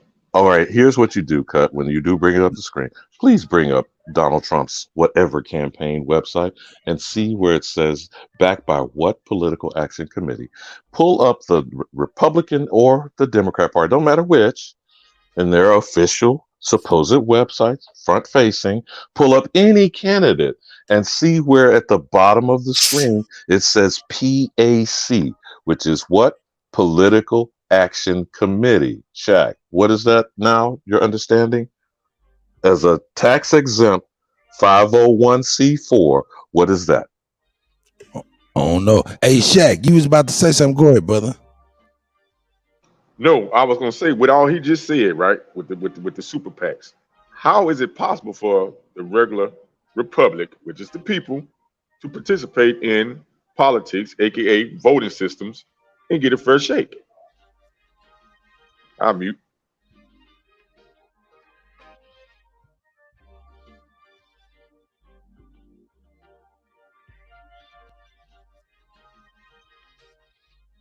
All right. What say you to that, Alabama? You want to take a question? I'm listening, bro. It's amusing to me about the limited understanding and awareness of people, not just in the chat, talk about I'm banging on Trump fights the Jews. This nigga, every one of his children are married to a Jew. How the fuck you say some stupid shit? Oh shit. It's amazing to me how some stupidity comes out of people's mouth, which because they're miseducated Negroes. You know, so again, all you have to do is pull up 501c4, Kutty, or Political Action Committee. Yeah, you got me doing. And tell me, what does that mean to you? I'm not telling you what to think. I'm just making an observation. So if motherfuckers are raising hundreds of millions of dollars running for office, niggas don't run shit. They're not running shit. They're not organizing shit. We don't have no PACs. The motherfucking Legal Defense Fund of the NAACP is not the NAACP. But would you tell me which colored people they legally represent, Shaq? Tell me. That's what I'm asking. That's But the fact that we're asking the question, does the question answer itself? Because he damn sure ain't protecting niggas. So niggas are not colored people, I guess. The NAACP Legal Defense Fund put Thurgood Marshall into the power position of the Supreme Court. He supposedly represented colored people in Brown v. Board of Education that were called Negroes. Because again, remember, the Racial Integrity Act defined only two categories in America in 1924, white and colored, right? So then when were we Negroes? Before or after it? Because I think we were Negroes in the 1600s, the 1700s, 1800s. But in 1924, we had a law and a Racial Integrity Act calling us colored. And then Jim Crow and segregation separated white and colored. We've seen signs, we've seen video footage, we've seen all kind of photographic evidence, which obviously I guess is not true because we're not supposed to believe our lying eyes, right? That was the birth of a new nation, right? Well, but that's 1915. And The Klansman was the name of the book that movie was based on. But again, I'm still asking, bro, does the Ku Klux Klan burn the cross, the crucifixion, the crucifix that your Jeebus was hung from? And tell me, from Billy Graham to motherfucking, what's that crazy bitch that was in Trump's White House, or Paula White? Tell me which white Christian has protested the Ku Klux Klan for burning in effigy the cross on whose property, whose churches, whose communities were burned down with marauding white demon Christians, because the Klan is a Christian organization, if you didn't know that. And if it's a Christian organization, it's a 501c3, if you didn't know that. And if it's a 501c3, it's a tax-exempt organization, in case you didn't know that. And in the nigger community, what's the only tax-exempt organization? The church? Hey, bro, be forewarned that your emphasis are quite triggering, bro. You calm down, my nigga. Trigger on, goddammit. Smoke, you supposed to be the wild nigga Indian firing the shots. Come on, but then. then we don't want to get into that. We don't want to get into that complex conversation that we really can't get into. You feel what I'm saying? We can't. We can't. Just like we can't get into the small hat conversation. Is that what? So we don't have no free speech going on over here. It's community guidelines. Free speech has been usurped by community guidelines, bro.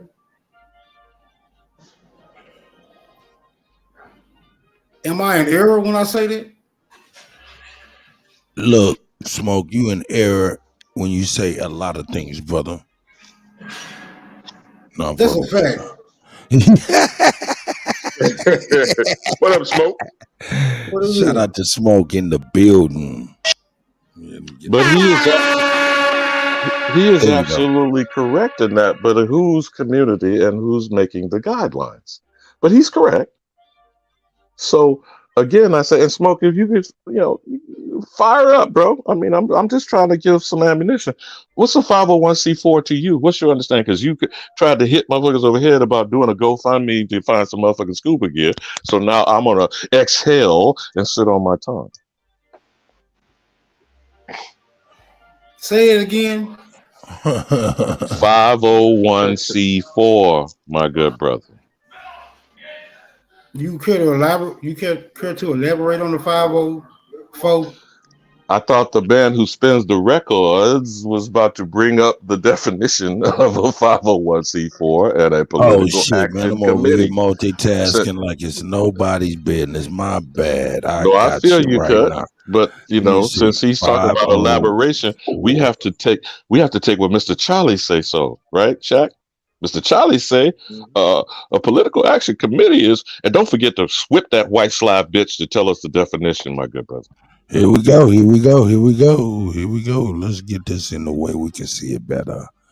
Yeah. Do you see what that first phrase says? Types of organizations exempt. What the fuck does exempt mean? Not included. Under section 501. Yep. C4. Wow. All right. Types of organizations exempt under section 501c4. They are social welfare organizations, civic leagues or organizations not organized for profit but operated exclusively for the promotion of social welfare, and let's see here. You would have to click the more so you saw what that said. But right there. Now, is that not? You see where it says IRS? I'm sorry. And local associations of employees, the membership of which is limited to the employees of a designated persons in particular municipalities, and the net earnings of which are devoted exclusively to charitable, educational, or recreational purposes. Who are the employees of the Imperial Wizard of the Invisible Empire? There you go. Who are the activities of the Ku Klux Klan under Burning Across? Go back and reread those activities, my good brothers, that you said there. Really.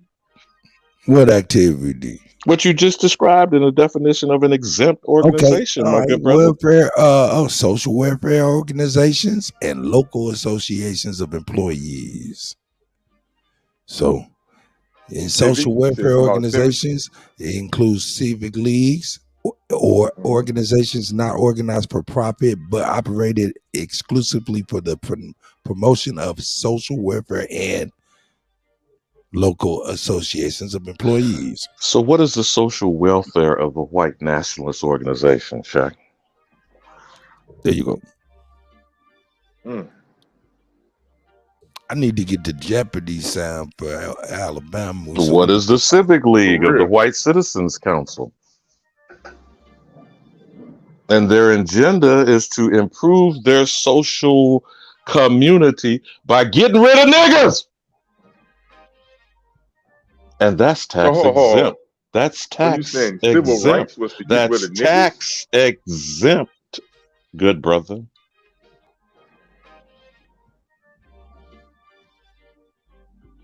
And I just tell you, the United States of America, the central hub of what? Taxation without Is a civic representation. league. I'm trying to be very clear here, Shaq. What is a civic league to you? Man, I don't know what the hell a civic league is. It's in the definition of the tax code for the IRS. It's Me what is an either. exempt organization. Cut. Now I know however long you've been living. You have a homeowners association or wherever your house is. You better not come tell me what to do in no capacity. I didn't say that. No, I I'm playing said, with you. No, I said, but I ain't you, got nothing. No, I don't got none of that. Well, you're very lucky, but you do know what I'm talking about. Absolutely. Is that a civic league? Get back to the definition. Wow, that is a civic league. I didn't know that. What else? Social organizations. What else?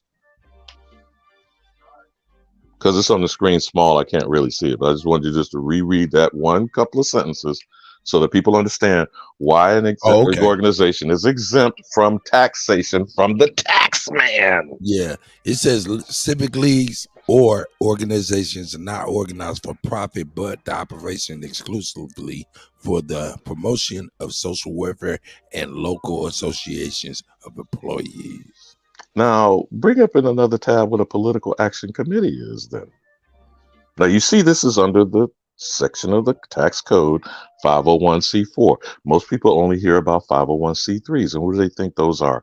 Typically churches and nonprofit organizations, right? But do you see how this could be differentiated as a political association, Shaq? You see? Though a church is political and a nonprofit organization is political, though they want to conceive and believe and deceive you into thinking it's charitable, right? But what is a political action committee, Cut? What's the definition of that?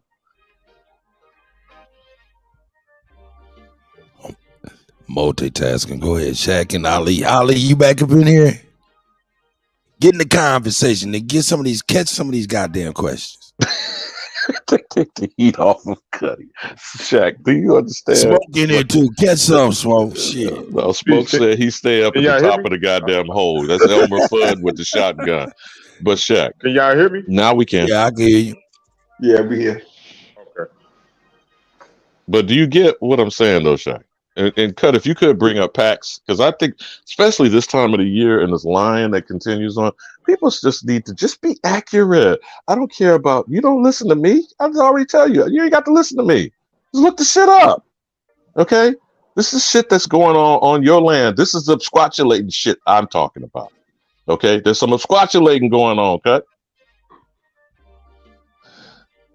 Now, open secrets. Isn't that interesting what you clicked on? The top of that thing is called open secrets. What the fuck, right?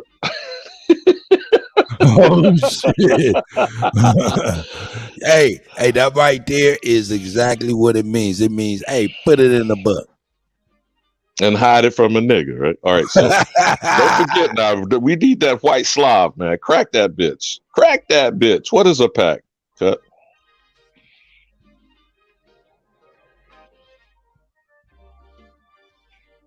Remember Hustle and Flow? And this is, I don't know why that jumped in my mind. Remember that scene, the Hustle and Flow? Smack that bitch! Smack that bitch! Remember when he was working on that lyric in the movie?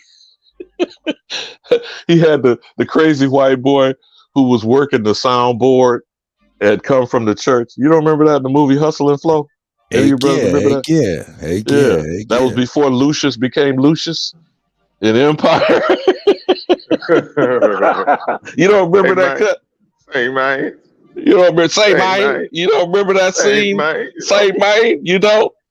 Say, man. You don't remember that scene cut when he was trying to work on that lyric?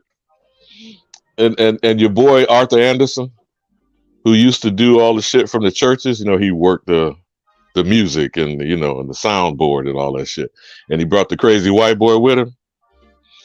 And they were working on that lyric on the hook. Smack that bitch. Smack that bitch. Remember that?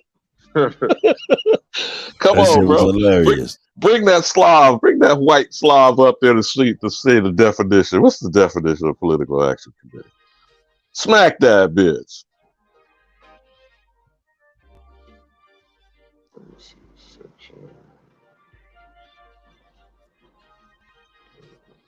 All right, did you say something to me? I apologize. Let me Yo, we thought you were gonna trigger the Slav. Get Melania Trump. Slap that bitch. I'm on my other laptop. I can't even get the white man to read the goddamn shit. Hey, Shaq, man, somebody with better reading skills than me. You start reading. I got you. Because I can't see it on the screen. I would have read it. I don't know. Is I'm it on Political Action Committee. Here we go. PAC, a popular term for a political committee organized for the purpose of raising and spending money to elect and defeat candidates. Most PACs represent business, labor, or ideological interest. PACs can give $5,000 to a candidate committee per election, primary, general, or special. They can also give up to $15,000 annually to any national party committee and $5,000 annually to any other PAC. PACs may receive up to $5,000 from any one individual PAC or party committee per calendar year. A PAC must register with the FEC. What's the FAC? Anybody? The Federal Election Commission. Okay, a PAC must register with the FEC within 10 days of its formation, providing name and address for the. I can't see the rest of it. Yeah, because he has Mississippi on the banner is on there. Here, I got you. Let me get it up off real quick.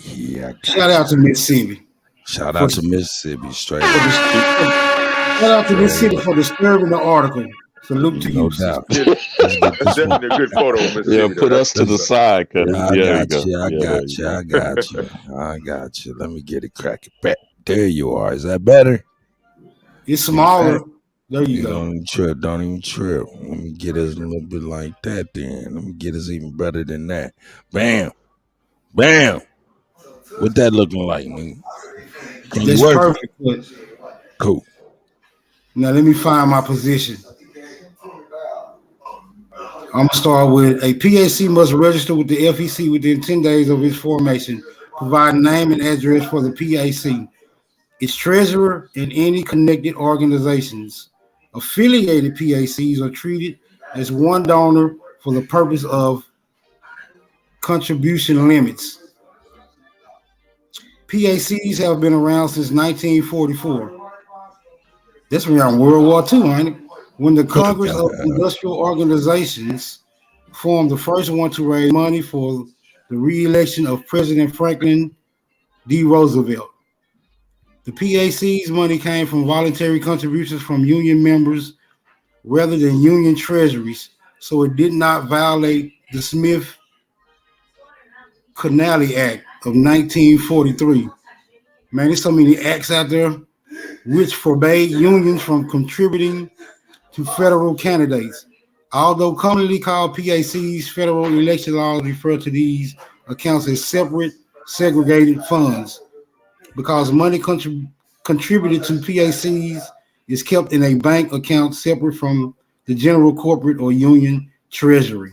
Shall I go on? And that's where they want to that's what they claim, the commingling of funds, just like the scandal that's going on with FTX and that cryptocurrency exchange. You using somebody else's money for stuff you shouldn't be using it for. Now, the point of the matter is to understand this is under the IRS code and you're being exempted from taxes. What's your understanding on that, Smoke? I have zero understanding when it comes to these particular codes and acts. I'm a street nigga, bro. I don't. But again, people have to run for office and it costs money, right? That's the point.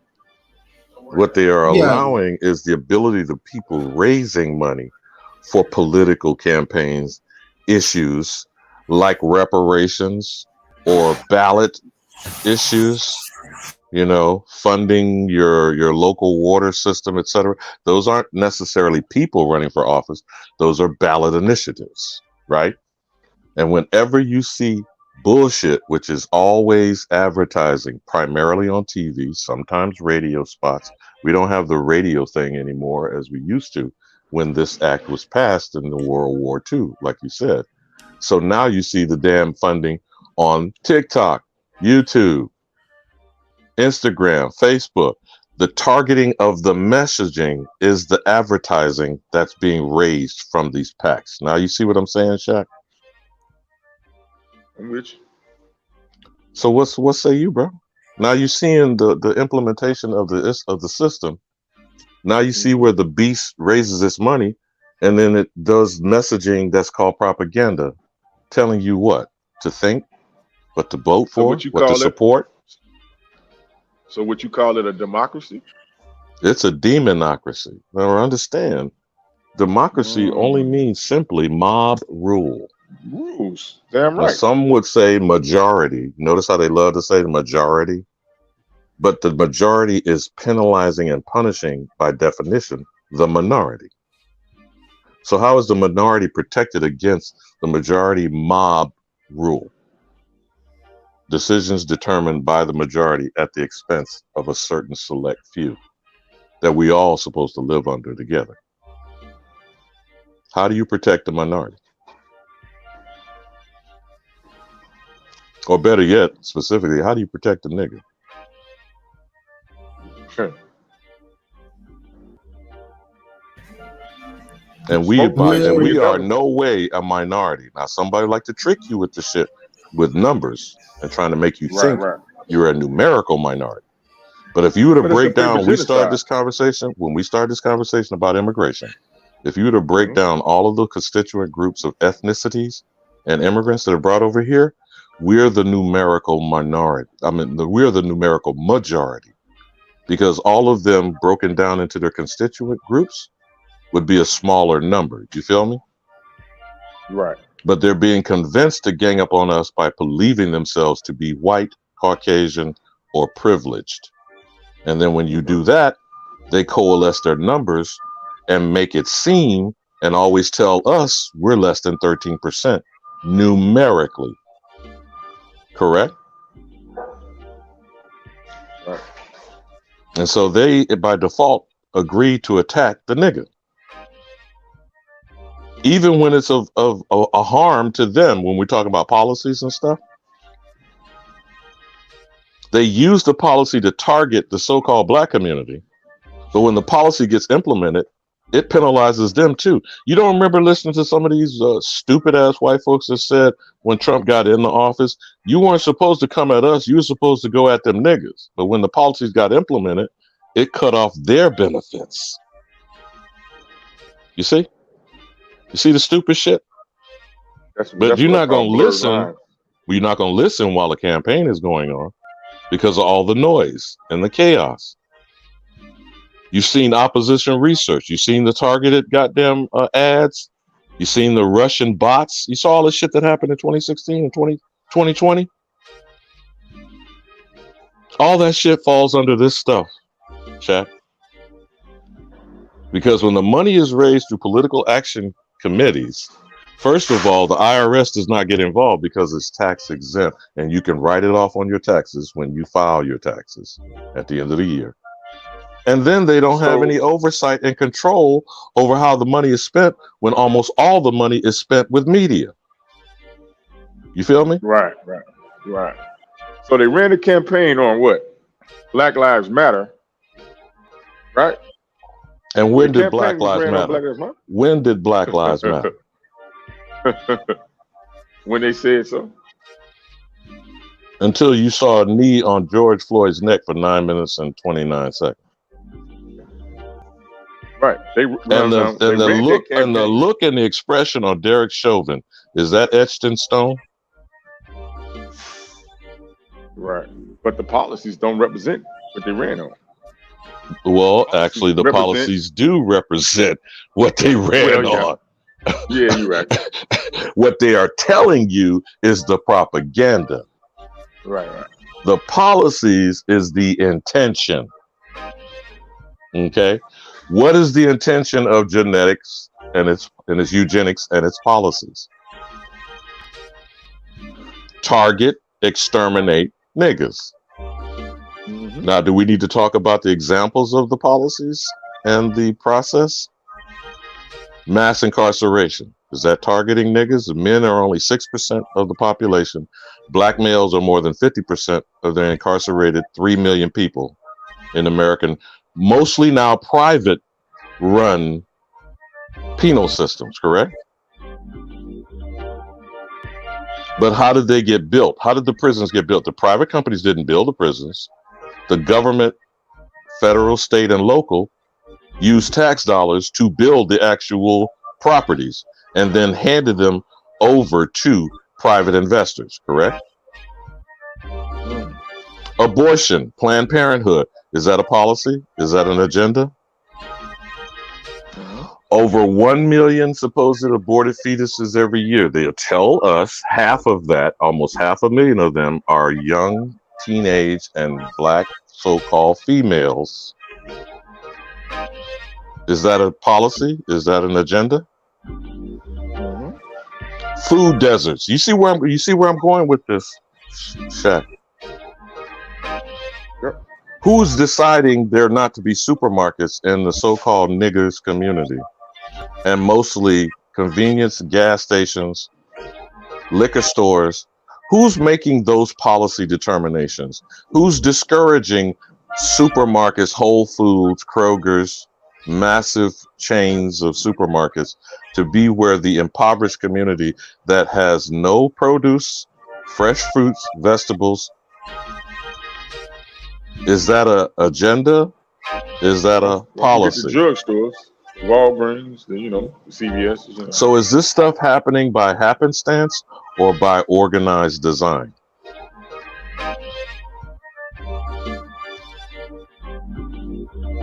And then when you get into the pharmaceutical industry, the preservatives and the type of processed foods that are targeted and highly exposed within the same communities that they report, now the media reports, are food deserts. Is that purposeful or by chance?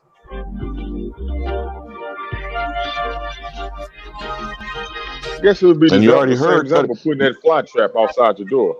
You already heard Kutt talk about when he was going off about 35th and Prospect and about that outdated, expired shit that they're selling in the same goddamn convenience gas station or liquor stop or pawn shop. They're selling bullets.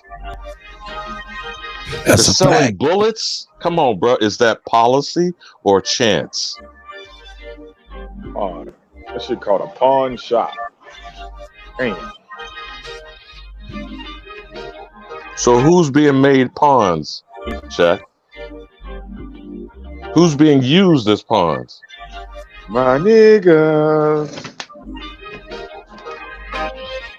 You don't see how all this comes and evolves out of the umbrella of a political action committee, raising money for candidates to run for office, to push agendas and plans like this that keep a so-called community black. Now do you get what I'm saying about the black tax, Kutty?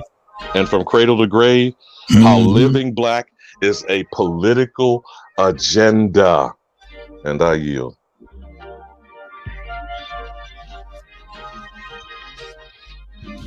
Shoot. Hey, Kutty, you said living black. I'm going to turn hustling black.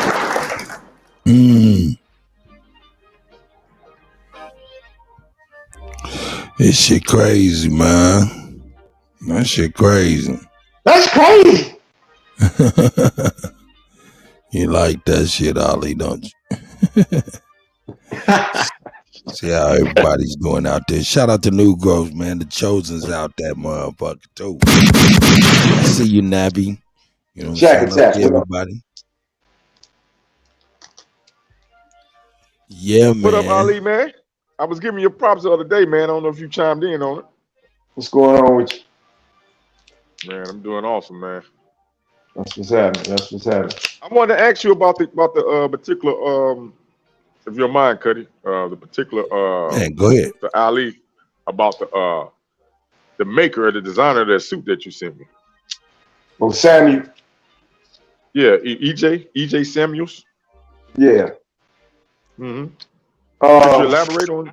Yeah, give us some information about this particular suit designer. If you don't mind. I'm gonna tell you. I got a friend of my father's. This guy lived in Jersey, and he's an Italian guy, and he used to he came from dirt, you know, and his wife and himself, both of them, they were seamstress, right? If you know anything about their history, they was the niggas, basically, right? If you gotta know about the Italian history. They South Sicilian, you know, they got right. Yeah, they got the dark skin, you know. So they was casted out as the niggas and all that. So when they came over here to America, he tried, you know, he did like most of them. He was in Brooklyn trying to get on and couldn't get on and messed around, started doing a little dirt, and then end up realizing, you know, what he do best, which is, you know, sew. So him and his wife, they set up a little shop at their crib, and they started making clothes. Now, when they started making clothes, I don't know how he ran into my father, but he ran into him some kind of way. And I remember my father brought some clothes home, and he was like, I ran into this guy, blase, blase. You know, he handmade this joint. He took my measurements. I went back a week later, and he had it ready. And so make a long story short, dude ended up opening up a store. And I've been dealing with him, man. I'm talking like, you talking about since the 70s, right? So he got suits that he make, as well as other Sicilians, basically, you know, that he deal with. So, you know, all the suits are handmade, right? High quality, and they usually sell them anywhere from, it depends on the suit. They go for anywhere from like $800 to like $2,800. So, you know, he that's right. I've established a business relationship with him to where, I don't know if people understand this, but you know, when you really establish business relationships with people, it goes beyond what we call payment. Things start becoming favors to each other. You know what I mean? For example, just to make an example, let's say you a farmer, you know what I mean? And I don't even ask you for no food, but I'm your people's, you know what I'm saying? So once you harvest, you just naturally come knock on my door, hit me off, and you done hit me off enough to feed the whole family for the whole year, right? So I'm a mechanic, right? And I'm talking to you, and you telling me, man, my goddamn transmission just went out, man. I got you. That ain't even nothing to discuss. You understand what I'm saying? Water?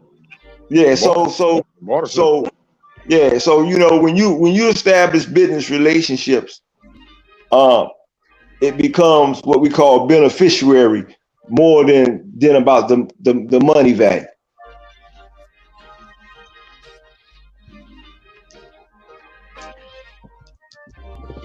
So you know, sometimes I might need some suits for a special occasion, right? When I say a special occasion, I ain't talking about for myself. I'm talking about like I be doing stuff like, say I run into some youngins, right? And I know it's around prom, and I'm listening to their conversation. And they ain't got no money for no, you know, rent no tuxedo, no suit, no shit like that, you know. I may see them. I may see people sometimes try to dress up, and you can tell they ain't really got the money to really do it right. You know what I'm saying? So I'm type nigga, I pull up on you and I'll just bless you. You know what I mean? I'd be like, yo, this nigga here this nigga making a clown out of himself. He got a clown suit on.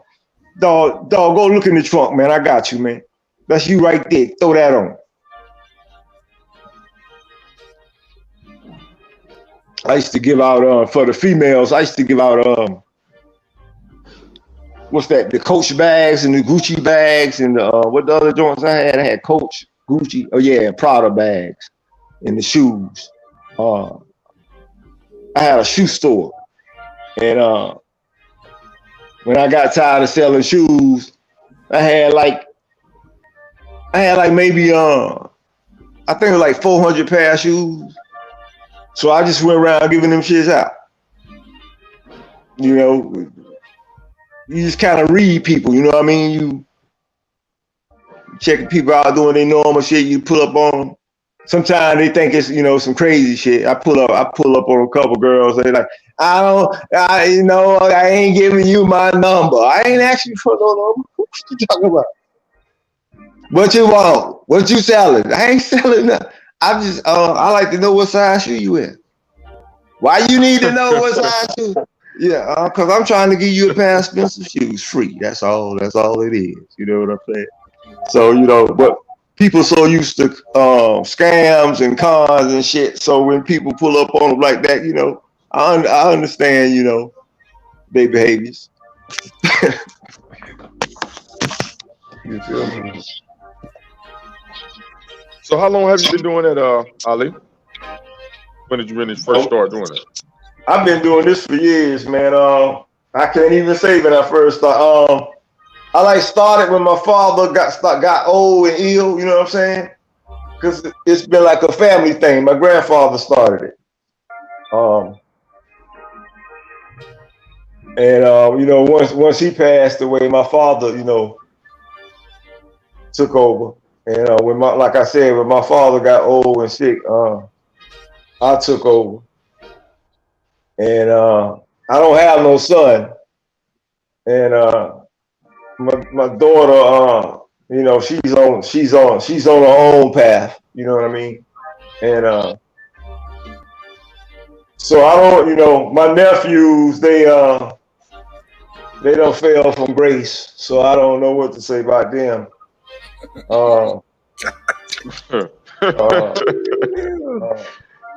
I'm just gonna keep it 1,000. They don't fail from grace. So I don't know what to say about them. They don't even. It's value, and people don't even value stuff. I'm gonna use the Jesse Lee Peterson. Amazing. It's amazing. But you know, some people don't appreciate stuff. Now this sounds crazy, but I'm gonna tell you something that happened. When I get tired of a car, I'm tired of it. So everybody different now. So my thing is like when I'm tired of something, that means that I see no value in it anymore. I'm gonna say this again. When I'm tired of something, I see no value in it anymore. That's not to say that it's not valuable, right? So, but when it comes to automobiles, when I get tired of them, I ain't the type dude that be wanting to trade nothing in, because I understand that market, and they ain't gonna give you nothing for it, especially your value. So my thing has always been like, who need a car? I'll always, you know, like keep my eye out for like who really need a car, right? So when I get tired of some shit, I can just call them and say, come get this ride. But the funny thing is, I've had family members that I've tried to give a car to, but they want too much. Now watch this. If I told you right now, yo, Shaq, I got a 2019 AMG out sitting out there in the garage, man. You want that jump? And you mean to tell me your reply gonna be, yo, you gonna send me a ticket, man? To get down that jump? You gonna cash out me some gas money to get that jump back? You understand what I'm saying? I'm already giving you the goddamn ride. What? So I've had some family members, they got mad recently because I gave away an X5 and a 3.6 series Beamer to some total strangers. And then after the fact, they was like, well, I wanted the ride. I said, but I told y'all a year ago to come get the ride and nobody showed up. So I'm watching a maintenance dude. It's a dude work maintenance. He riding a bicycle to work every day. You know what I mean? Dude in the rain. I don't give a damn what the weather is. It could be raining real hard. You know how the weather is in Florida. Dude coming on that bike. Yeah. You feel me? So I'm like, man, you ain't got no ride, man. So he's like, look, man, I'm working on that. I said, well, look, you ain't got to work on that shit no more. I went in the house, got the damn keys to the Beamer, came back, and said, man, that shit yours. Damn, Ali, I wish I knew you when I was in Florida. He was like, riding the bike to work too, nigga. He's like, is it hot, Migo? I said, nah, that shit ain't hot. That shit yours. That's what it is. Shit, get that shit, man. Get that shit up my damn driveway. So then, I gave the X5. I seen a girl at the bus stop, and she had two little kids at the bus stop and shit. So I pulled up. I was in the street. And I was like, excuse me, I asked her, did she need a ride? Right? I was saying, like, do you need this ride? You know what I mean? But she thought I was like offering her a ride. So I was like, she said, no, she didn't speak English that good. She was like, no, ma'am, Mr. Stranger. No. So I was like, no. I pulled over and kind of like went in this parking lot behind her, and I was explaining to her what I was doing. I said, look, I'm getting ready to buy a new motherfucker ride, and I'm tired of this motherfucker. They ain't gonna offer me nothing but about $10,000 for it. I might as well give you this motherfucker. So she was like, you for real? So I was like, I told her I need an ID, because I can write her official name down and shit. So I did that shit. She started crying and all that old shit. And, I went on about my business, made her day. That's all that matters.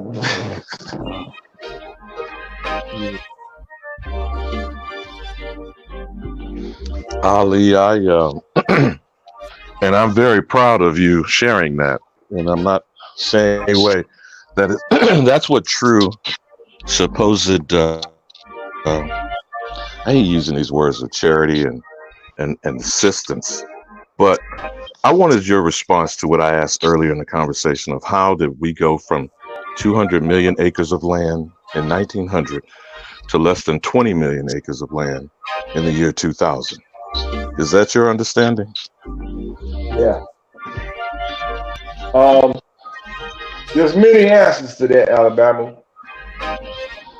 As we say, layers, right?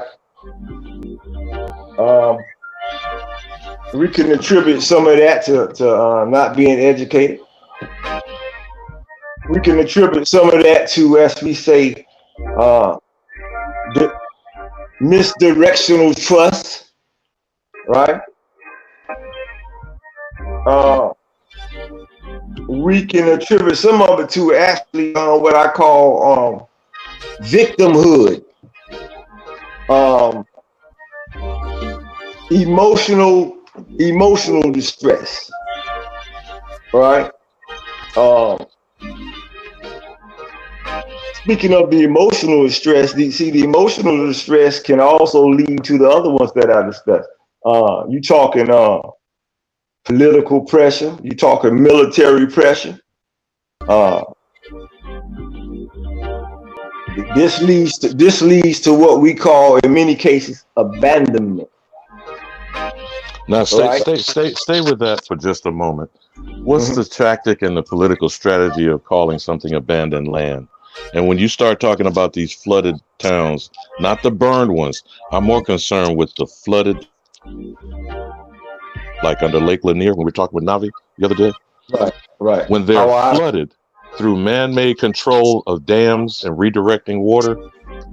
Well, chop that up a bit, man, about what abandoned properties and we don't understand. Now, hey, tell me this. Hold on. One second. Didn't Navi say something about somebody suing? I don't know if she did go into that. She's in the chat. If she come in and give us something because to clarify that. But even I know you we was brought it up. Was it Oscarville or whatever? What was the something actual like that. town? Yeah, it was definitely Oscarville. But what I'm saying is, I think we was talking about Lake Lanier, and then either later on that evening, I seen saw an article about a lady suing to have Lake Lanier drained because of that. Now, okay, all right. Yeah, Navi was Hold Yeah, on I a second. didn't know if that was Navi that brought that up though, and if Hold I on, was because kind she of talked sleep and about shit. Dawson, I believe the name of her family. I think it was Dawson County. But here's the thing, though. Please clearly hear what I'm saying. Mother Viola Ford Fletcher and the lawsuit being thrown out. Why'd you trigger us with that, Kutty? Not just that purple and gold nigga and showing booty buck breaking and rump rangers. What was the significance of that lawsuit being thrown out with prejudice? The abandonment of them being Indians. That's why I got threw out. Nah. Trust me, dog. Ali, I don't want you to think that I'm dismissing what you're saying or disagreeing. I do agree with you. But what I'm thinking that he's looking for me to answer is this right here. The systematic boule influence in rocking us to sleep. And that slick ass smile at the end was his sign of success after rubbing his eyes fake crying and shit, about to start a fire and shit. And remember, he makes the impression, you see how hard I fought? You see the evil white masters at it? They threw out the lawsuit. You know, I mean, but go ahead, Cut. And what did I call that? Talk, man. Hey, man, I'm telling misdirected trust. But I'm saying, Ali, do you want the floor? Nigga, you done talked about all the suits you done gave away, nigga, and all this goddamn shit, nigga. You want the floor? Still go ahead, nigga. Go ahead. No, I'm ad-libbing on what you're saying. I said misdirected trust. That's what Alabama was saying about the guy who you got your enemy up here, right, representing you. That's misdirected trust. Get it. You feel me? You got to you got to represent yourself. So whatever that is. I mean, it could be. Look, I'm vegan, and you can't have a damn meat eater representing you.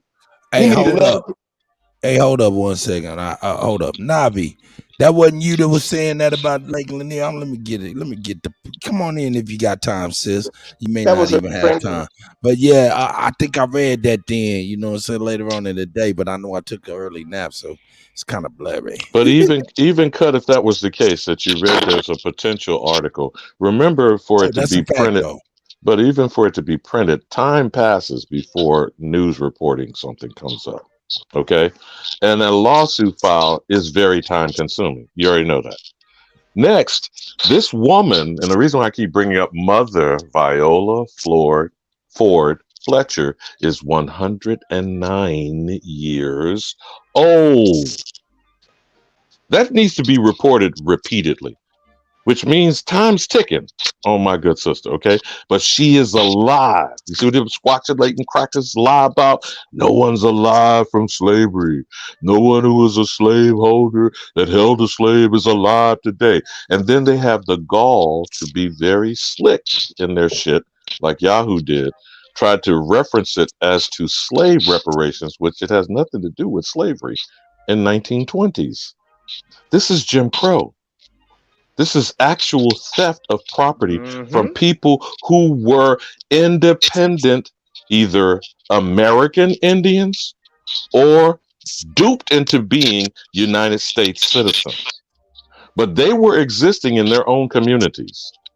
And the same fucking white terrorist mob that was turned loose on the Capitol on January 6th is the history of the Klan as a civic league. Do you understand what I'm saying? Tax exempt 501c4, Kutty. You get what I'm saying? Hold on, somebody got a bad feedback. My bad, Alabama. That was me. Okay, cool.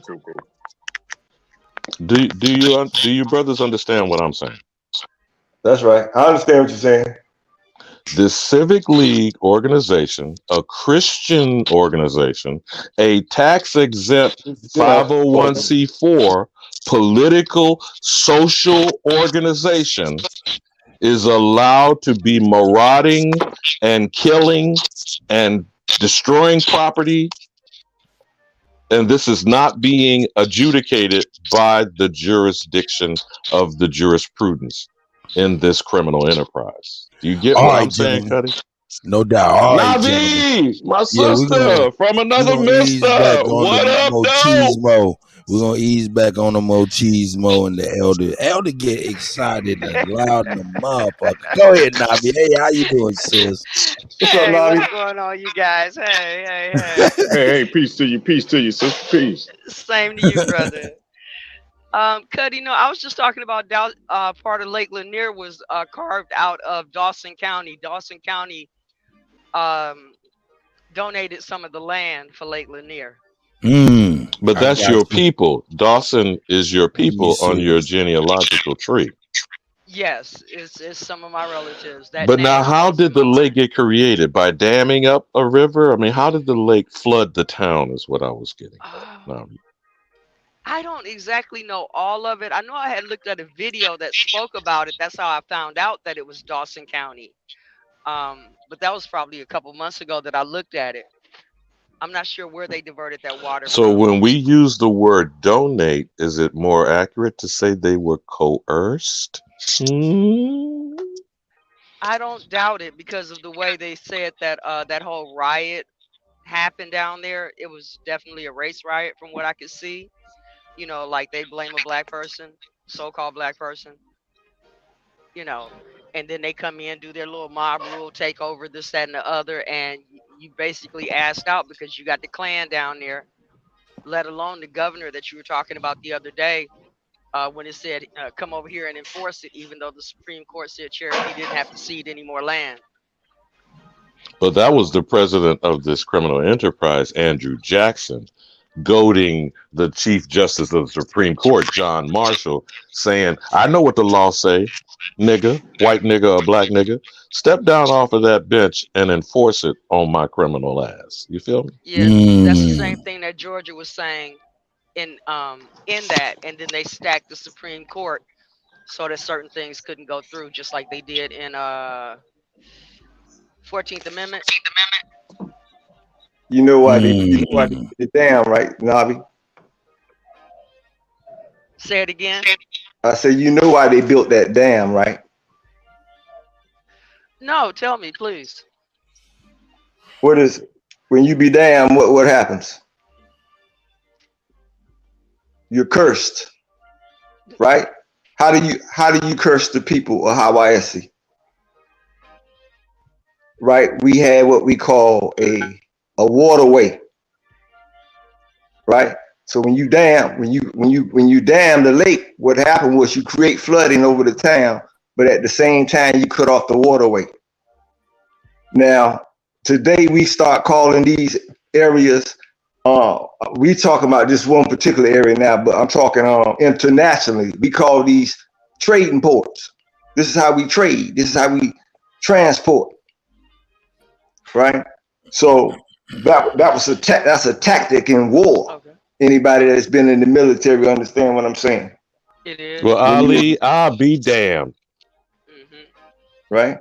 You invade, right? You talk about natural resources you want to cut off first. Electricity, right? Water, right? You ain't worry about the people first. Because this is going what you call weaken the nation. Shout out to Daniel. I see you, BA. Right? So I see y'all. It makes your invasion easier. Chris, right? I see. But not only what you're saying there, Ali. The public utilities and the waterworks come from that as well. That's so right. When you go and flood out and destroy and try to eradicate the existence of the Aboriginal community that preceded you, you then come and set up shop and create these public works, waters, electricity off of the water that was used to destroy the original Aboriginal community. All right, so check this out. Shout out to Luer Grassroots. You know what I'm saying? Go ahead and subscribe to Lou Era Grassroots. Lou Era Grassroots. You know what I'm saying? For this jam and his work. Here we go.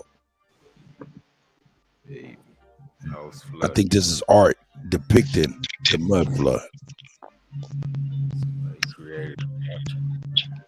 That shit looked like Katrina in Louisiana to me. See, it's easy to flood us out, Alabama, because all of us lived on the water. 35.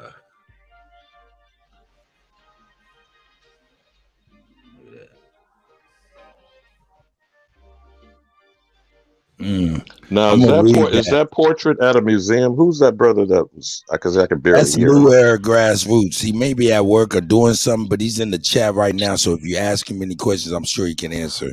But I'm going to read this for y'all just in case y'all can't read But I'm this. saying, is that posted at a museum? Because that's why I see it's the writing that you got there. Go ahead and read that. It's something or another. Yeah, I would say so. Yes, sir. I got you. I think it is though the way they got it. Yeah, Lou, you heard the question. You know where you got it. Here we go. John Stewart Curry, American, 1897 to 1946.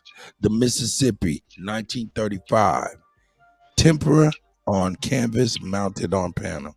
Okay, that's the name of the portrait. An African American family and their, what is that? You see that African American shit? But go ahead, bro. Go ahead. Yeah, you rocking my rhythm. I ain't even trying to read this shit. Hold on. Quit rocking my rhythm, Elder. Damn. Here we go.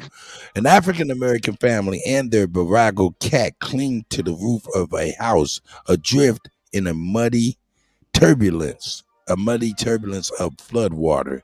The father's hands raised, beseeching divine aid for, what is it? Silhouetted against the break of light, suggesting hope for a lightning in the background situation. The artist John Stewart Curry, like many of his fellow American scene artists, believe in the rural family as the bedrock of American values. This painting is based on a drawing whose title, Mississippi Noah, refers to a flood that plagued the Mississippi Valley in 1927, covering 27,000 square miles, displacing over 200,000 African Americans and enlarging the Mississippi River to a width of 60 miles below Memphis. This flood was the most destructive in the nation's history. It was, however, only one of many that plagued the nation's rural populations in the 1930s. So that's it, man. Shout out to that was in the Shout out to Lou, man. I'm sorry, man. Please. He was saying that is in the St. Louis Art Museum. Okay, is that what he said? Mm-hmm. See? Golly, that's crazy. I want to play this again. Somebody created and captured this moment. Time. Let it. Now, how is that not the video you saw in Katrina in New Orleans? That's exactly what I thought when I first seen it, to be honest with you. House flooded. Look at our people, man. Shout out to Lou Era for motherfucking with this triggering ass video. Shit.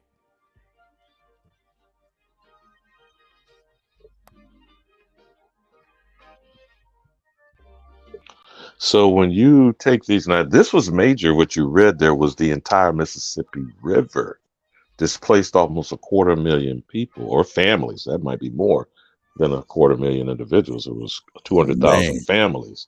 And this was, as he said, below Memphis. So is that from Memphis down to New Orleans? What did that say? That said, yeah, this They flooded 27,000 square miles.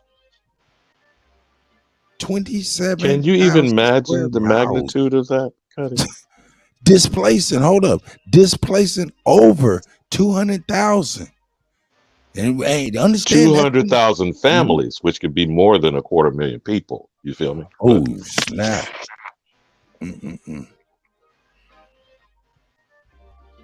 But just as Ali was saying, remember these are families and farmland in the 1920s and 30s, bro. Now, was that a natural flooding event of the Mississippi River, or did there some man-made, like blowing the levees during Katrina type of shit that happened? I mean, it's speculation. I don't know. Hey man, everything is at play. Hold up, somebody's in the back. Was that? Damn, I'm sorry, Navi. I don't know what happened, sis. Did I put you in the back? I'm so sorry, sis. No, I'm already now. But I have to jump out, try back in. Hey man, peace, everybody. Peace, peace and love. peace, he not nice. Hey, Navi, check your mic real quick so I can make sure it's okay. Testing 1 2. Testing 1 2. Sound great. Testing Sound 1 great 2. to me. Sound good. You good now? Peace and love. Peace and No, love. what I was asking was that a natural flooding event in the 20s and the 30s of the Mississippi River, or could there have been Army Corps of Engineers like they blew up the levees in Katrina, allegedly in Katrina and New Orleans? It could be a combination of things. Okay. All right. What you mean? It's kind of like, I'm gonna give you an example of what's going on across America now, and this ties into the land. A lot of people are under financial strife right now who own land. Many of them have been tricked to sell the timber on their land. So as you drive through the nation, you may see different areas where they, I'm not talking about areas owned by the government where they grow trees just to cut them down. I'm talking about private land owned by individuals, and you may see some contractors out there tearing up the, knocking the trees down. Now, unfortunately, this is what's going on, and it happened to some members of my family. Landed. Let's see if you landed right. Go ahead. They sell the rights to the trees on the land. So the contractors come in and knock all the trees down. Now keep in mind, over an area, I don't care where you live at, right? What do trees do? They create massive amount of roots. What do roots do? They absorb moisture, right? Get to the point, nigga. So all of a sudden, you got an area, however big it is, where all the roots have been removed. So what does this create? Mud floods.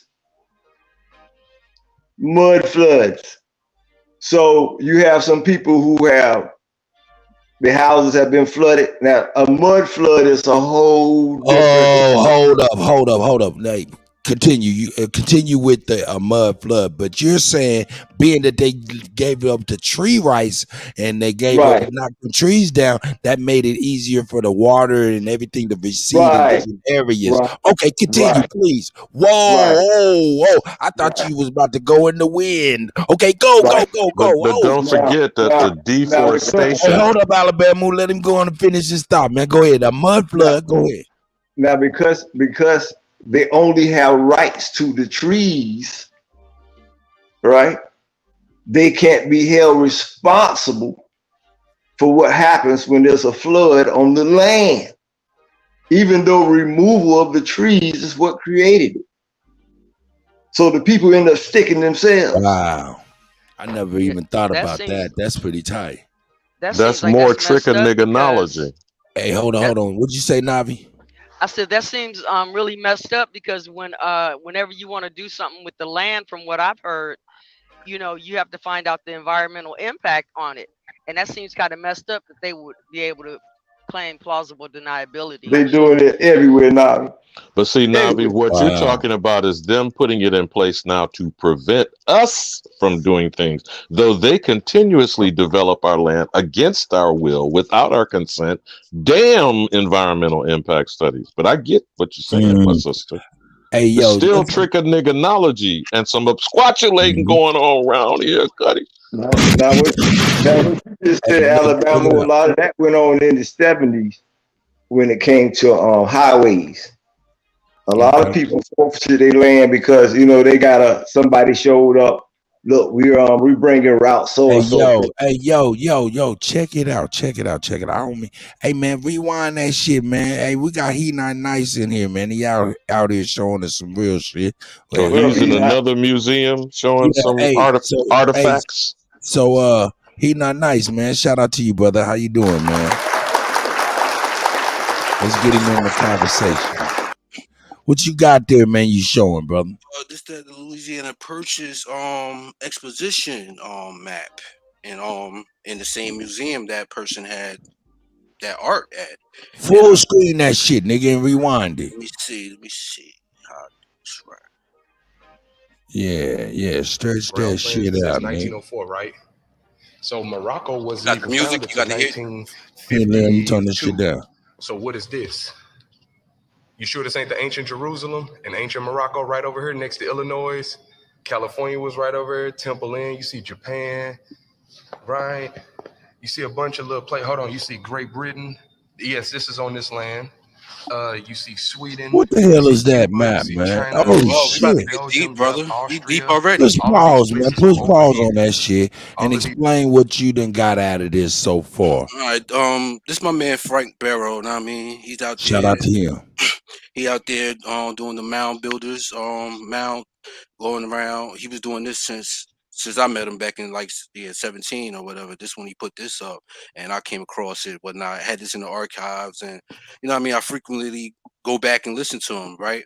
But this is talking. This is the same museum that so-called drawing, right? And we gotta understand, we are illustrated as people. Pardon me. We look at these drawings like I can't just draw something right now, right? And you read people drawing things and interpretation things to however their perception is. That's the key thing to all this thing, because we not on one accord. We all got said perceptions of things. Now, my perception of things is still studying. I'm still studying, looking at these things as far as I can. Right.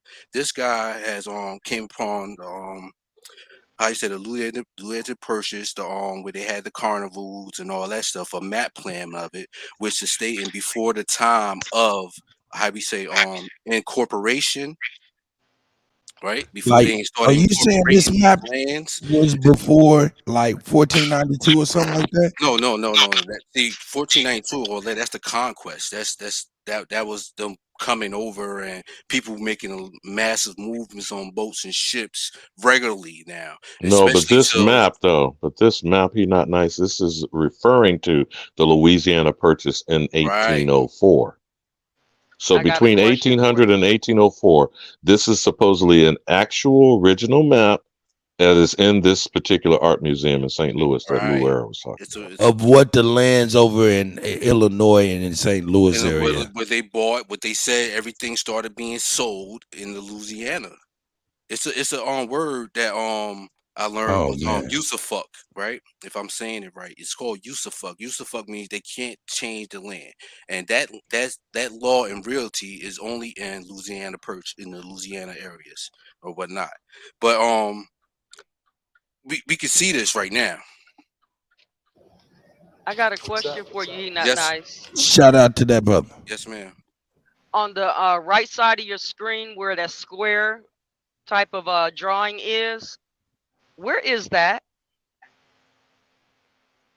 Does it have an identifier of where they're saying that is? Oh, this is in the Louisiana museum. The same. No. On the picture, on the map. It's like something square that shows up on the right side of my You screen. got to skip into the video and go You back to talking the about map. the legend of the map? Hold up. You got to get back up in the map for real. I just gave his walkthrough. It's only 20 minutes, but we can stop and build.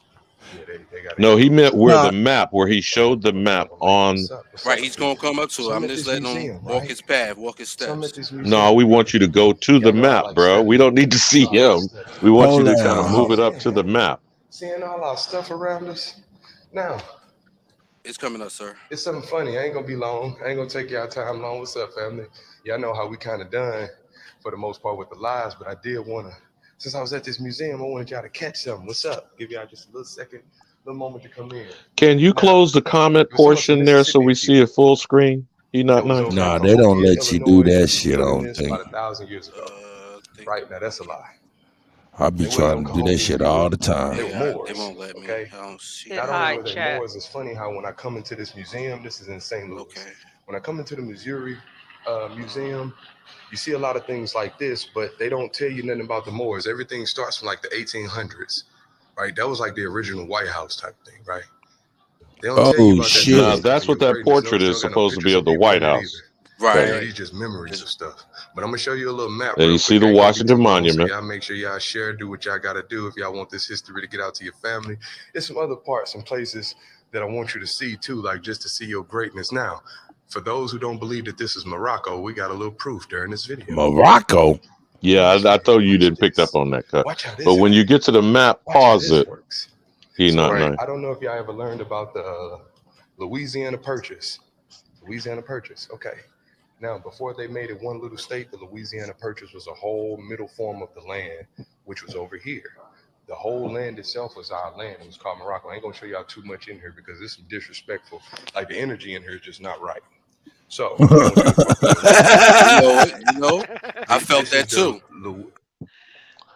Okay, All now right, that pause first that, pause pause there. that, yeah. Yeah. Now, what is that saying? That writing. That right there say, "Oh, go ahead, my brother. You closer to it." There you go. Pause it. There you go. It said the ground plans of the Louisiana Purchase Exposition. Now we all understand what that is, right? The exposition is when they was going around doing these carnivals, certain type. They try to say there was carnivals to them and presenting new ideas. With the ideas right now, people thinking is new, but all these stuff is around the expositions. But he not nice. Here's what I want you to understand, what I'm getting by just looking at the date. This is 100 years later. This is the plan for the exposition fair, Kutty, not the actual Louisiana Purchase.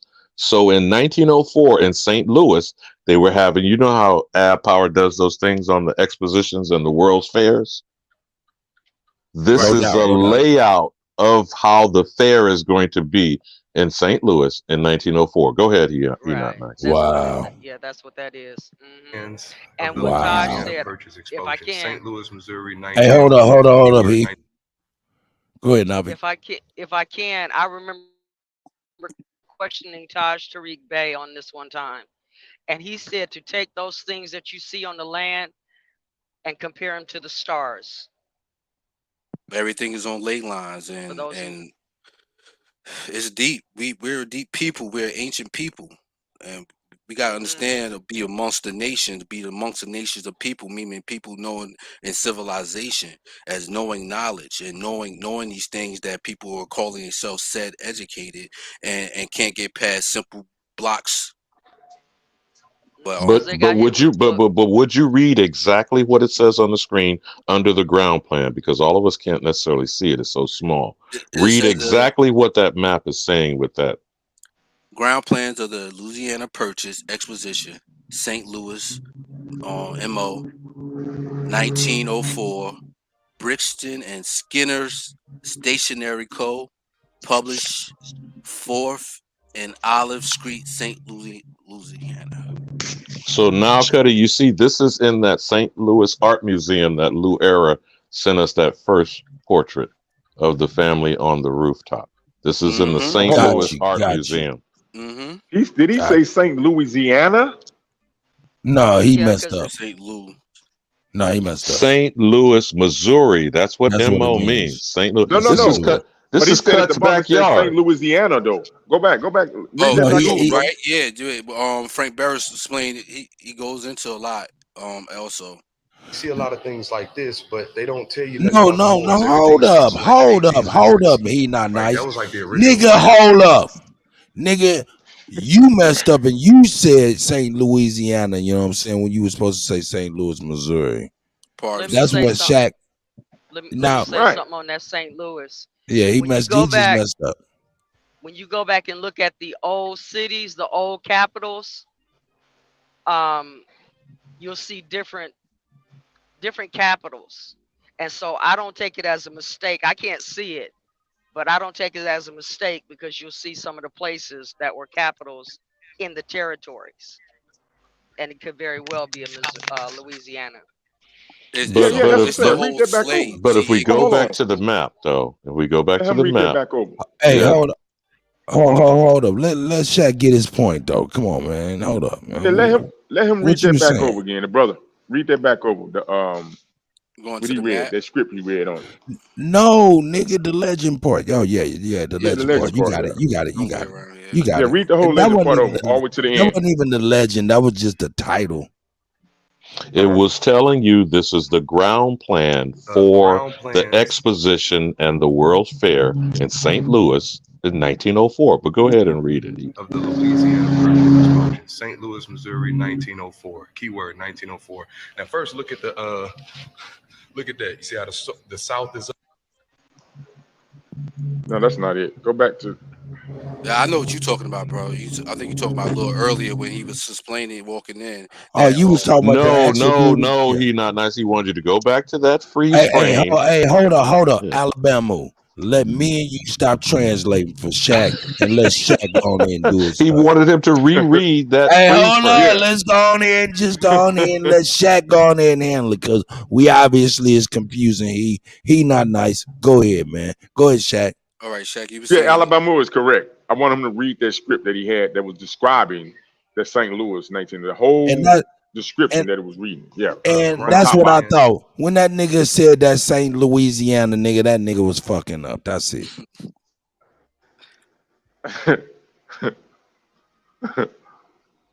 No, but just read the entire script is what we're saying. He not nice. Yeah, that's all he said. It says Brixton.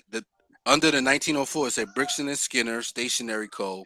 Publishers, 4th and Oliver Street, St. Louis. And what that's really saying, because that street is still down there, 4th and Olive Street. 4th and Olive Street. You know, Dr. Coleman's was putting motherfucking slugs in niggas' head still to this day on Olive Street. Niggas go down there and get gold slapped in their head like a assembly line car. Oh, but Kutty, can I ask the question? Yeah, please. Can I ask the question? Is that territory, was they considered the whole territory considered Louisiana before they cut it off and just cut it off to St. Louis? That's when we get into That's the what I French, was trying to correlate. right? The French, the Franks, and the area they so-called had territory of. See, this is supposed to be of that sets areas.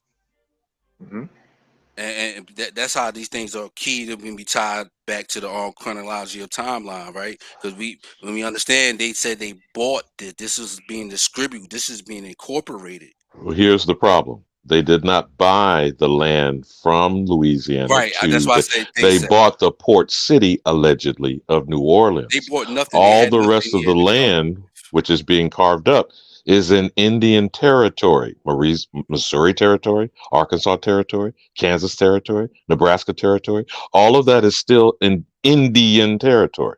But this particular map is for the World's Fair in St. Louis of 1904. But let the map play so we can see what the outline of what they're claiming. Said as well. We gotta tie all of what they saying. This is mostly what they are going to display to us is what they're saying. Regardless, it's not us saying this stuff, but this is they're putting things in place. They are putting the pieces onto the board. I'm gonna go. Of the Louisiana Purchase Explosion, St. Louis, Missouri, 1904. Keyword 1904. Now, first look at that. You see how the South is up. The reason why I stopped that because that's another key of how things are upside down. Is that the natural way of the compass?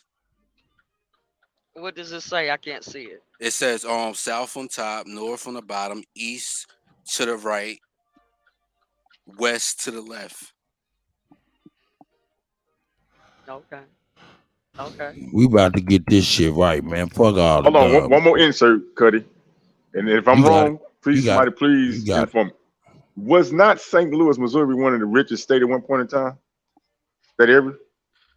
We got to understand, this is the things that we listen to what they have said, right? Their story. They repopulated these places. They was But also bringing St. Louis. But remember, all St. of this Louis is was based. also St. Louis was also the capital all the way over to Oregon. Remember, this is based on the Mississippi. These are trade routes along the Mississippi. But go ahead, let it play. Let it play. He not nice. North, and the north is down south, and the west is east, and the east is west. So you see how they flipped already? They didn't flip the compass. So now everybody's direction is off whenever they're looking for something particularly, or whenever they're trying to see where something is or what something is. So key word that I want people to see, because north ain't south and south ain't north and east ain't west and west ain't east. Little do people know, so they kind of... We heard that, what he said, right? You understand it? They flip things a lot, right?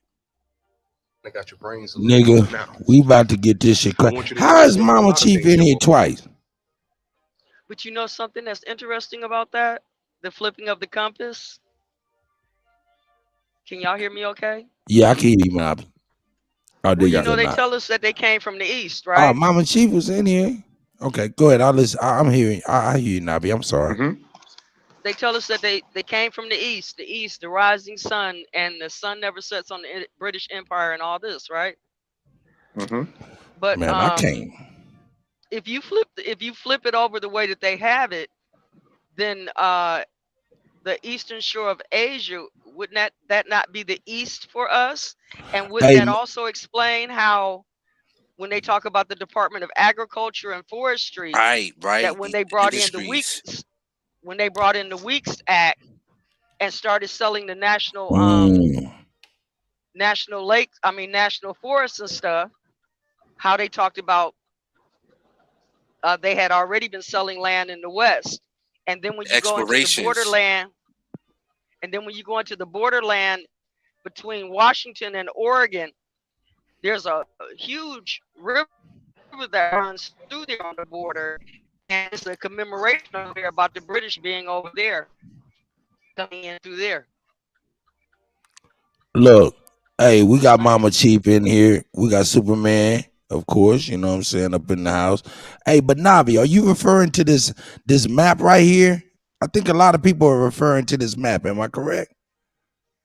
Referring to the compass. Yeah, but we're trying to see the map laid out. I wanted to see what the land that's looked what I'm like. saying. Just Can you close that hold comment box? Hold up right now. Everybody chill.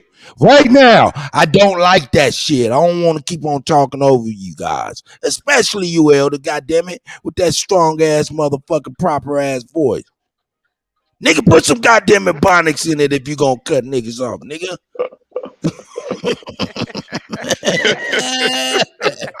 Nah, man. Yeah, I mean, hey, we some straight up idiots. We some straight up idiots. Hold up, though. On the real reason why I was saying that, because I got y'all taken care of over here. Let me get y'all taken care of right now, because I went ahead and grabbed that, and I wanted to make sure y'all had that. So I grabbed the map, and let me put the map over here. Bam. Can y'all tell me when y'all can see this map? Boop, boop, boop, boop. Nope, y'all can't see nothing yet. I'm sure. Yeah, because that comment box, man, is really fucking up the layout. I know. I got your back, Fade. I think I got. There it is right there. How about this right here? That works a lot better. Let me get Bam! This. You know what I mean? Let me do this. There we go. Know what I mean? Nigga. There we go. The hell, they went hard in the paint. All right, let me get that right. Now, you see this, Is this now. Better? Yeah, now you see the actual map. That's what the point I was trying to make. But what is this as you're looking at it? What does that look like to you, Cut? That's why I was showing the video, because they're gonna correlate these same places with the pictures that we showing on the wall. Oh. These were structures, and this was like the big city to us. We going to the big city, boss, right? You're gonna be a big city boy. This is And our I big got it in city. high resolution so This is we our can check it out. colleges. This is how we were studying. But hold on, now he not nice. Hold on. When you go back to where you see the layout, Cut, you notice the way that they're laying out. Remember now, this is a fair. We're talking about a World's Fair in St. Louis in 1904. See down at the bottom there with all the buildings, they're representing nations and things. You see all these different things there? Oh, I see traveling to the World Fair. I got you. Oh, snap. This is what we call schematics, right? Before it was called schematics. But remember, Shaq, this is how the fair is going to be laid out for tourists to come and visit. That's all I wanted to try to point out, my good brother. Wow, this is crazy. This is intricate. Yeah, I was trying to see if there was something on the right hand, one of them squares on the right hand side. I thought it was representing some walls that would have coincided with Mississippi. That was my reason for asking about that map, what that square was. But I didn't know. Do you see? Hold on, right there, Cut. Do you see the word agriculture? That's a building. You see that? Agriculture. You see that? That's letting you know there's going to be a building there. There's going to be agricultural stuff inside the building. Look at the building above it. Scroll down a little bit there. Telling you, there was a building there. They destroyed these things. No. Hold on, he not nice. Hold on, he not nice. Go ahead, please. You see where it says horticulture? Yes. Okay, now to the right of it, you see where it says Philippine above it? Annex. Yeah, it says but Philippine what does it say? Annex. Philippine exhibit. Exactly. Exhibit. Now do you get what I'm saying, Kutty? These are going to be the exhibits at the fair in 1904 in St. Louis. Now do you get what I'm saying, Kutty? Oh, most definitely. And this is crazy. Yeah, it's telling you from the south is up. And it's crazy. Yeah, and the entrance or in other words, you could call it a trade show. World trade. World trade. Now, all those things above the horticulture. Hold on, Cut. What are those things, those areas that are being described above the building that's going to have horticulture? And horticulture is gardening, by the way. All right. So, above that is stock pens, stock barns, livestock farm, dairy barns, stuff like that. Which is where the animals are going to be held for people to. It's like going to the fucking circus at a goddamn fair, which is not fair because you're going to do what at a fair, Cuddy? You're gonna. Oh shit! That one say that's the California exhibit. Wild animals of California. Wow, this is crazy. Let's look at all of this, man. Tell me when I'm moving too fast. Now, when you say plateau of the states, what is that meaning? It's talking about plateau of the states. What are those different little boxes in there? Those are like buildings and tents and shit. You know, when they erect stuff. Right. It's got a lot of state names in there. I know that. I'm seeing that. I see Arkansas. So they're going to have representations from the different states at that time in 1904. They're going to come and display their wares. You see what I'm getting at, Cuddy? I'm saying these things been there already. Well, you have to also think too that they had to have built them. We were the architects. Our brothers were the architects. They destroyed them. They had pictures of them destroy, like they building up these places, but not from the foundations. Right now, the one with the golden statue in the middle of Rome is still there, but nothing else is. Right, but it doesn't take away from the fact. Yes, it does, because we are talking about underwater and water. Listen. Let me finish. Let me finish. Hey, Navi, you gotta excuse the more in him. Go ahead, Navi. You got it. That doesn't take away the fact that if this was a major commercial city and we were dealing with our folks were dealing with world affairs and trade and this, that, and the other, that we would have built a place to demonstrate those wares regardless of whether or not other people came in and destroyed them. We still built them.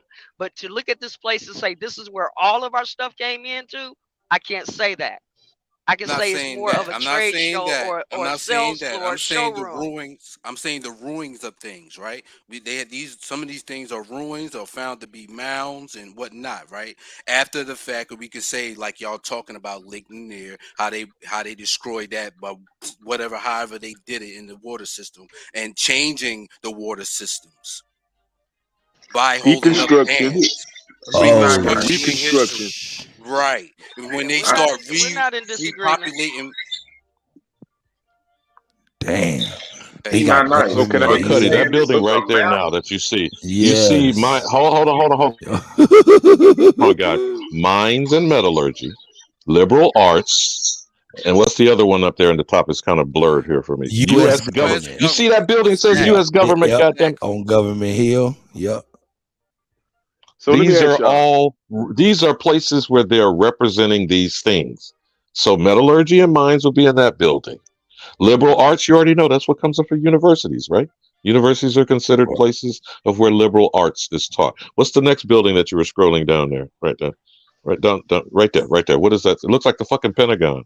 It says so education and social and economics. Excuse me. And then manufacturers. Now do Yeah. you see how this looks like a fair, a world fair, right?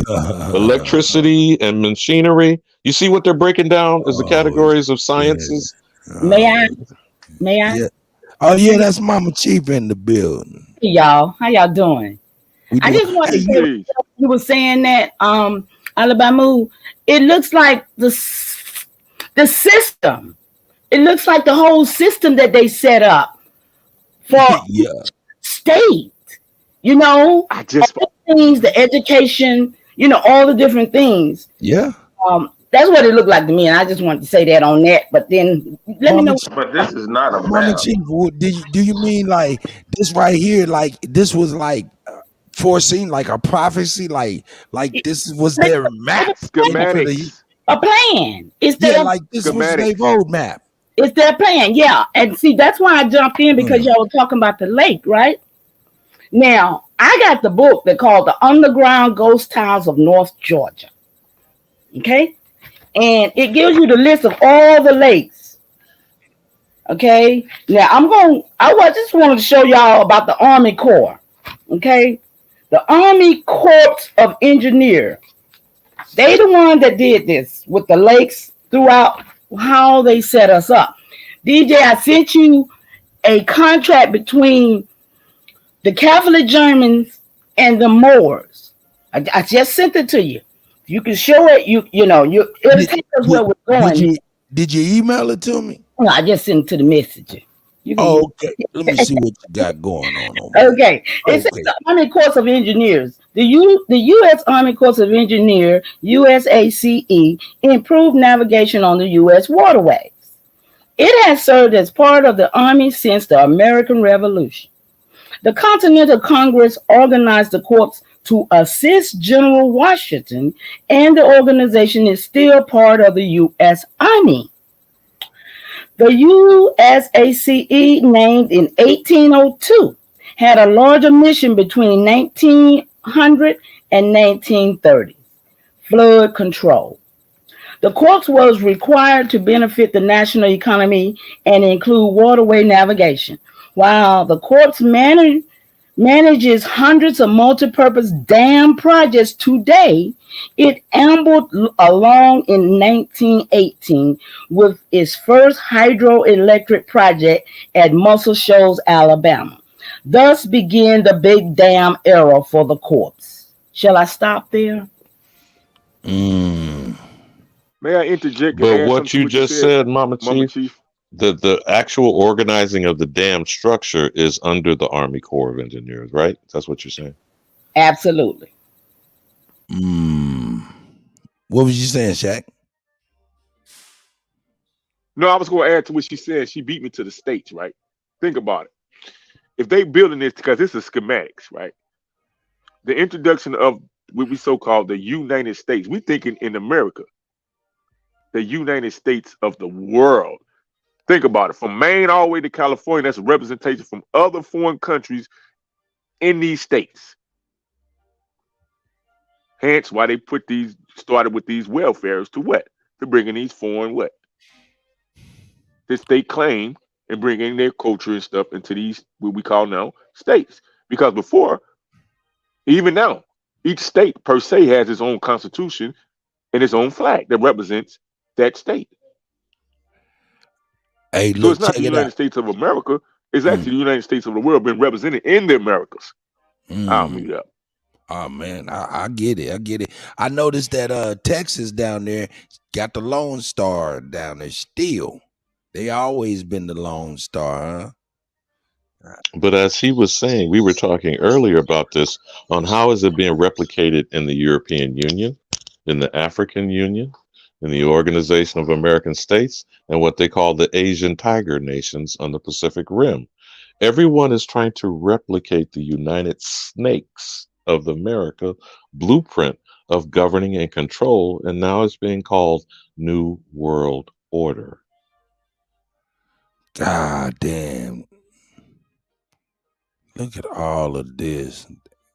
They got But remember, they're alleging, which I find interesting, someone in the chat said, according to what they report during the World's Fair in 1904 in St. Louis, 20 million visitors. Could you please explain that to me when motherfuckers were still in horse and buggy? Oh, damn. And barely had, I don't think there was even locomotion That's yet. one of the keys. That's 20 million supposedly attended this World Exposition Fair. 20 million, Kutty. That's one of the keys. If you could understand where I'm coming from, saying this is, if we look at the map as what if you see today and put this on top of it, we can understand that what we think is a little area is really a big graphic part of the United States, what we call the United States of America today. Hey man, these symbols mean something too on the top of these buildings, because on that top of that varied industries, I swear that looked like a broken dollar. That looked like a broken dollar for real. Like if you were to rip the dollar in half, and if you were bet to trading places with people for $1, Mortimer, what you saying, Mortimer? Straight up, look at John. Hey, I'll go one step further with you, Alabama. The book, Crucible of Power, I think it's in volume 1. Oh, they talk about the $1 American. Hey, let's keep it $1,000. They say the South African Boer exhibit. Ooh. Now you know who the Boers are. Now you notice they got Jerusalem and Morocco side by side. And right below it is the building called Fraternity next to they got Virginia and Georgia right above it. You see that? Yeah.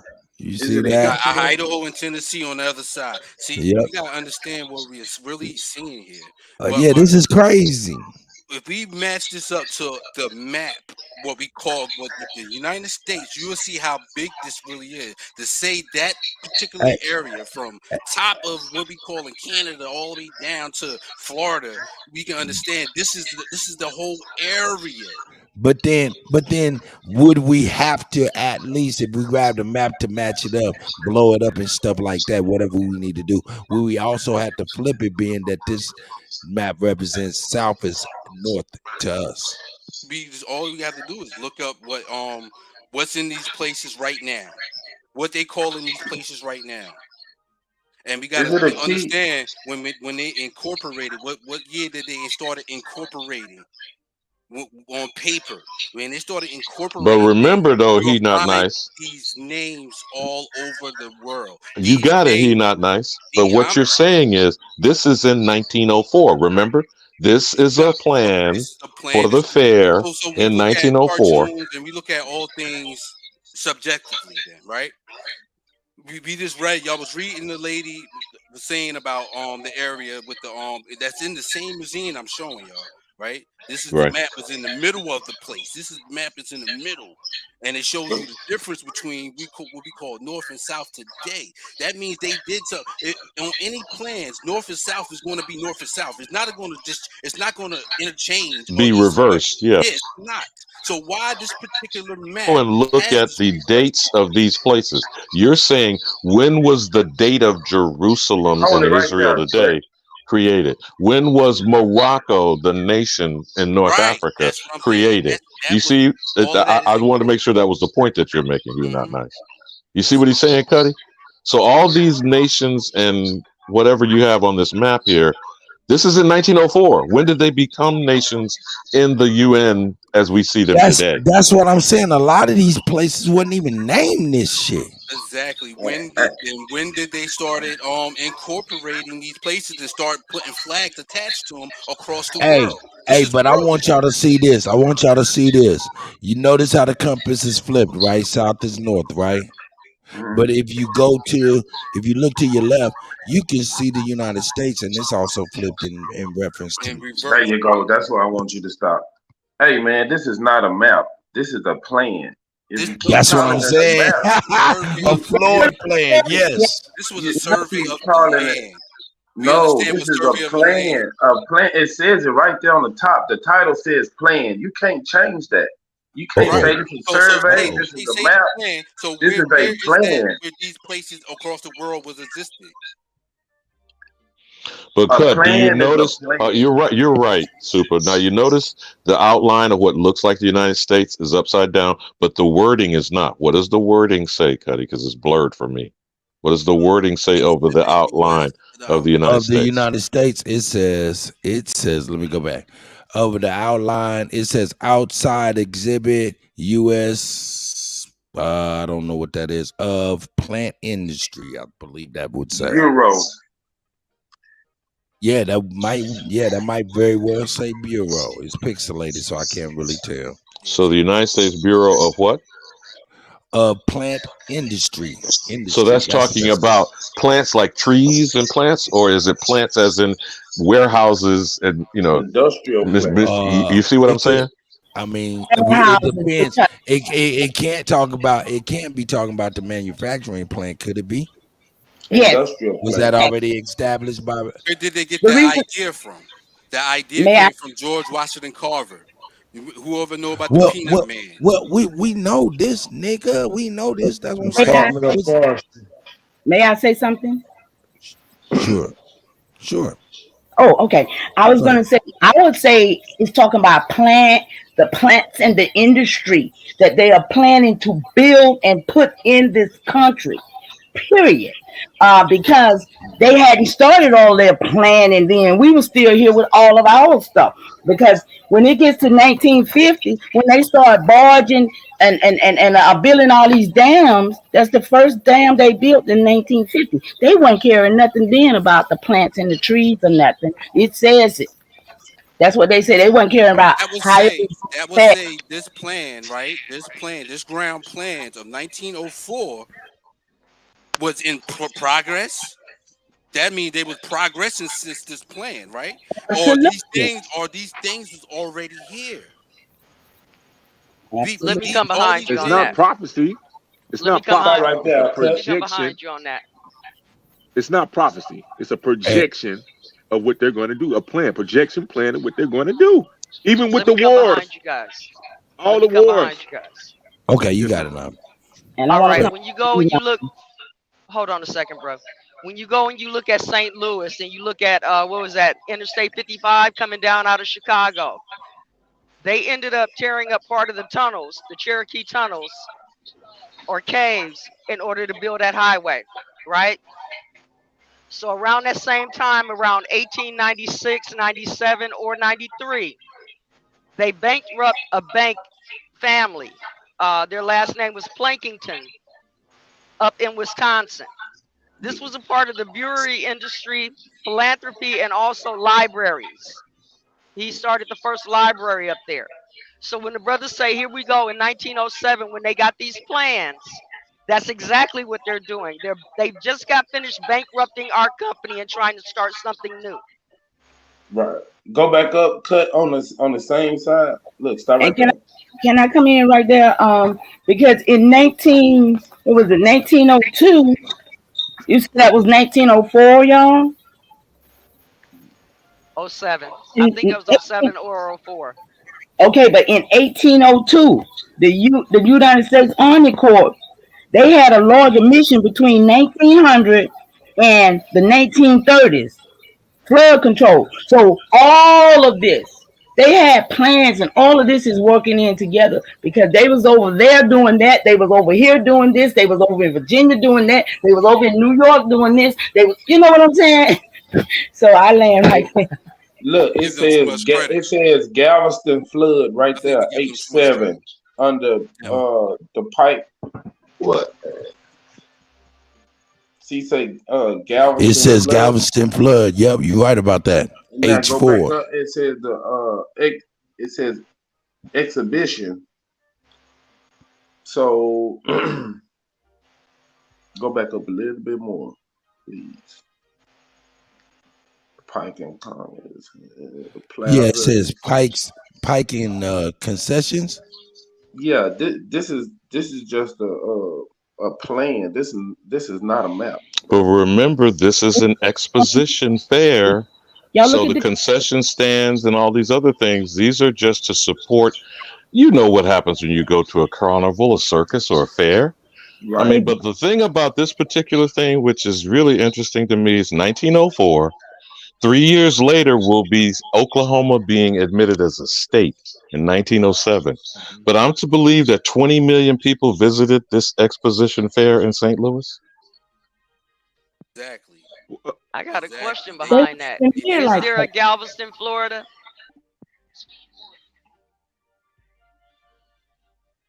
I don't know that there's any other Galveston than Texas. I mean, I don't know. Right. Someone else could. That's the same thing that I'm getting. I just pulled it up on my GPS, and there is no Galveston, Florida. It's Galveston, Texas. So what you're looking at, listen, I know you want to, hold on a second, okay? So what we're looking at is Florida. That Florida went from the East Coast out there to the West Coast. So when they say Galveston, they're talking about the United States. These are plans for what they're going to do with the land. I agree. Let me add to that, because she got a point. Because in Texas, there's some duplicate things going on as far as the name of this certain city. They got a Jacksonville here in Texas, and a Gainesville here in Texas, and they got a Jacksonville and a Gainesville in Florida.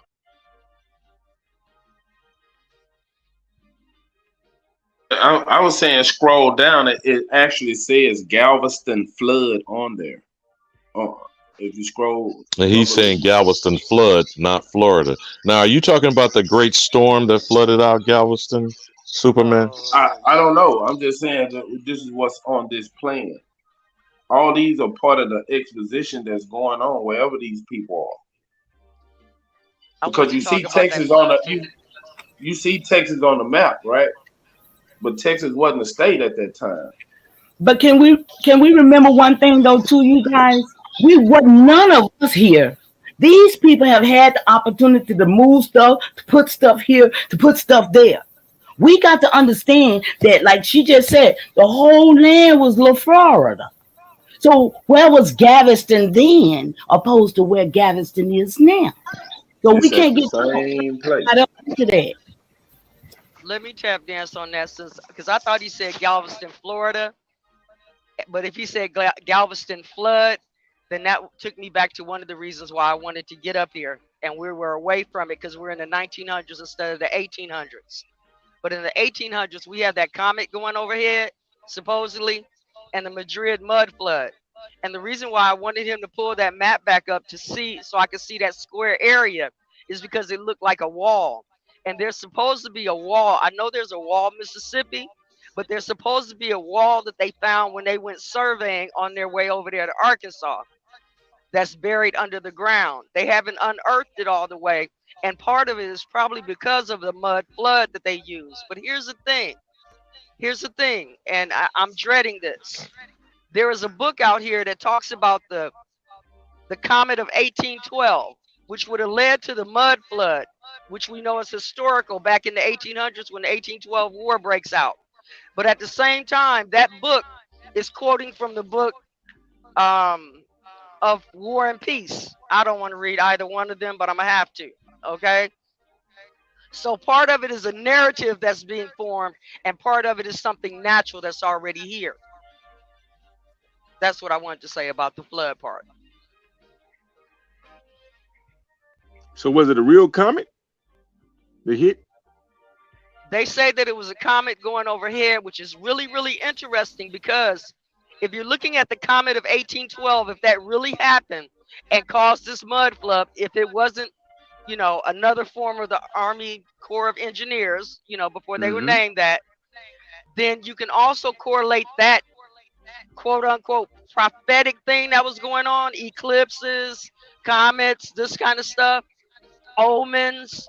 You can equate that also with Christopher Columbus. Supposedly that was the reason why the Indians followed after his ass over there on the islands because of an eclipse. So put all that together. May I? I was just going to ask, are you saying because of coincidence, or are we supposed to be spooked out Negroes? They want us to be spooked out Negroes, but you got to you got to think because they don't want you to think. That goes back to the schooling part of it. We were excelling beyond their wildest imaginations coming out of this shit, regardless of what they did to us. They had to pull us into the schools to slow us down and to find out what we knew. And now we done got dumbed down by the church, the universities, and the states. And I digress. By everything that they have given to us per se. Because, you know, I was just thinking earlier about the fact that we've always praised our power and strength for everything that we've gotten. But these people have came and gave us some other type of thing. And I was thinking about how my mom died, y'all. She died believing in Jesus in the hand of the devil. And she was in the hospital, and they love to see you coming. When you come in the room, you're just waving and praising to Jesus, because that's giving them power to think they God over us. Everything that we got now, the weather, everything. I look at people, look at the sky and see chemtrails and say, oh, how beautiful that is. And I'll be like, oh, how sleep you still is. See, these things right here is the problem. And I land right there. So you saying the Bible is not a prophecy. It was all part of the plan, MK Ultra, and a projection. Is that what I just said? I think that's what I interpreted. No, that ain't what you said. No, that ain't what you said. I interpreted that. I just used the fact of belief and knowing. And that's why I'm going to leave it. Knowing and believing is two different things. And when we're giving all our praise to what they've given us and we don't know ourselves, that's the problem.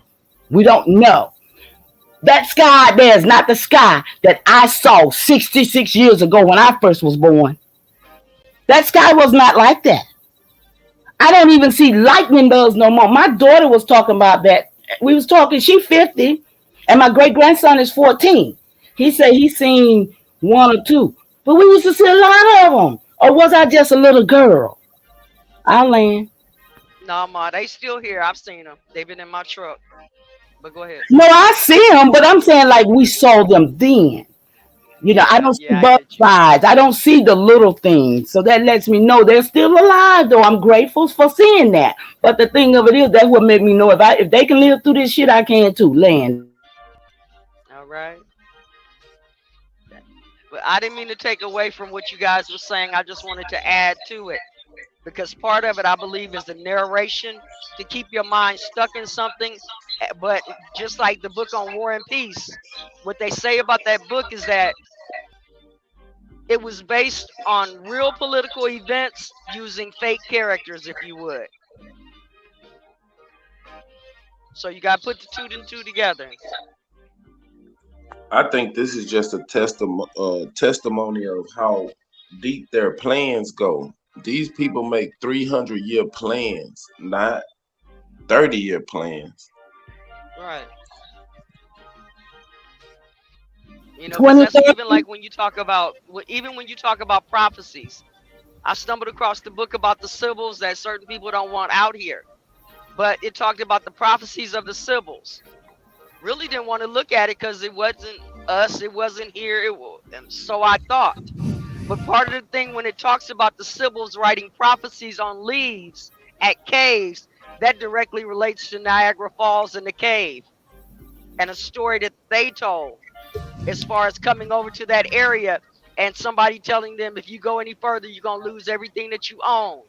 And then they had that war up there by the Great Lakes, by Niagara Falls. I'm back, y'all. But if you look at it, they done flipped everything. So, like you saying, the education was to flip our minds too. Yeah, well, like I say, and you've heard it in another way, truth and falsehood is strangely mixed. But like I say it, mixed, mingled, twisted and screwed, flipped upside down, turned inside out. Yeah, and that's for but the individual to figure it out.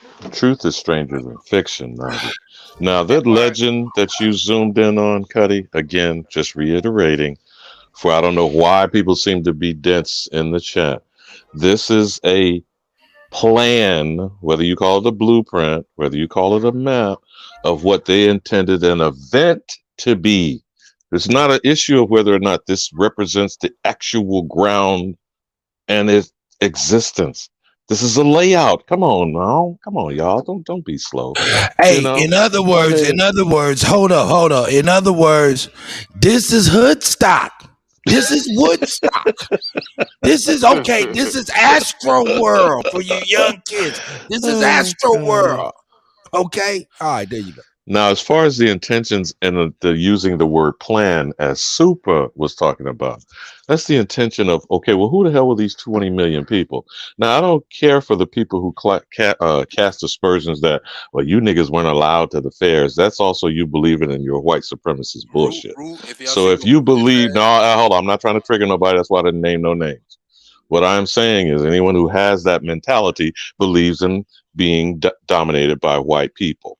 And also believe you couldn't go or do unless White Zaddy tell you to. I don't. He's saying some of these historical stories. Hold on. He not nice. In, I'm not triggering you or that person, whoever this is saying this. No, what I'm just saying. trying to get my what point. I am saying. No, let me say what I'm saying. Then maybe you'll hear what I'm saying. This is our land. We have allowed things to happen. Some have been against our will. Some have been complicit with traitors, turncoats, and treasonous people. But at the end of the day, after all is said and done, and in the wreckage of what's going on now, as we're talking, this whole shit, whether you realize it or not, is crumbling. It's going to be destroyed. Every time there's a rise of a civilization, there's also a fall of one. But in the wake, the wreckage, and the debris of the falling of something else still comes about. Every generation of people, whether they looked at the Bible or any other so-called holy book, felt that they were the end of days. All that meant was it was the end of those days. You feel me, Kutty? Hey, but there will still be something, and we will be that something going forward. But go ahead, brother. Right. Well, look, just to the end of the world type of situation, man. We all remember those. Back in the day, they used to wear the signs taped to their front and back talking about the world, end of the world was coming. Y'all don't remember that shit? I remember that. And one day, Y2K. Yeah, Y2K. Yeah. Well, the truth of the matter is, those people that I remember, there was one dude who had a sign on his shoulders in the back talking about the end of the world was coming. He was screaming in the middle of the street, shit like that. And about an hour or two later, you know what I'm saying, the motherfucker got hit by a bus and he died. Hey, end of his So world. that was his prophecy, and it ended. That was the end of his world. Okay, all right. Yeah. Hey, Alabama, I don't need you trying to steal my thunder, nigga. You ain't as cute as me, nigga. Your day is done, nigga. My day is here, nigga. I'm winning, nigga. Now, just because I'm a nigga. Look, I got Dabby cracking up. That's I got a question. That's I got a question that thing for they everybody said in in the panel. 2012. Hold on a second. That's Go like ahead, that Nab. thing back in 2012 when they said the world was gonna come to an end, and you had people out here selling. They had insurance. They had animal insurance just in case you reached the rapture and your animals didn't, because apparently there were dogs and cats and shit in heaven. I'm sorry for laughing, but they tricked the hell out of us. No, man. she's straight up fact. That's straight up fact, bro. That's straight up fact. Hey, and not only that, no, hold on, Okay, Cut, staying on go that. The end was the end of the Mayan calendar. Yeah. It was not the end of the world, and it wasn't not the end of the calendar. It was the end of the cycle. So the next calendar started over with the next cycle of time. And when this shit stops, Kutty, we gonna be cycling anew. You feel me, bruh? Because only the truth is over here with the Aboriginal. Keep them running. Hey, Alabama, I just called you Obama. I never thought I'd be talking to the president. But anyway, the guy, his last name was Camp or Campo. That was out there prophesying. Okay.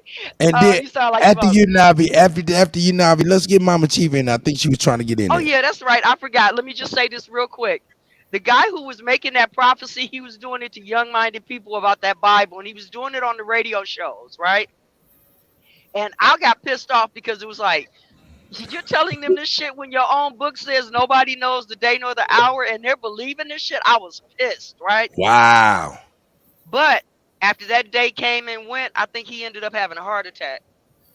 Oh, see. So again, he prophesied his end and he ended. Mama Chief, quick, wake up these stupid motherfuckers in the slow bus. Hey, y'all, I wanted to ask a quick.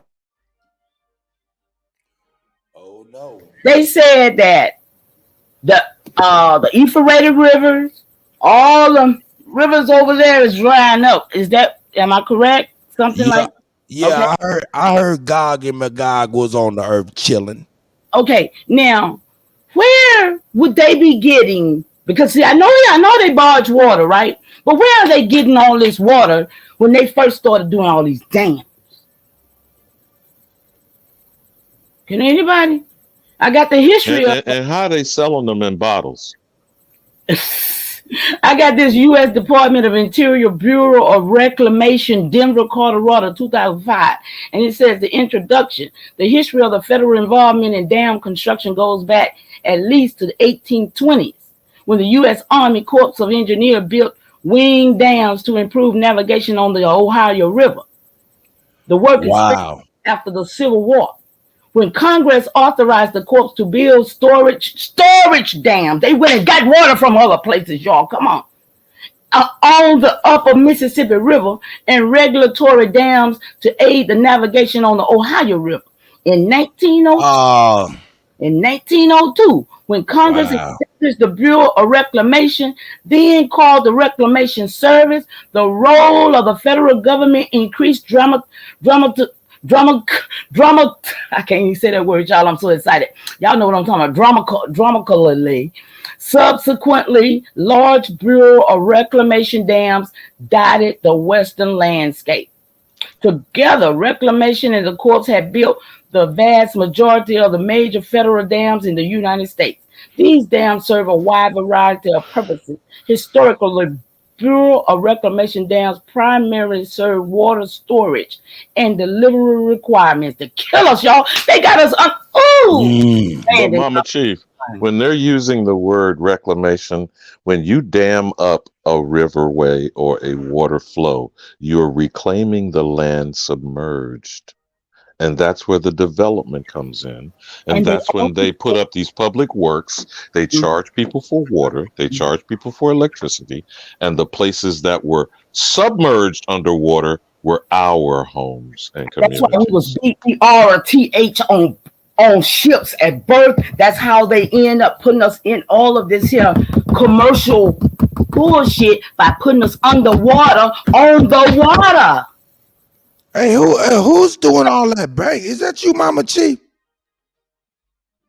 You ain't banging on nothing, I know.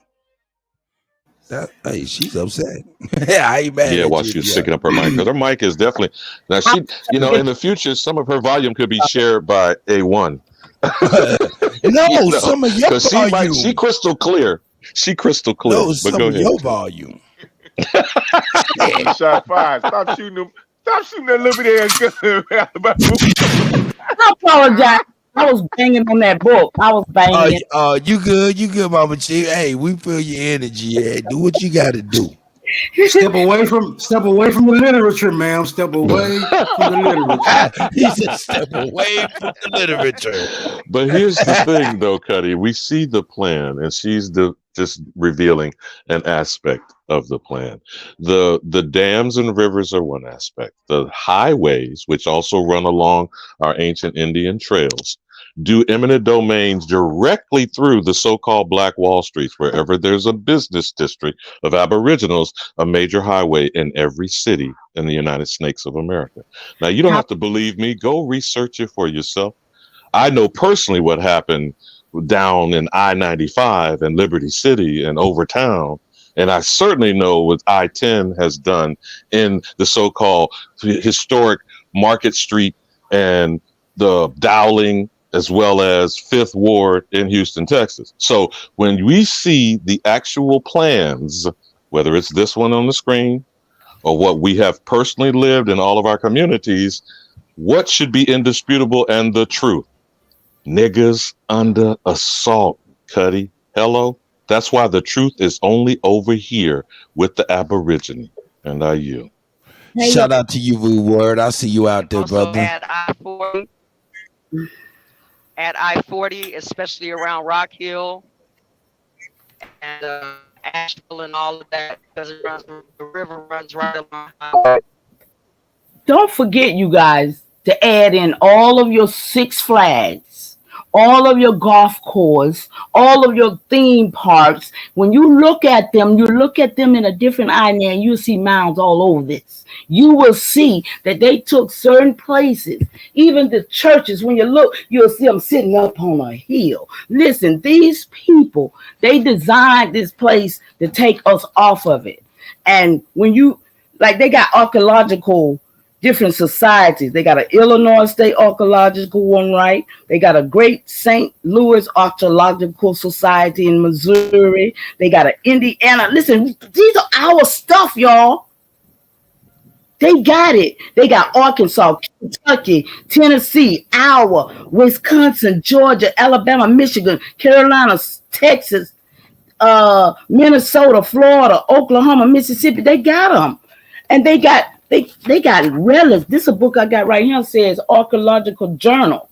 And they got relics where they just been pulling stuff all up out of the Mississippi, all up over there talking about Mayans and all this stuff. I got this book, I'm just looking at. But they are purposely not defining it as ours, Mama Chief, and we're in a stupor being Negro, colored, and black.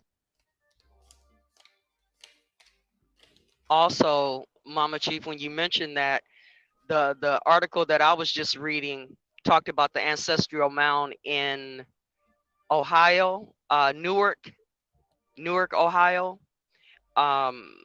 That mound is in the archaeological magazine that for this season, for this quarter, and it's on a golf course. And they said that the woman who wrote the article, that when she went over there to go see it, the golfers got upset because she was looking at it.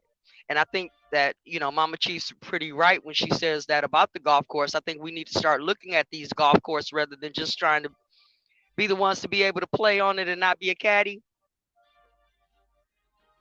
I mean, I did the research on the theme parks and the Six Flags and stuff. That's why I can talk about it. Our Six Flags over Georgia was the biggest. Was the farmland. It was a big farmland for all the people. The creek, all the territory knew to go get food there. The same way over there on the south, over there in McDonough, Georgia. The speedway, that raceway, that big old place was where we ate from, y'all. These people just let me land. And see, Mama Chief, I understand exactly. I understand your passion and everything, and I do appreciate what you bring to the table. But each and every one of us need to do that. So me studying something, Alabama knowing something, Kutty knowing something, you studying something, it doesn't work for everybody, because everybody needs to do the same thing that they did, that them other folks did, which was use their own land as a practicum to get back to studying nature, so that they know, not that it came out of books, but because they can see it themselves. That's why some things you can't shake me from, because I'm out here on this road looking at stuff. And I appreciate you as well, Navi, because as I heard you the other day said something about your health was, and I have health issues too. And believe you me, I'm constantly declaring that I'm healing because I got work to do. And I'm not sitting down, I'm not laying down, and I'm not getting down. I am handling this business the best I can. But it comes to the fact that we got to do it. We have got to do it. I mean, I don't know no other way to do it, y'all. I don't. I really don't. And I appreciate all y'all. I be there. Y'all don't see me, but I'm still there. I ain't mad at nobody. I love everybody. And I hope everybody love me. And if they don't, that's their problem. That's their problem. It ain't mine. So I land right there. She's so nice. I'll tell you like this, though. This is real, too. I think a lot of us are looking for instant gratification, but in regards to this teaching and things that we're wanting to leave and we're trying to spread, and we may not get any kind of instant gratification or anything. We may just be a seed, straight up. We may be just the seeds for grandchildren to pull off of, and we have to be able to find solace and comfort in just being a seed, even if we don't see the change in our lifetimes. You right about that, Kutty. I feel that, Kutty, you stole that from Tupac, Kutty. Stop playing. You stole it from Tupac. Hey, Tupac ain't get to say that, but Tupac was a guy. Hey, man, motherfuckers get to talking about Tupac, man, and shit, man. I get mad, man, because Tupac was a baby. No, he said that, though. He said exactly what you said. He put it in his own words. He said, I might not change the world, but I might be something that's gonna spark the change. He said that. Oh, well, shit. Well, nigga, if you put it together, you put it together. Nigga, I just said my shit, and I'm not Tupac, nigga. I'm too shocked. No. You shout the out DJ, to Tupac, though. No, shout the out DJ. Y'all, what'd you say, Shaq? Second, I got a health announcement. Can I for a second, DJ? Sure. Do anybody on this chat or on this thing use Himalayan salt? Pink Himalayan salt. Oh, you talking about pink Himalayan salt? Yes. Yeah, I do. I've been using for the last 14 years or so, but I just found out it got radiation or something on it. Y'all might want to research that. I just wanted y'all to know. Okay, no doubt about it, because I don't know what's up with that pink Himalayan salt that I be like, man, that shit good in a motherfucker. Is it the radioactiveness shit? I was wondering why my hair was standing on end. Don't sound like goddamn Homer Simpson, Negro. But anyhow, hey, Mama Chief, what do you use the pink Himalayan sea salt for? What are you using it when you use it? It's a healthy. Okay, go on. I'm sorry, Mama Chief, please. Instead of salt, instead of the white salt, everything was white, wasn't right. Everybody started getting off that. So everybody was saying like the pink Himalayan was better for us, because it's supposed to have minerals and stuff in it. But I just did a research, came across it last night. And anybody eating a lot of chicken? Chicken causes gout having problems, y'all. Damn, Mama Chief, we ain't got shit to eat but dirt and clay. Come on now. Listen, y'all better. I'm just a player from the Himalayas. Goddamn. Eat nothing. I'm allergic to everything. I'm over here, y'all. It's. I never known I'd be like this. It's a bad place to be. Not to know what to eat. I've increased my blood pressure because I did something wrong. So I'm over here now fighting with getting my blood pressure down. Anybody know how to get it down easier than going to the hospital? Because I will not go to the hospital. Yes, I do. Flaxseed and fennel seed are two of them, I believe. What's that? Flaxseed and fennel seed, I think, are two that you can use. And I think garlic helps because my blood pressure used to be up and I used to take garlic. No, I did that myself, y'all. I got in a tub of Epsom salt and baking soda. Called myself getting a good bath, and forgot I had high blood pressure. Now it's up so high, y'all. I'm like, okay. For the last 3 days, I've been. Shit, Mama Chief. So Mama Chief, salt baths. Mama Chief, have you ever heard of exercising and sweating? I'm sorry. Take all that. All you exercising and sweating, that'll take all that out of your system. Well, it's been like 3 days I'm battling with it, you guys. So y'all just send me some good energy. Those that can, those that will, because I'm declaring I'm gonna beat this thing. You know, ain't no stroke coming up in me. Because I feel well. I feel real look, check it out. Mama Chief, go to the health store or the health food store or even the GNC and just go get you some garlic tabs. You know what? That sounds like a real simple thing, but the best thing to do is to get you some garlic, baby, because the garlic. Yeah, go on and push you on some garlic and make you a Listen to what garlic I'm tea. saying, though, DJ. The garlic tablets, those tablets themselves, the crystalline is saying. Okay, I got you. This is what I'm saying. The ingredients that they put in the stuff messes it up. See, Whatever you I'm do, saying, Mama Chief, you please. ain't getting no kisses after that. Navi, I hear you, sis. Go ahead, Navi. Hold on. You take the Let me garlic. tell her this, please. This is something that I did at one point. You take the garlic and you break it open. It takes about what? I think they said about 5 minutes maybe for it to unlock the stuff inside. Really? I Put didn't know that in that. some water. You put that in some water and you let it sit in that water overnight. And the first thing you drink in the morning is that garlic water. Well, I'm gonna do me some of that tonight, then. Okay? Yeah. Okay. Let me add 2 more things for you. Hold on, Miss Mama Chief. Can you hear me? Yeah, I can. All right. Please do this. Everybody listens. Please watch when you do with these pills, because just like you said, it's powder. That is why a lot of us are destroying the kidneys, because guess what? That powder sits in the kidney, especially if you're eating other stuff. It's going to sit in there. It's going to destroy the filtration of your kidneys when you taking too many of these pills with the powder in them. That's so right. you have to start going with the actual herbs and getting, like you said, making the teas with them. So I'm gonna recommend you look up hibiscus or sorrel. Every day I do hibiscus, dandelion, and an energy. That's my regular morning tea. But when I tell y'all, we the people have been poisoned. I got rat poison 8 years ago, and I'm still healing, still recreating. I got better since 2019 than I did on my nerve study yesterday. He said my nerve study looked it better than it did in 2019. So that was a good thing for me. You see what I'm saying? I know I'm doing something right. So yeah, y'all just keep. What about magnesium, Mama Chief? I don't or Navi or somebody. Everybody's talking about putting things in. Can somebody talk about how to get these things out?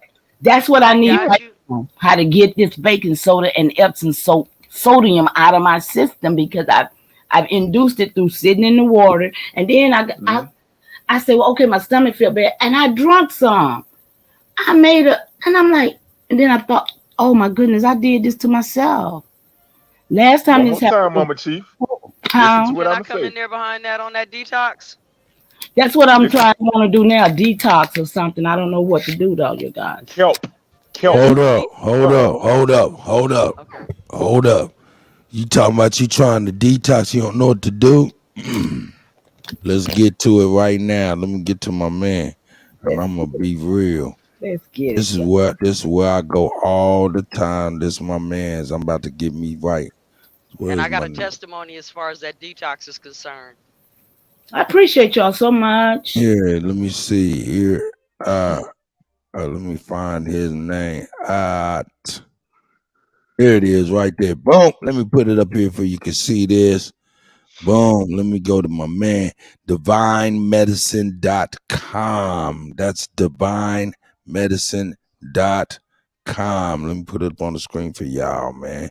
This is Jehudi Ma'apra's herbs and stuffs and detoxes. It's the best, most healthiest things you can get. So this is divinemedicines.com. So you get your cleanses, get your detoxes and all of that type of stuff. You know what I'm saying? And me, I represent don't get the capsules. Don't get the capsules. You know what I'm saying? Don't get the capsules. I did the capsules for about 3 or 4 years, but this year I heard the liquid is a lot better and it's fast acting. So now if you get this stuff, I'm gonna be honest. This stuff, man, hey man, it knocks away all that bullshit that we be talking about me fucking us up. I ain't gonna bullshit with you. Doctor was like, yo, man, you got blase blah. I was like, for real? Boom, I did the detox, going back. He was like, whatever you did, yeah, you ain't got blase blah. Keep doing it. So That hey, part. I ain't saying nothing but what I'm saying. Long as So the blood get clean, you good. You can clean up that's all. exactly what it is. He get your blood right, your veins, your lungs. Got this mucus buster. Got this good activated charcoal with it. That's just, man, all of this stuff is just straight incredible. It's incredible. So I stand Can I by this because I've done it before and it really works. And But it's thank you, DJ. I'm gonna go to his site and see if I can afford any of that stuff. I saw the price. yeah. But can I add though? Because I can give you some things that you can afford, that you can work at home with, like Yeah, cinnamon. most Get you definitely. some cinnamon. There you Cinnamon go. sticks. Maybe the Mm. cinnamon powder. You know, you can go to the herb shops and get some good cinnamon. That's gonna be good for blood sugar and your blood pressure. But you got to Okay. do it day, like, you know what I'm saying. Make you some teas with it. If you got agave, you want to put a little agave in there, That's what or I do. Yep. maple syrup, like real maple syrup, or like some unraw honey, Yep. the raw honey. Yeah, unfiltered the raw honey. That's too. You can do that, a tablespoon of that with the cinnamon in there, and a little bit of cayenne pepper. It depends on if you spicy, because that's going. Cayenne pepper is one of the number one things for heart and blood pressure, especially Well, for your veins. let me tell you what Huh? I'm already Nah, I doing. heard that. I heard that Kanye too. got a pepper. I said, let me tell you what I'm already doing. I had my dandelion, hawthorn berry flower. I had my turmeric, cayenne pepper, black pepper. I always got to put your black pepper in there too. And I put a little lemon in it, just a little lemon in it. But I'm drinking my teas all day. But this been going on, like I say, 3 days, y'all, because of what I did Sunday. You know, Right. it's like, Does wow. Don't anybody forget the have limes any too, info mama. Testimony real quick. Let me I'm tell y'all sorry. this Yes. Don't forget the testimony real limes quick. too. Okay. Yeah, I got Yeah, some you of them go. too. Bro. I sure do. Thank All you. right. Oh, there he is. Okay. Okay, before y'all go any further, let me tell you this testimony. My sister got a hold to this detox that was on RV Bay. I think it was on RV Bay Publications. And basically it is organic lemons, and I can't remember how many, because it might be on there. If y'all need me to say it or tell you what it is, I'll put it on my community tab.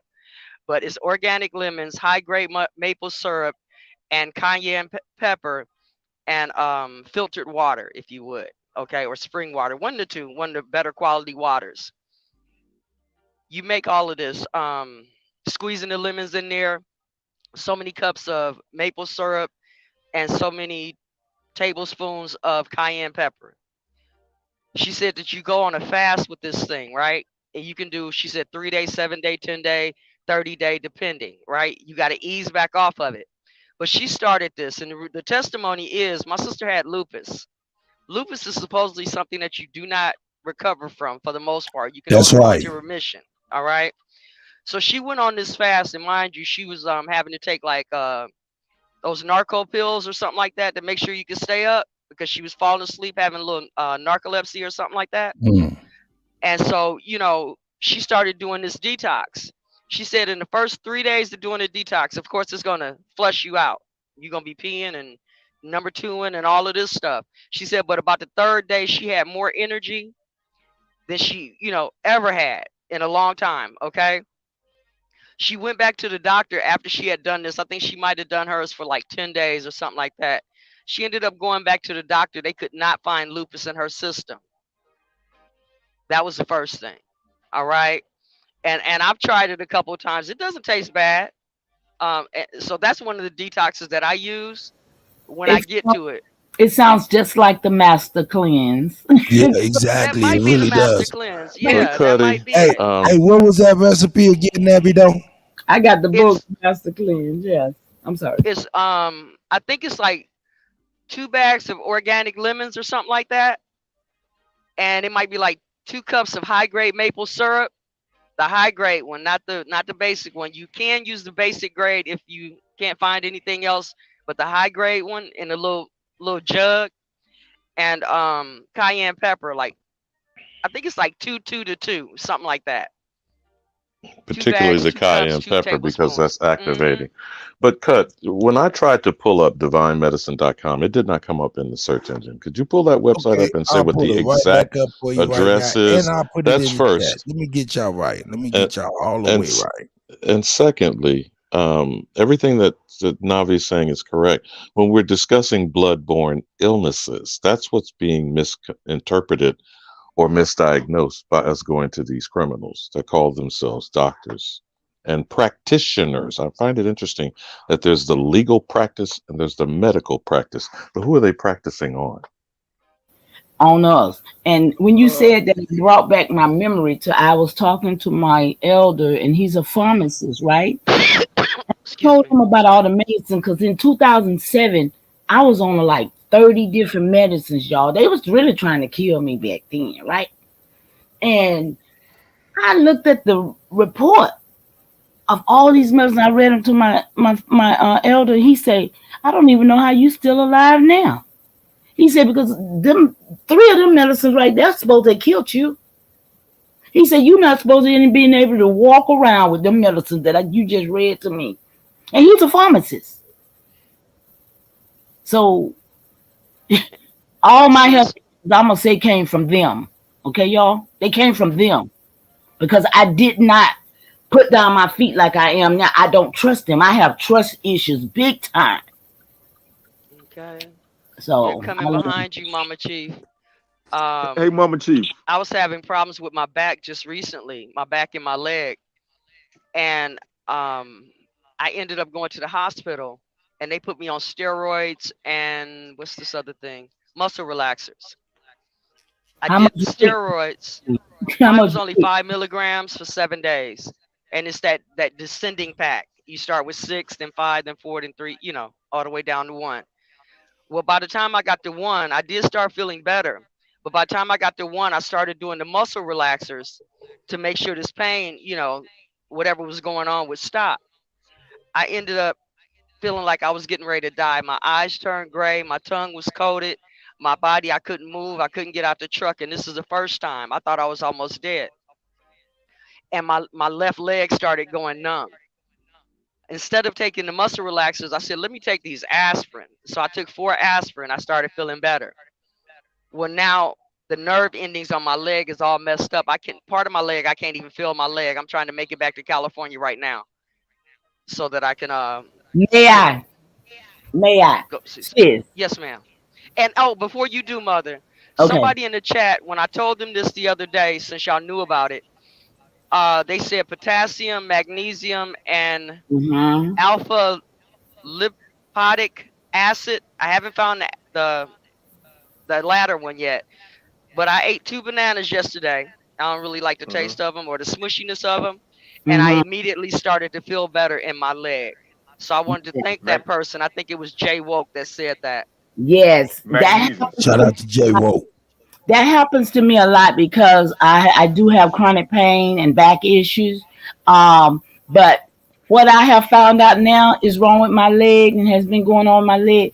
At night, I have to take and be moving my feet back and forward because my legs be feeling like something just pulling them tight, right? Guess what? You got restless leg syndrome? Yes, ma'am. And neuropathy and all that, right? That's what they say. Now, but guess what it is, though? Uric acid, y'all. Uric acid. Yeah. Anybody having leg problems, check your uric acid. There are some test strips. They can test 14 different tests in our body. Be proactive in your own health. See, because we're healing ourselves and we got to know what's wrong with us. But see, this uric acid, it causes you to have pain. It's gout. That's what gout is, y'all. Gout. It's uric acid. I had a feeling that was coming my way because of what I eat. And chicken. It's purines. It's called PURINES. Any food that has purines in it will cause you to have gout. So I'm suffering with gout. So now, Mama stay Chief, away from the let me get in there when y'all get a chance too. Yeah. The organ meats give you gout. I don't organ. I eat chicken. That's the only thing I've been able to eat for the last 3-4 years, right? I can't eat nothing else but chicken. So now I'm not eating chicken because that has given me my problem. Hey, Mama see, Chief, that's the I only put my thing that number I in the feel back. This safe shot. with. No, chicken's the worst thing y'all can eat. I'm gonna let y'all That's the know right only now. thing that I actually feel safe eating out here on the road because I used to eat the hamburgers. I can't eat the hamburgers anymore. Let me say chicken's the most GMO animal they have right now. Just letting y'all know that. He's For the right. family, man. Yeah. I was looking at it because I don't trust anything without a bone at this particular point. The But safest Mama thing. Chief, Hey, go ahead, brother. Go ahead, man. No, I'm please listen to what I'm saying. I put my number in the back chat. I want to do a wealth check and a health check. And this is what I be doing to other people that I'm friends with. Because we need encouragement. We get on these things, we take them, but then we fall off because we don't have the encouragement in our house or from friends and family, and we fall off on them. So That's right. please, I put my number in the back. I want to do a wellness check with you, Navi, or anybody else that want to talk, just for the encouragement, at least twice a week. Because I like that. when you talk about that leg restless thing, cayenne pepper is going to help that. It's going to open up them blood vessels, but it's a certain way you can rub it on you topically and make a paste. Cayenne pepper and ginger, but I'm gonna let Wolf get in there and do his thing. Yeah, let me get in there for the fans. Yeah, me too, brother. I like that. I want to build on that too. Me and A1 was supposed to do like a little health build on this stuff. I was plant based and vegan for 4 years, and 2 years I was raw, just living off of no cooked foods and stuff like that. So, I guess I want to talk about what we should stop doing. So I'm saying I feel like that's the problem we have as our people. We don't know what not to do. So even if like he said, we're cleaning up and doing stuff, but we go right back. You know what I'm saying? So I would like to, hear some things that we should stop doing and, just add my advice on that. You know what I'm saying? Like even chicken, that's the most GMO, animal we have. You know what I mean? Even to keep open all the restaurants that serve chicken, you have to know that GMO, making that stuff not real. Even a lot of dogs are starting to get allergies from how fake the chicken are, so you can't even feed your dogs that's chicken. We eating it blindly, you know what I mean? So, I want to, even I think that's where we should take it, the direction of what should we stop doing. And I agree because you know what though, Wolf, I've been doing this for a long time now since I got poisoned, right? So everything that y'all tell me to do, I appreciate it so much because it's not only a confirmation, but it's not only help, but it's a confirmation because it's a lot of the stuff that I've already been doing all these years, But right, then, it's natural, huh? it's a natural thing. But then, like when I put that baking soda in my bathtub and that Epsom salt at the same time, I don't know what I was thinking. I just wasn't thinking that I had high blood pressure at all. It's just like I forgot what. Well, y'all know what high blood pressure is in a simple term. I like to tell people this. It's like pumping pudding or through a straw. It's like pumping mashed potatoes through a straw. The pressure of your blood's too high because it's being thickened by the sugars. So when you eat all these artificial sugars, that's thickening your blood. You know what I'm saying? It's in the simplest form. That's why you don't want all this extra sugars and sweets and all that, because your blood, you want your blood to be pumping like water. You get what I'm saying? And that's why you take all these blood thinners. So what you need to do when you get thick blood, you don't need to go get a pill form like from a doctor. You need to get a natural blood thinner, turmeric, like the brother was saying, cinnamon, cayenne pepper. Those are natural blood thinners that thin your blood out so it can start pumping again. You get me? Hey man, fuck that shit, nigga. I'm about to throw on a slab of ribs on the grill. Hey, you playing? No, I'm fucking with y'all. Come on, Kutty. I'm fucking with y'all niggas. I'm Can I fucking with use y'all. hot Nah, sauce but instead actually, of man, I cayenne am pepper? detoxing, man. Getting my Jehudi Ma'aver on. Like I said, I put the link out there for divinemedicines.com. Y'all can hit that up. I recommend I've done the capsules. The capsules, this shit. You know what I'm saying? They work like a motherfucker. You will be on there boo-booing. You know what I'm saying? You will change the game, no doubt. But I'm gonna try the liquid. Somebody recommended to try the drops and stuff for if you're on the go. So if you're on the go, get the drops. But yeah, man, I love it. Let me ask Shaq and Wolf a question. Anybody else who know Navi, you know about health stuff too. But do anybody know of anything else that we can do for its eating. See, because all of our food is contaminated, and We gotta. like even the vegetables. When you look at the green vegetables that have that vitamin K in it, they are what they call hybrid. They're not even Right. they're not even real food. So vitamin K itself is not real. Vitamin K is a man-made product that they gave us a vitamin K shot when we was born because they claimed we didn't get enough in our mama's womb. So they produced vitamin K in us. So because when we took our first bath, they just put some damn rat poison on us. Right. You see? So all have been induced with vitamin K and induced with rat poison at the same time. So this disease and disease is in the body. Because it's something that goes through your blood system and it gets through all your organs at the same time, that it is creating death on the inside where you don't see it because you still think you're all right. That's right. When you see somebody get their feet and their legs cut off, you better know that is their body is dying. And it start cutting you off at your feet first before they cut you anywhere hard. Well, I recommend to anybody who's not growing their own food to intermittent fasting and portion control. That'll be very helpful if you ain't got no other choice but to trust other products. Let me say something on that too, Smoke. I was gonna say that it's deeper than intermittent fasting. Bro, listen, we gotta learn to stop eating so much. Intermittent fasting, you go right back to eating ribs. It's like, what are we doing? We got to go full fledged. That's why I said I was raw for 3 years, meaning like I wasn't eating cooked food for 3 years. I practiced that. So we have an addiction of chewing food. We have an addiction of chewing. Niggas eating all day. You eating 3 meals. We have to get our minds to realize that's the point, not to just intermittent fasting. That's like a good step. You're right, but it's deeper than that. It's more conscious. Niggas got to stop eating so much. And when you say in that, as far as the chewing, excuse me.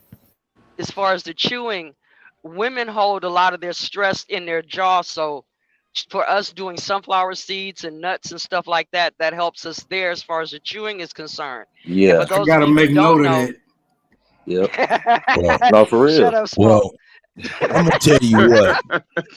Look, right though. Let me tell you sheep something. You sheep ass motherfucker, let me tell you something. Everywhere you think you can go, there's a fence. You understand? So when you talking about, hey, go on here, have your own garden and all that, what you planting in the garden will not replenish itself until you go back to the store. Sorry, they cornered the market. You're getting something that's kind of messed up if it don't have a seed that regenerates itself like normal plant life. So until we can kind of like figure that type of stuff out, and you know what I'm saying, all we can do is the best we can do. I guess gardening is the best we can do, but even then, we're in a situation where we're picking our own poisons, so to speak. If that makes sense. But can I say something to that? Can I say something to that? We got a whole damn seed bank. We need to find out how we gonna obtain these things that these people that came over here and took of ours. Hold up. But that is exactly what I was going to say. Hold up. Who is heritage seeds. You also have to understand the difference. Yes, Kutty. I was saying heritage seeds, not the shit that Monsanto, DuPont, and the organic agribusiness shit that's going on currently. We not only need heritage seeds, Mama Chief was talking about the seed banks, there's vaults in Norway, and these other criminal motherfuckers who are stockpile. Hey, look, Alabama. I'm gonna tell you this: you are not gonna keep on cutting me off just to be dropping my motherfucking shit, nigga. That shit is irritating. You jump off with that, nigga. First and foremost, get the fucking phone out your goddamn mouth, Elder. You louder than the motherfucking God himself. Number 2, Elder. Nigga, goddamn, nigga, I couldn't even get my shit off. That nigga was trying to took my shit, nigga.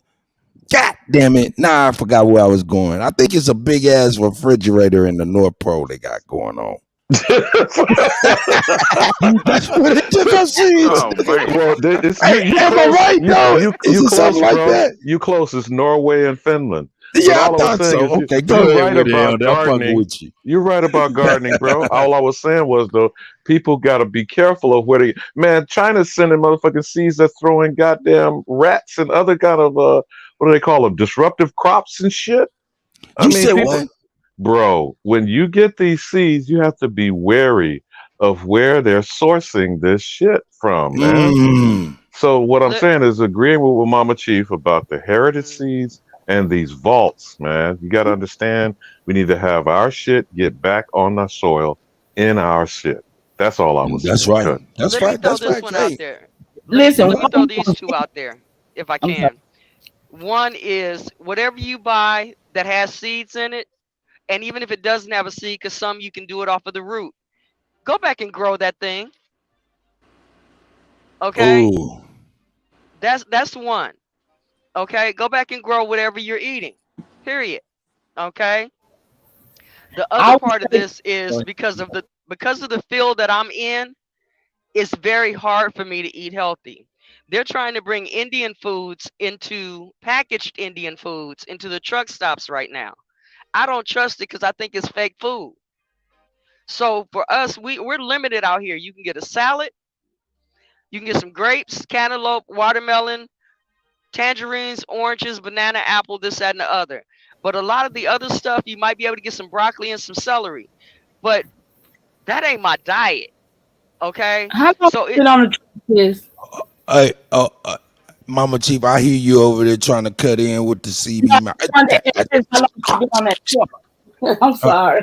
You good. But what I was gonna say is, yo, hey, when it comes to the Pakistanis, the Indians, and all of them motherfuckers at the goddamn corner store with the blunts and shit, Lucy's and shit, I'm just gonna keep it 1,000. I'm gonna say it once, I'm gonna say it 1,000 times. Hey man, them motherfuckers are sales in your neighborhood waiting to get your ass. Until they do, they are exploiting the shit out of you, and you are funding your own demise and shit that's going on in your hood. So if they infiltrating the truck stops with motherfucking fucking rice and chicken and shit, that shit ain't rice. That is plastic and camo.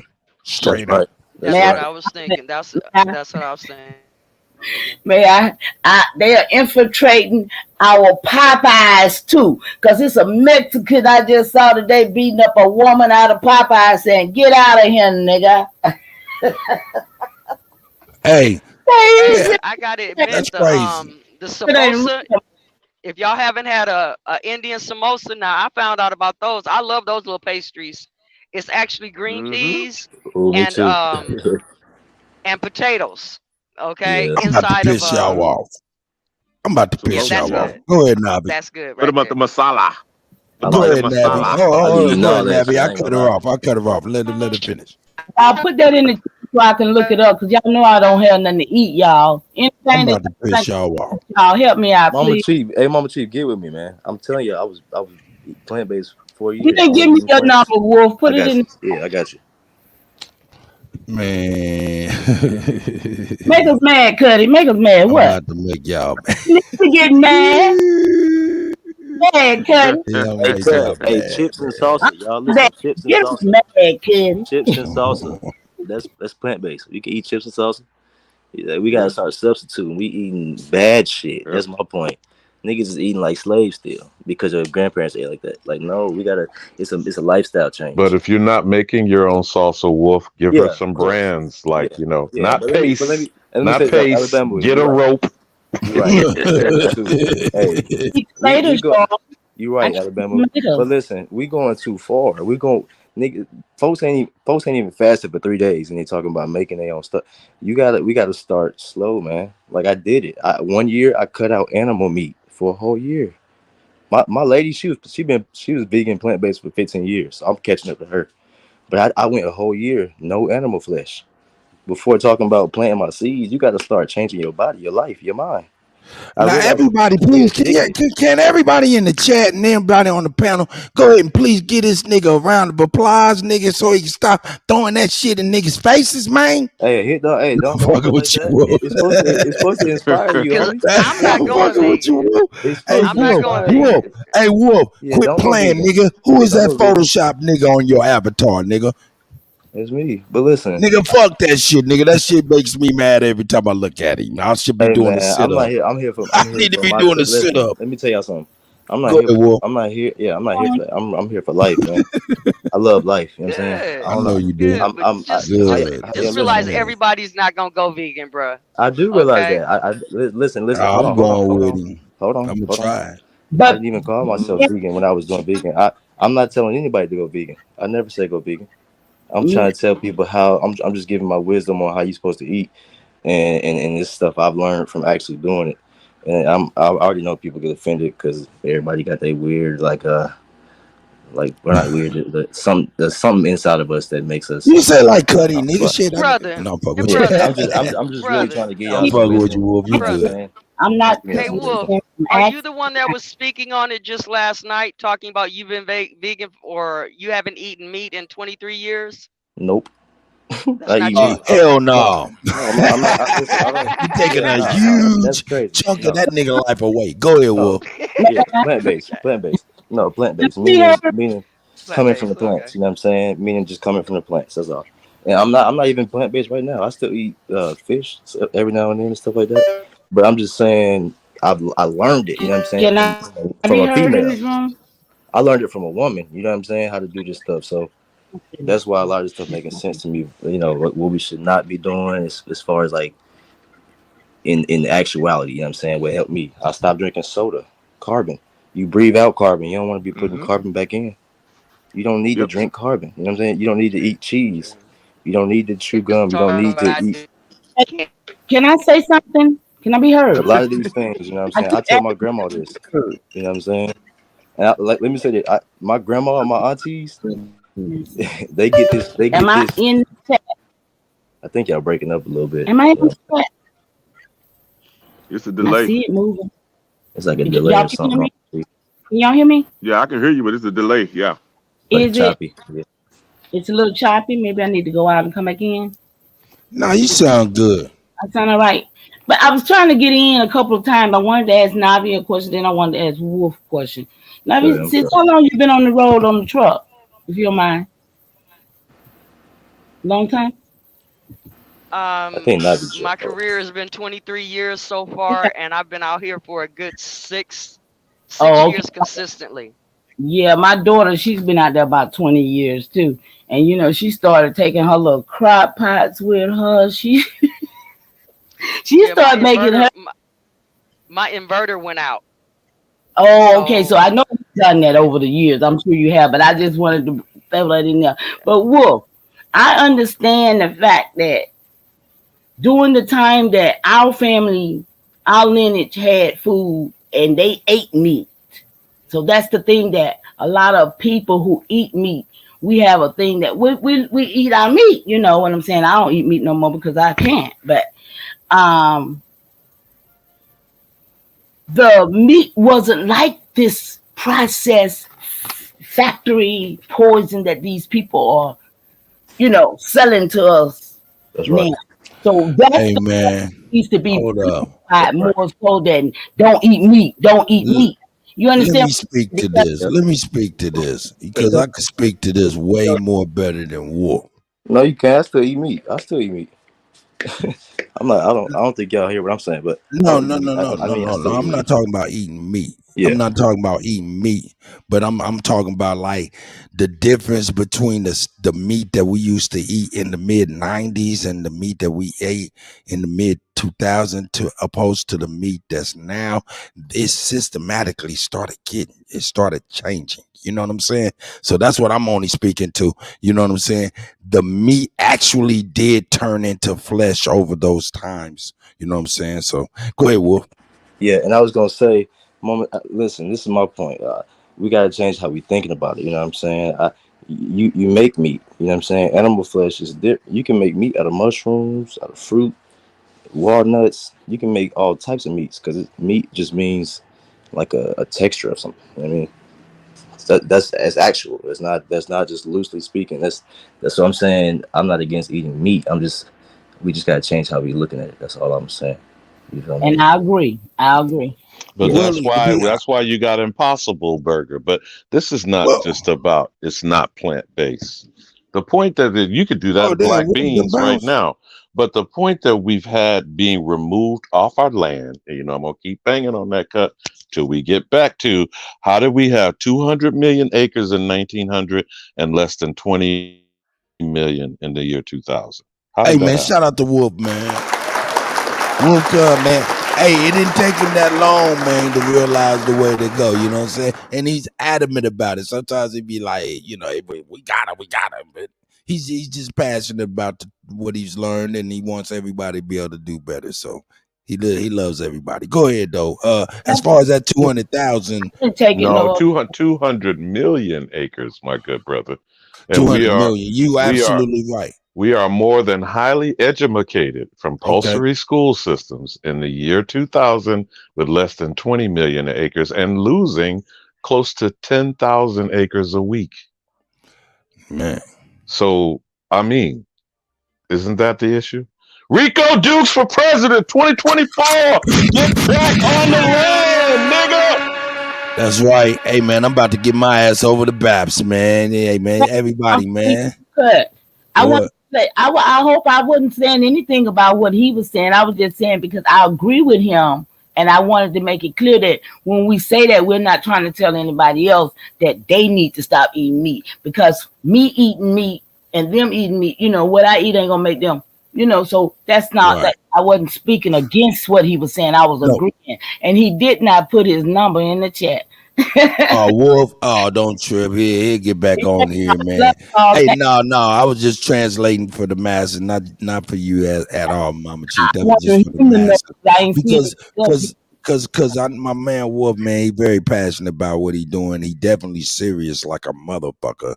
So hey man, shout out to Wolf, man, and everything he brings, man. Shout out to Navi and all of you guys, man. You guys bring everything, man. Alabama, I appreciate you, Elder, Superman, Shaq.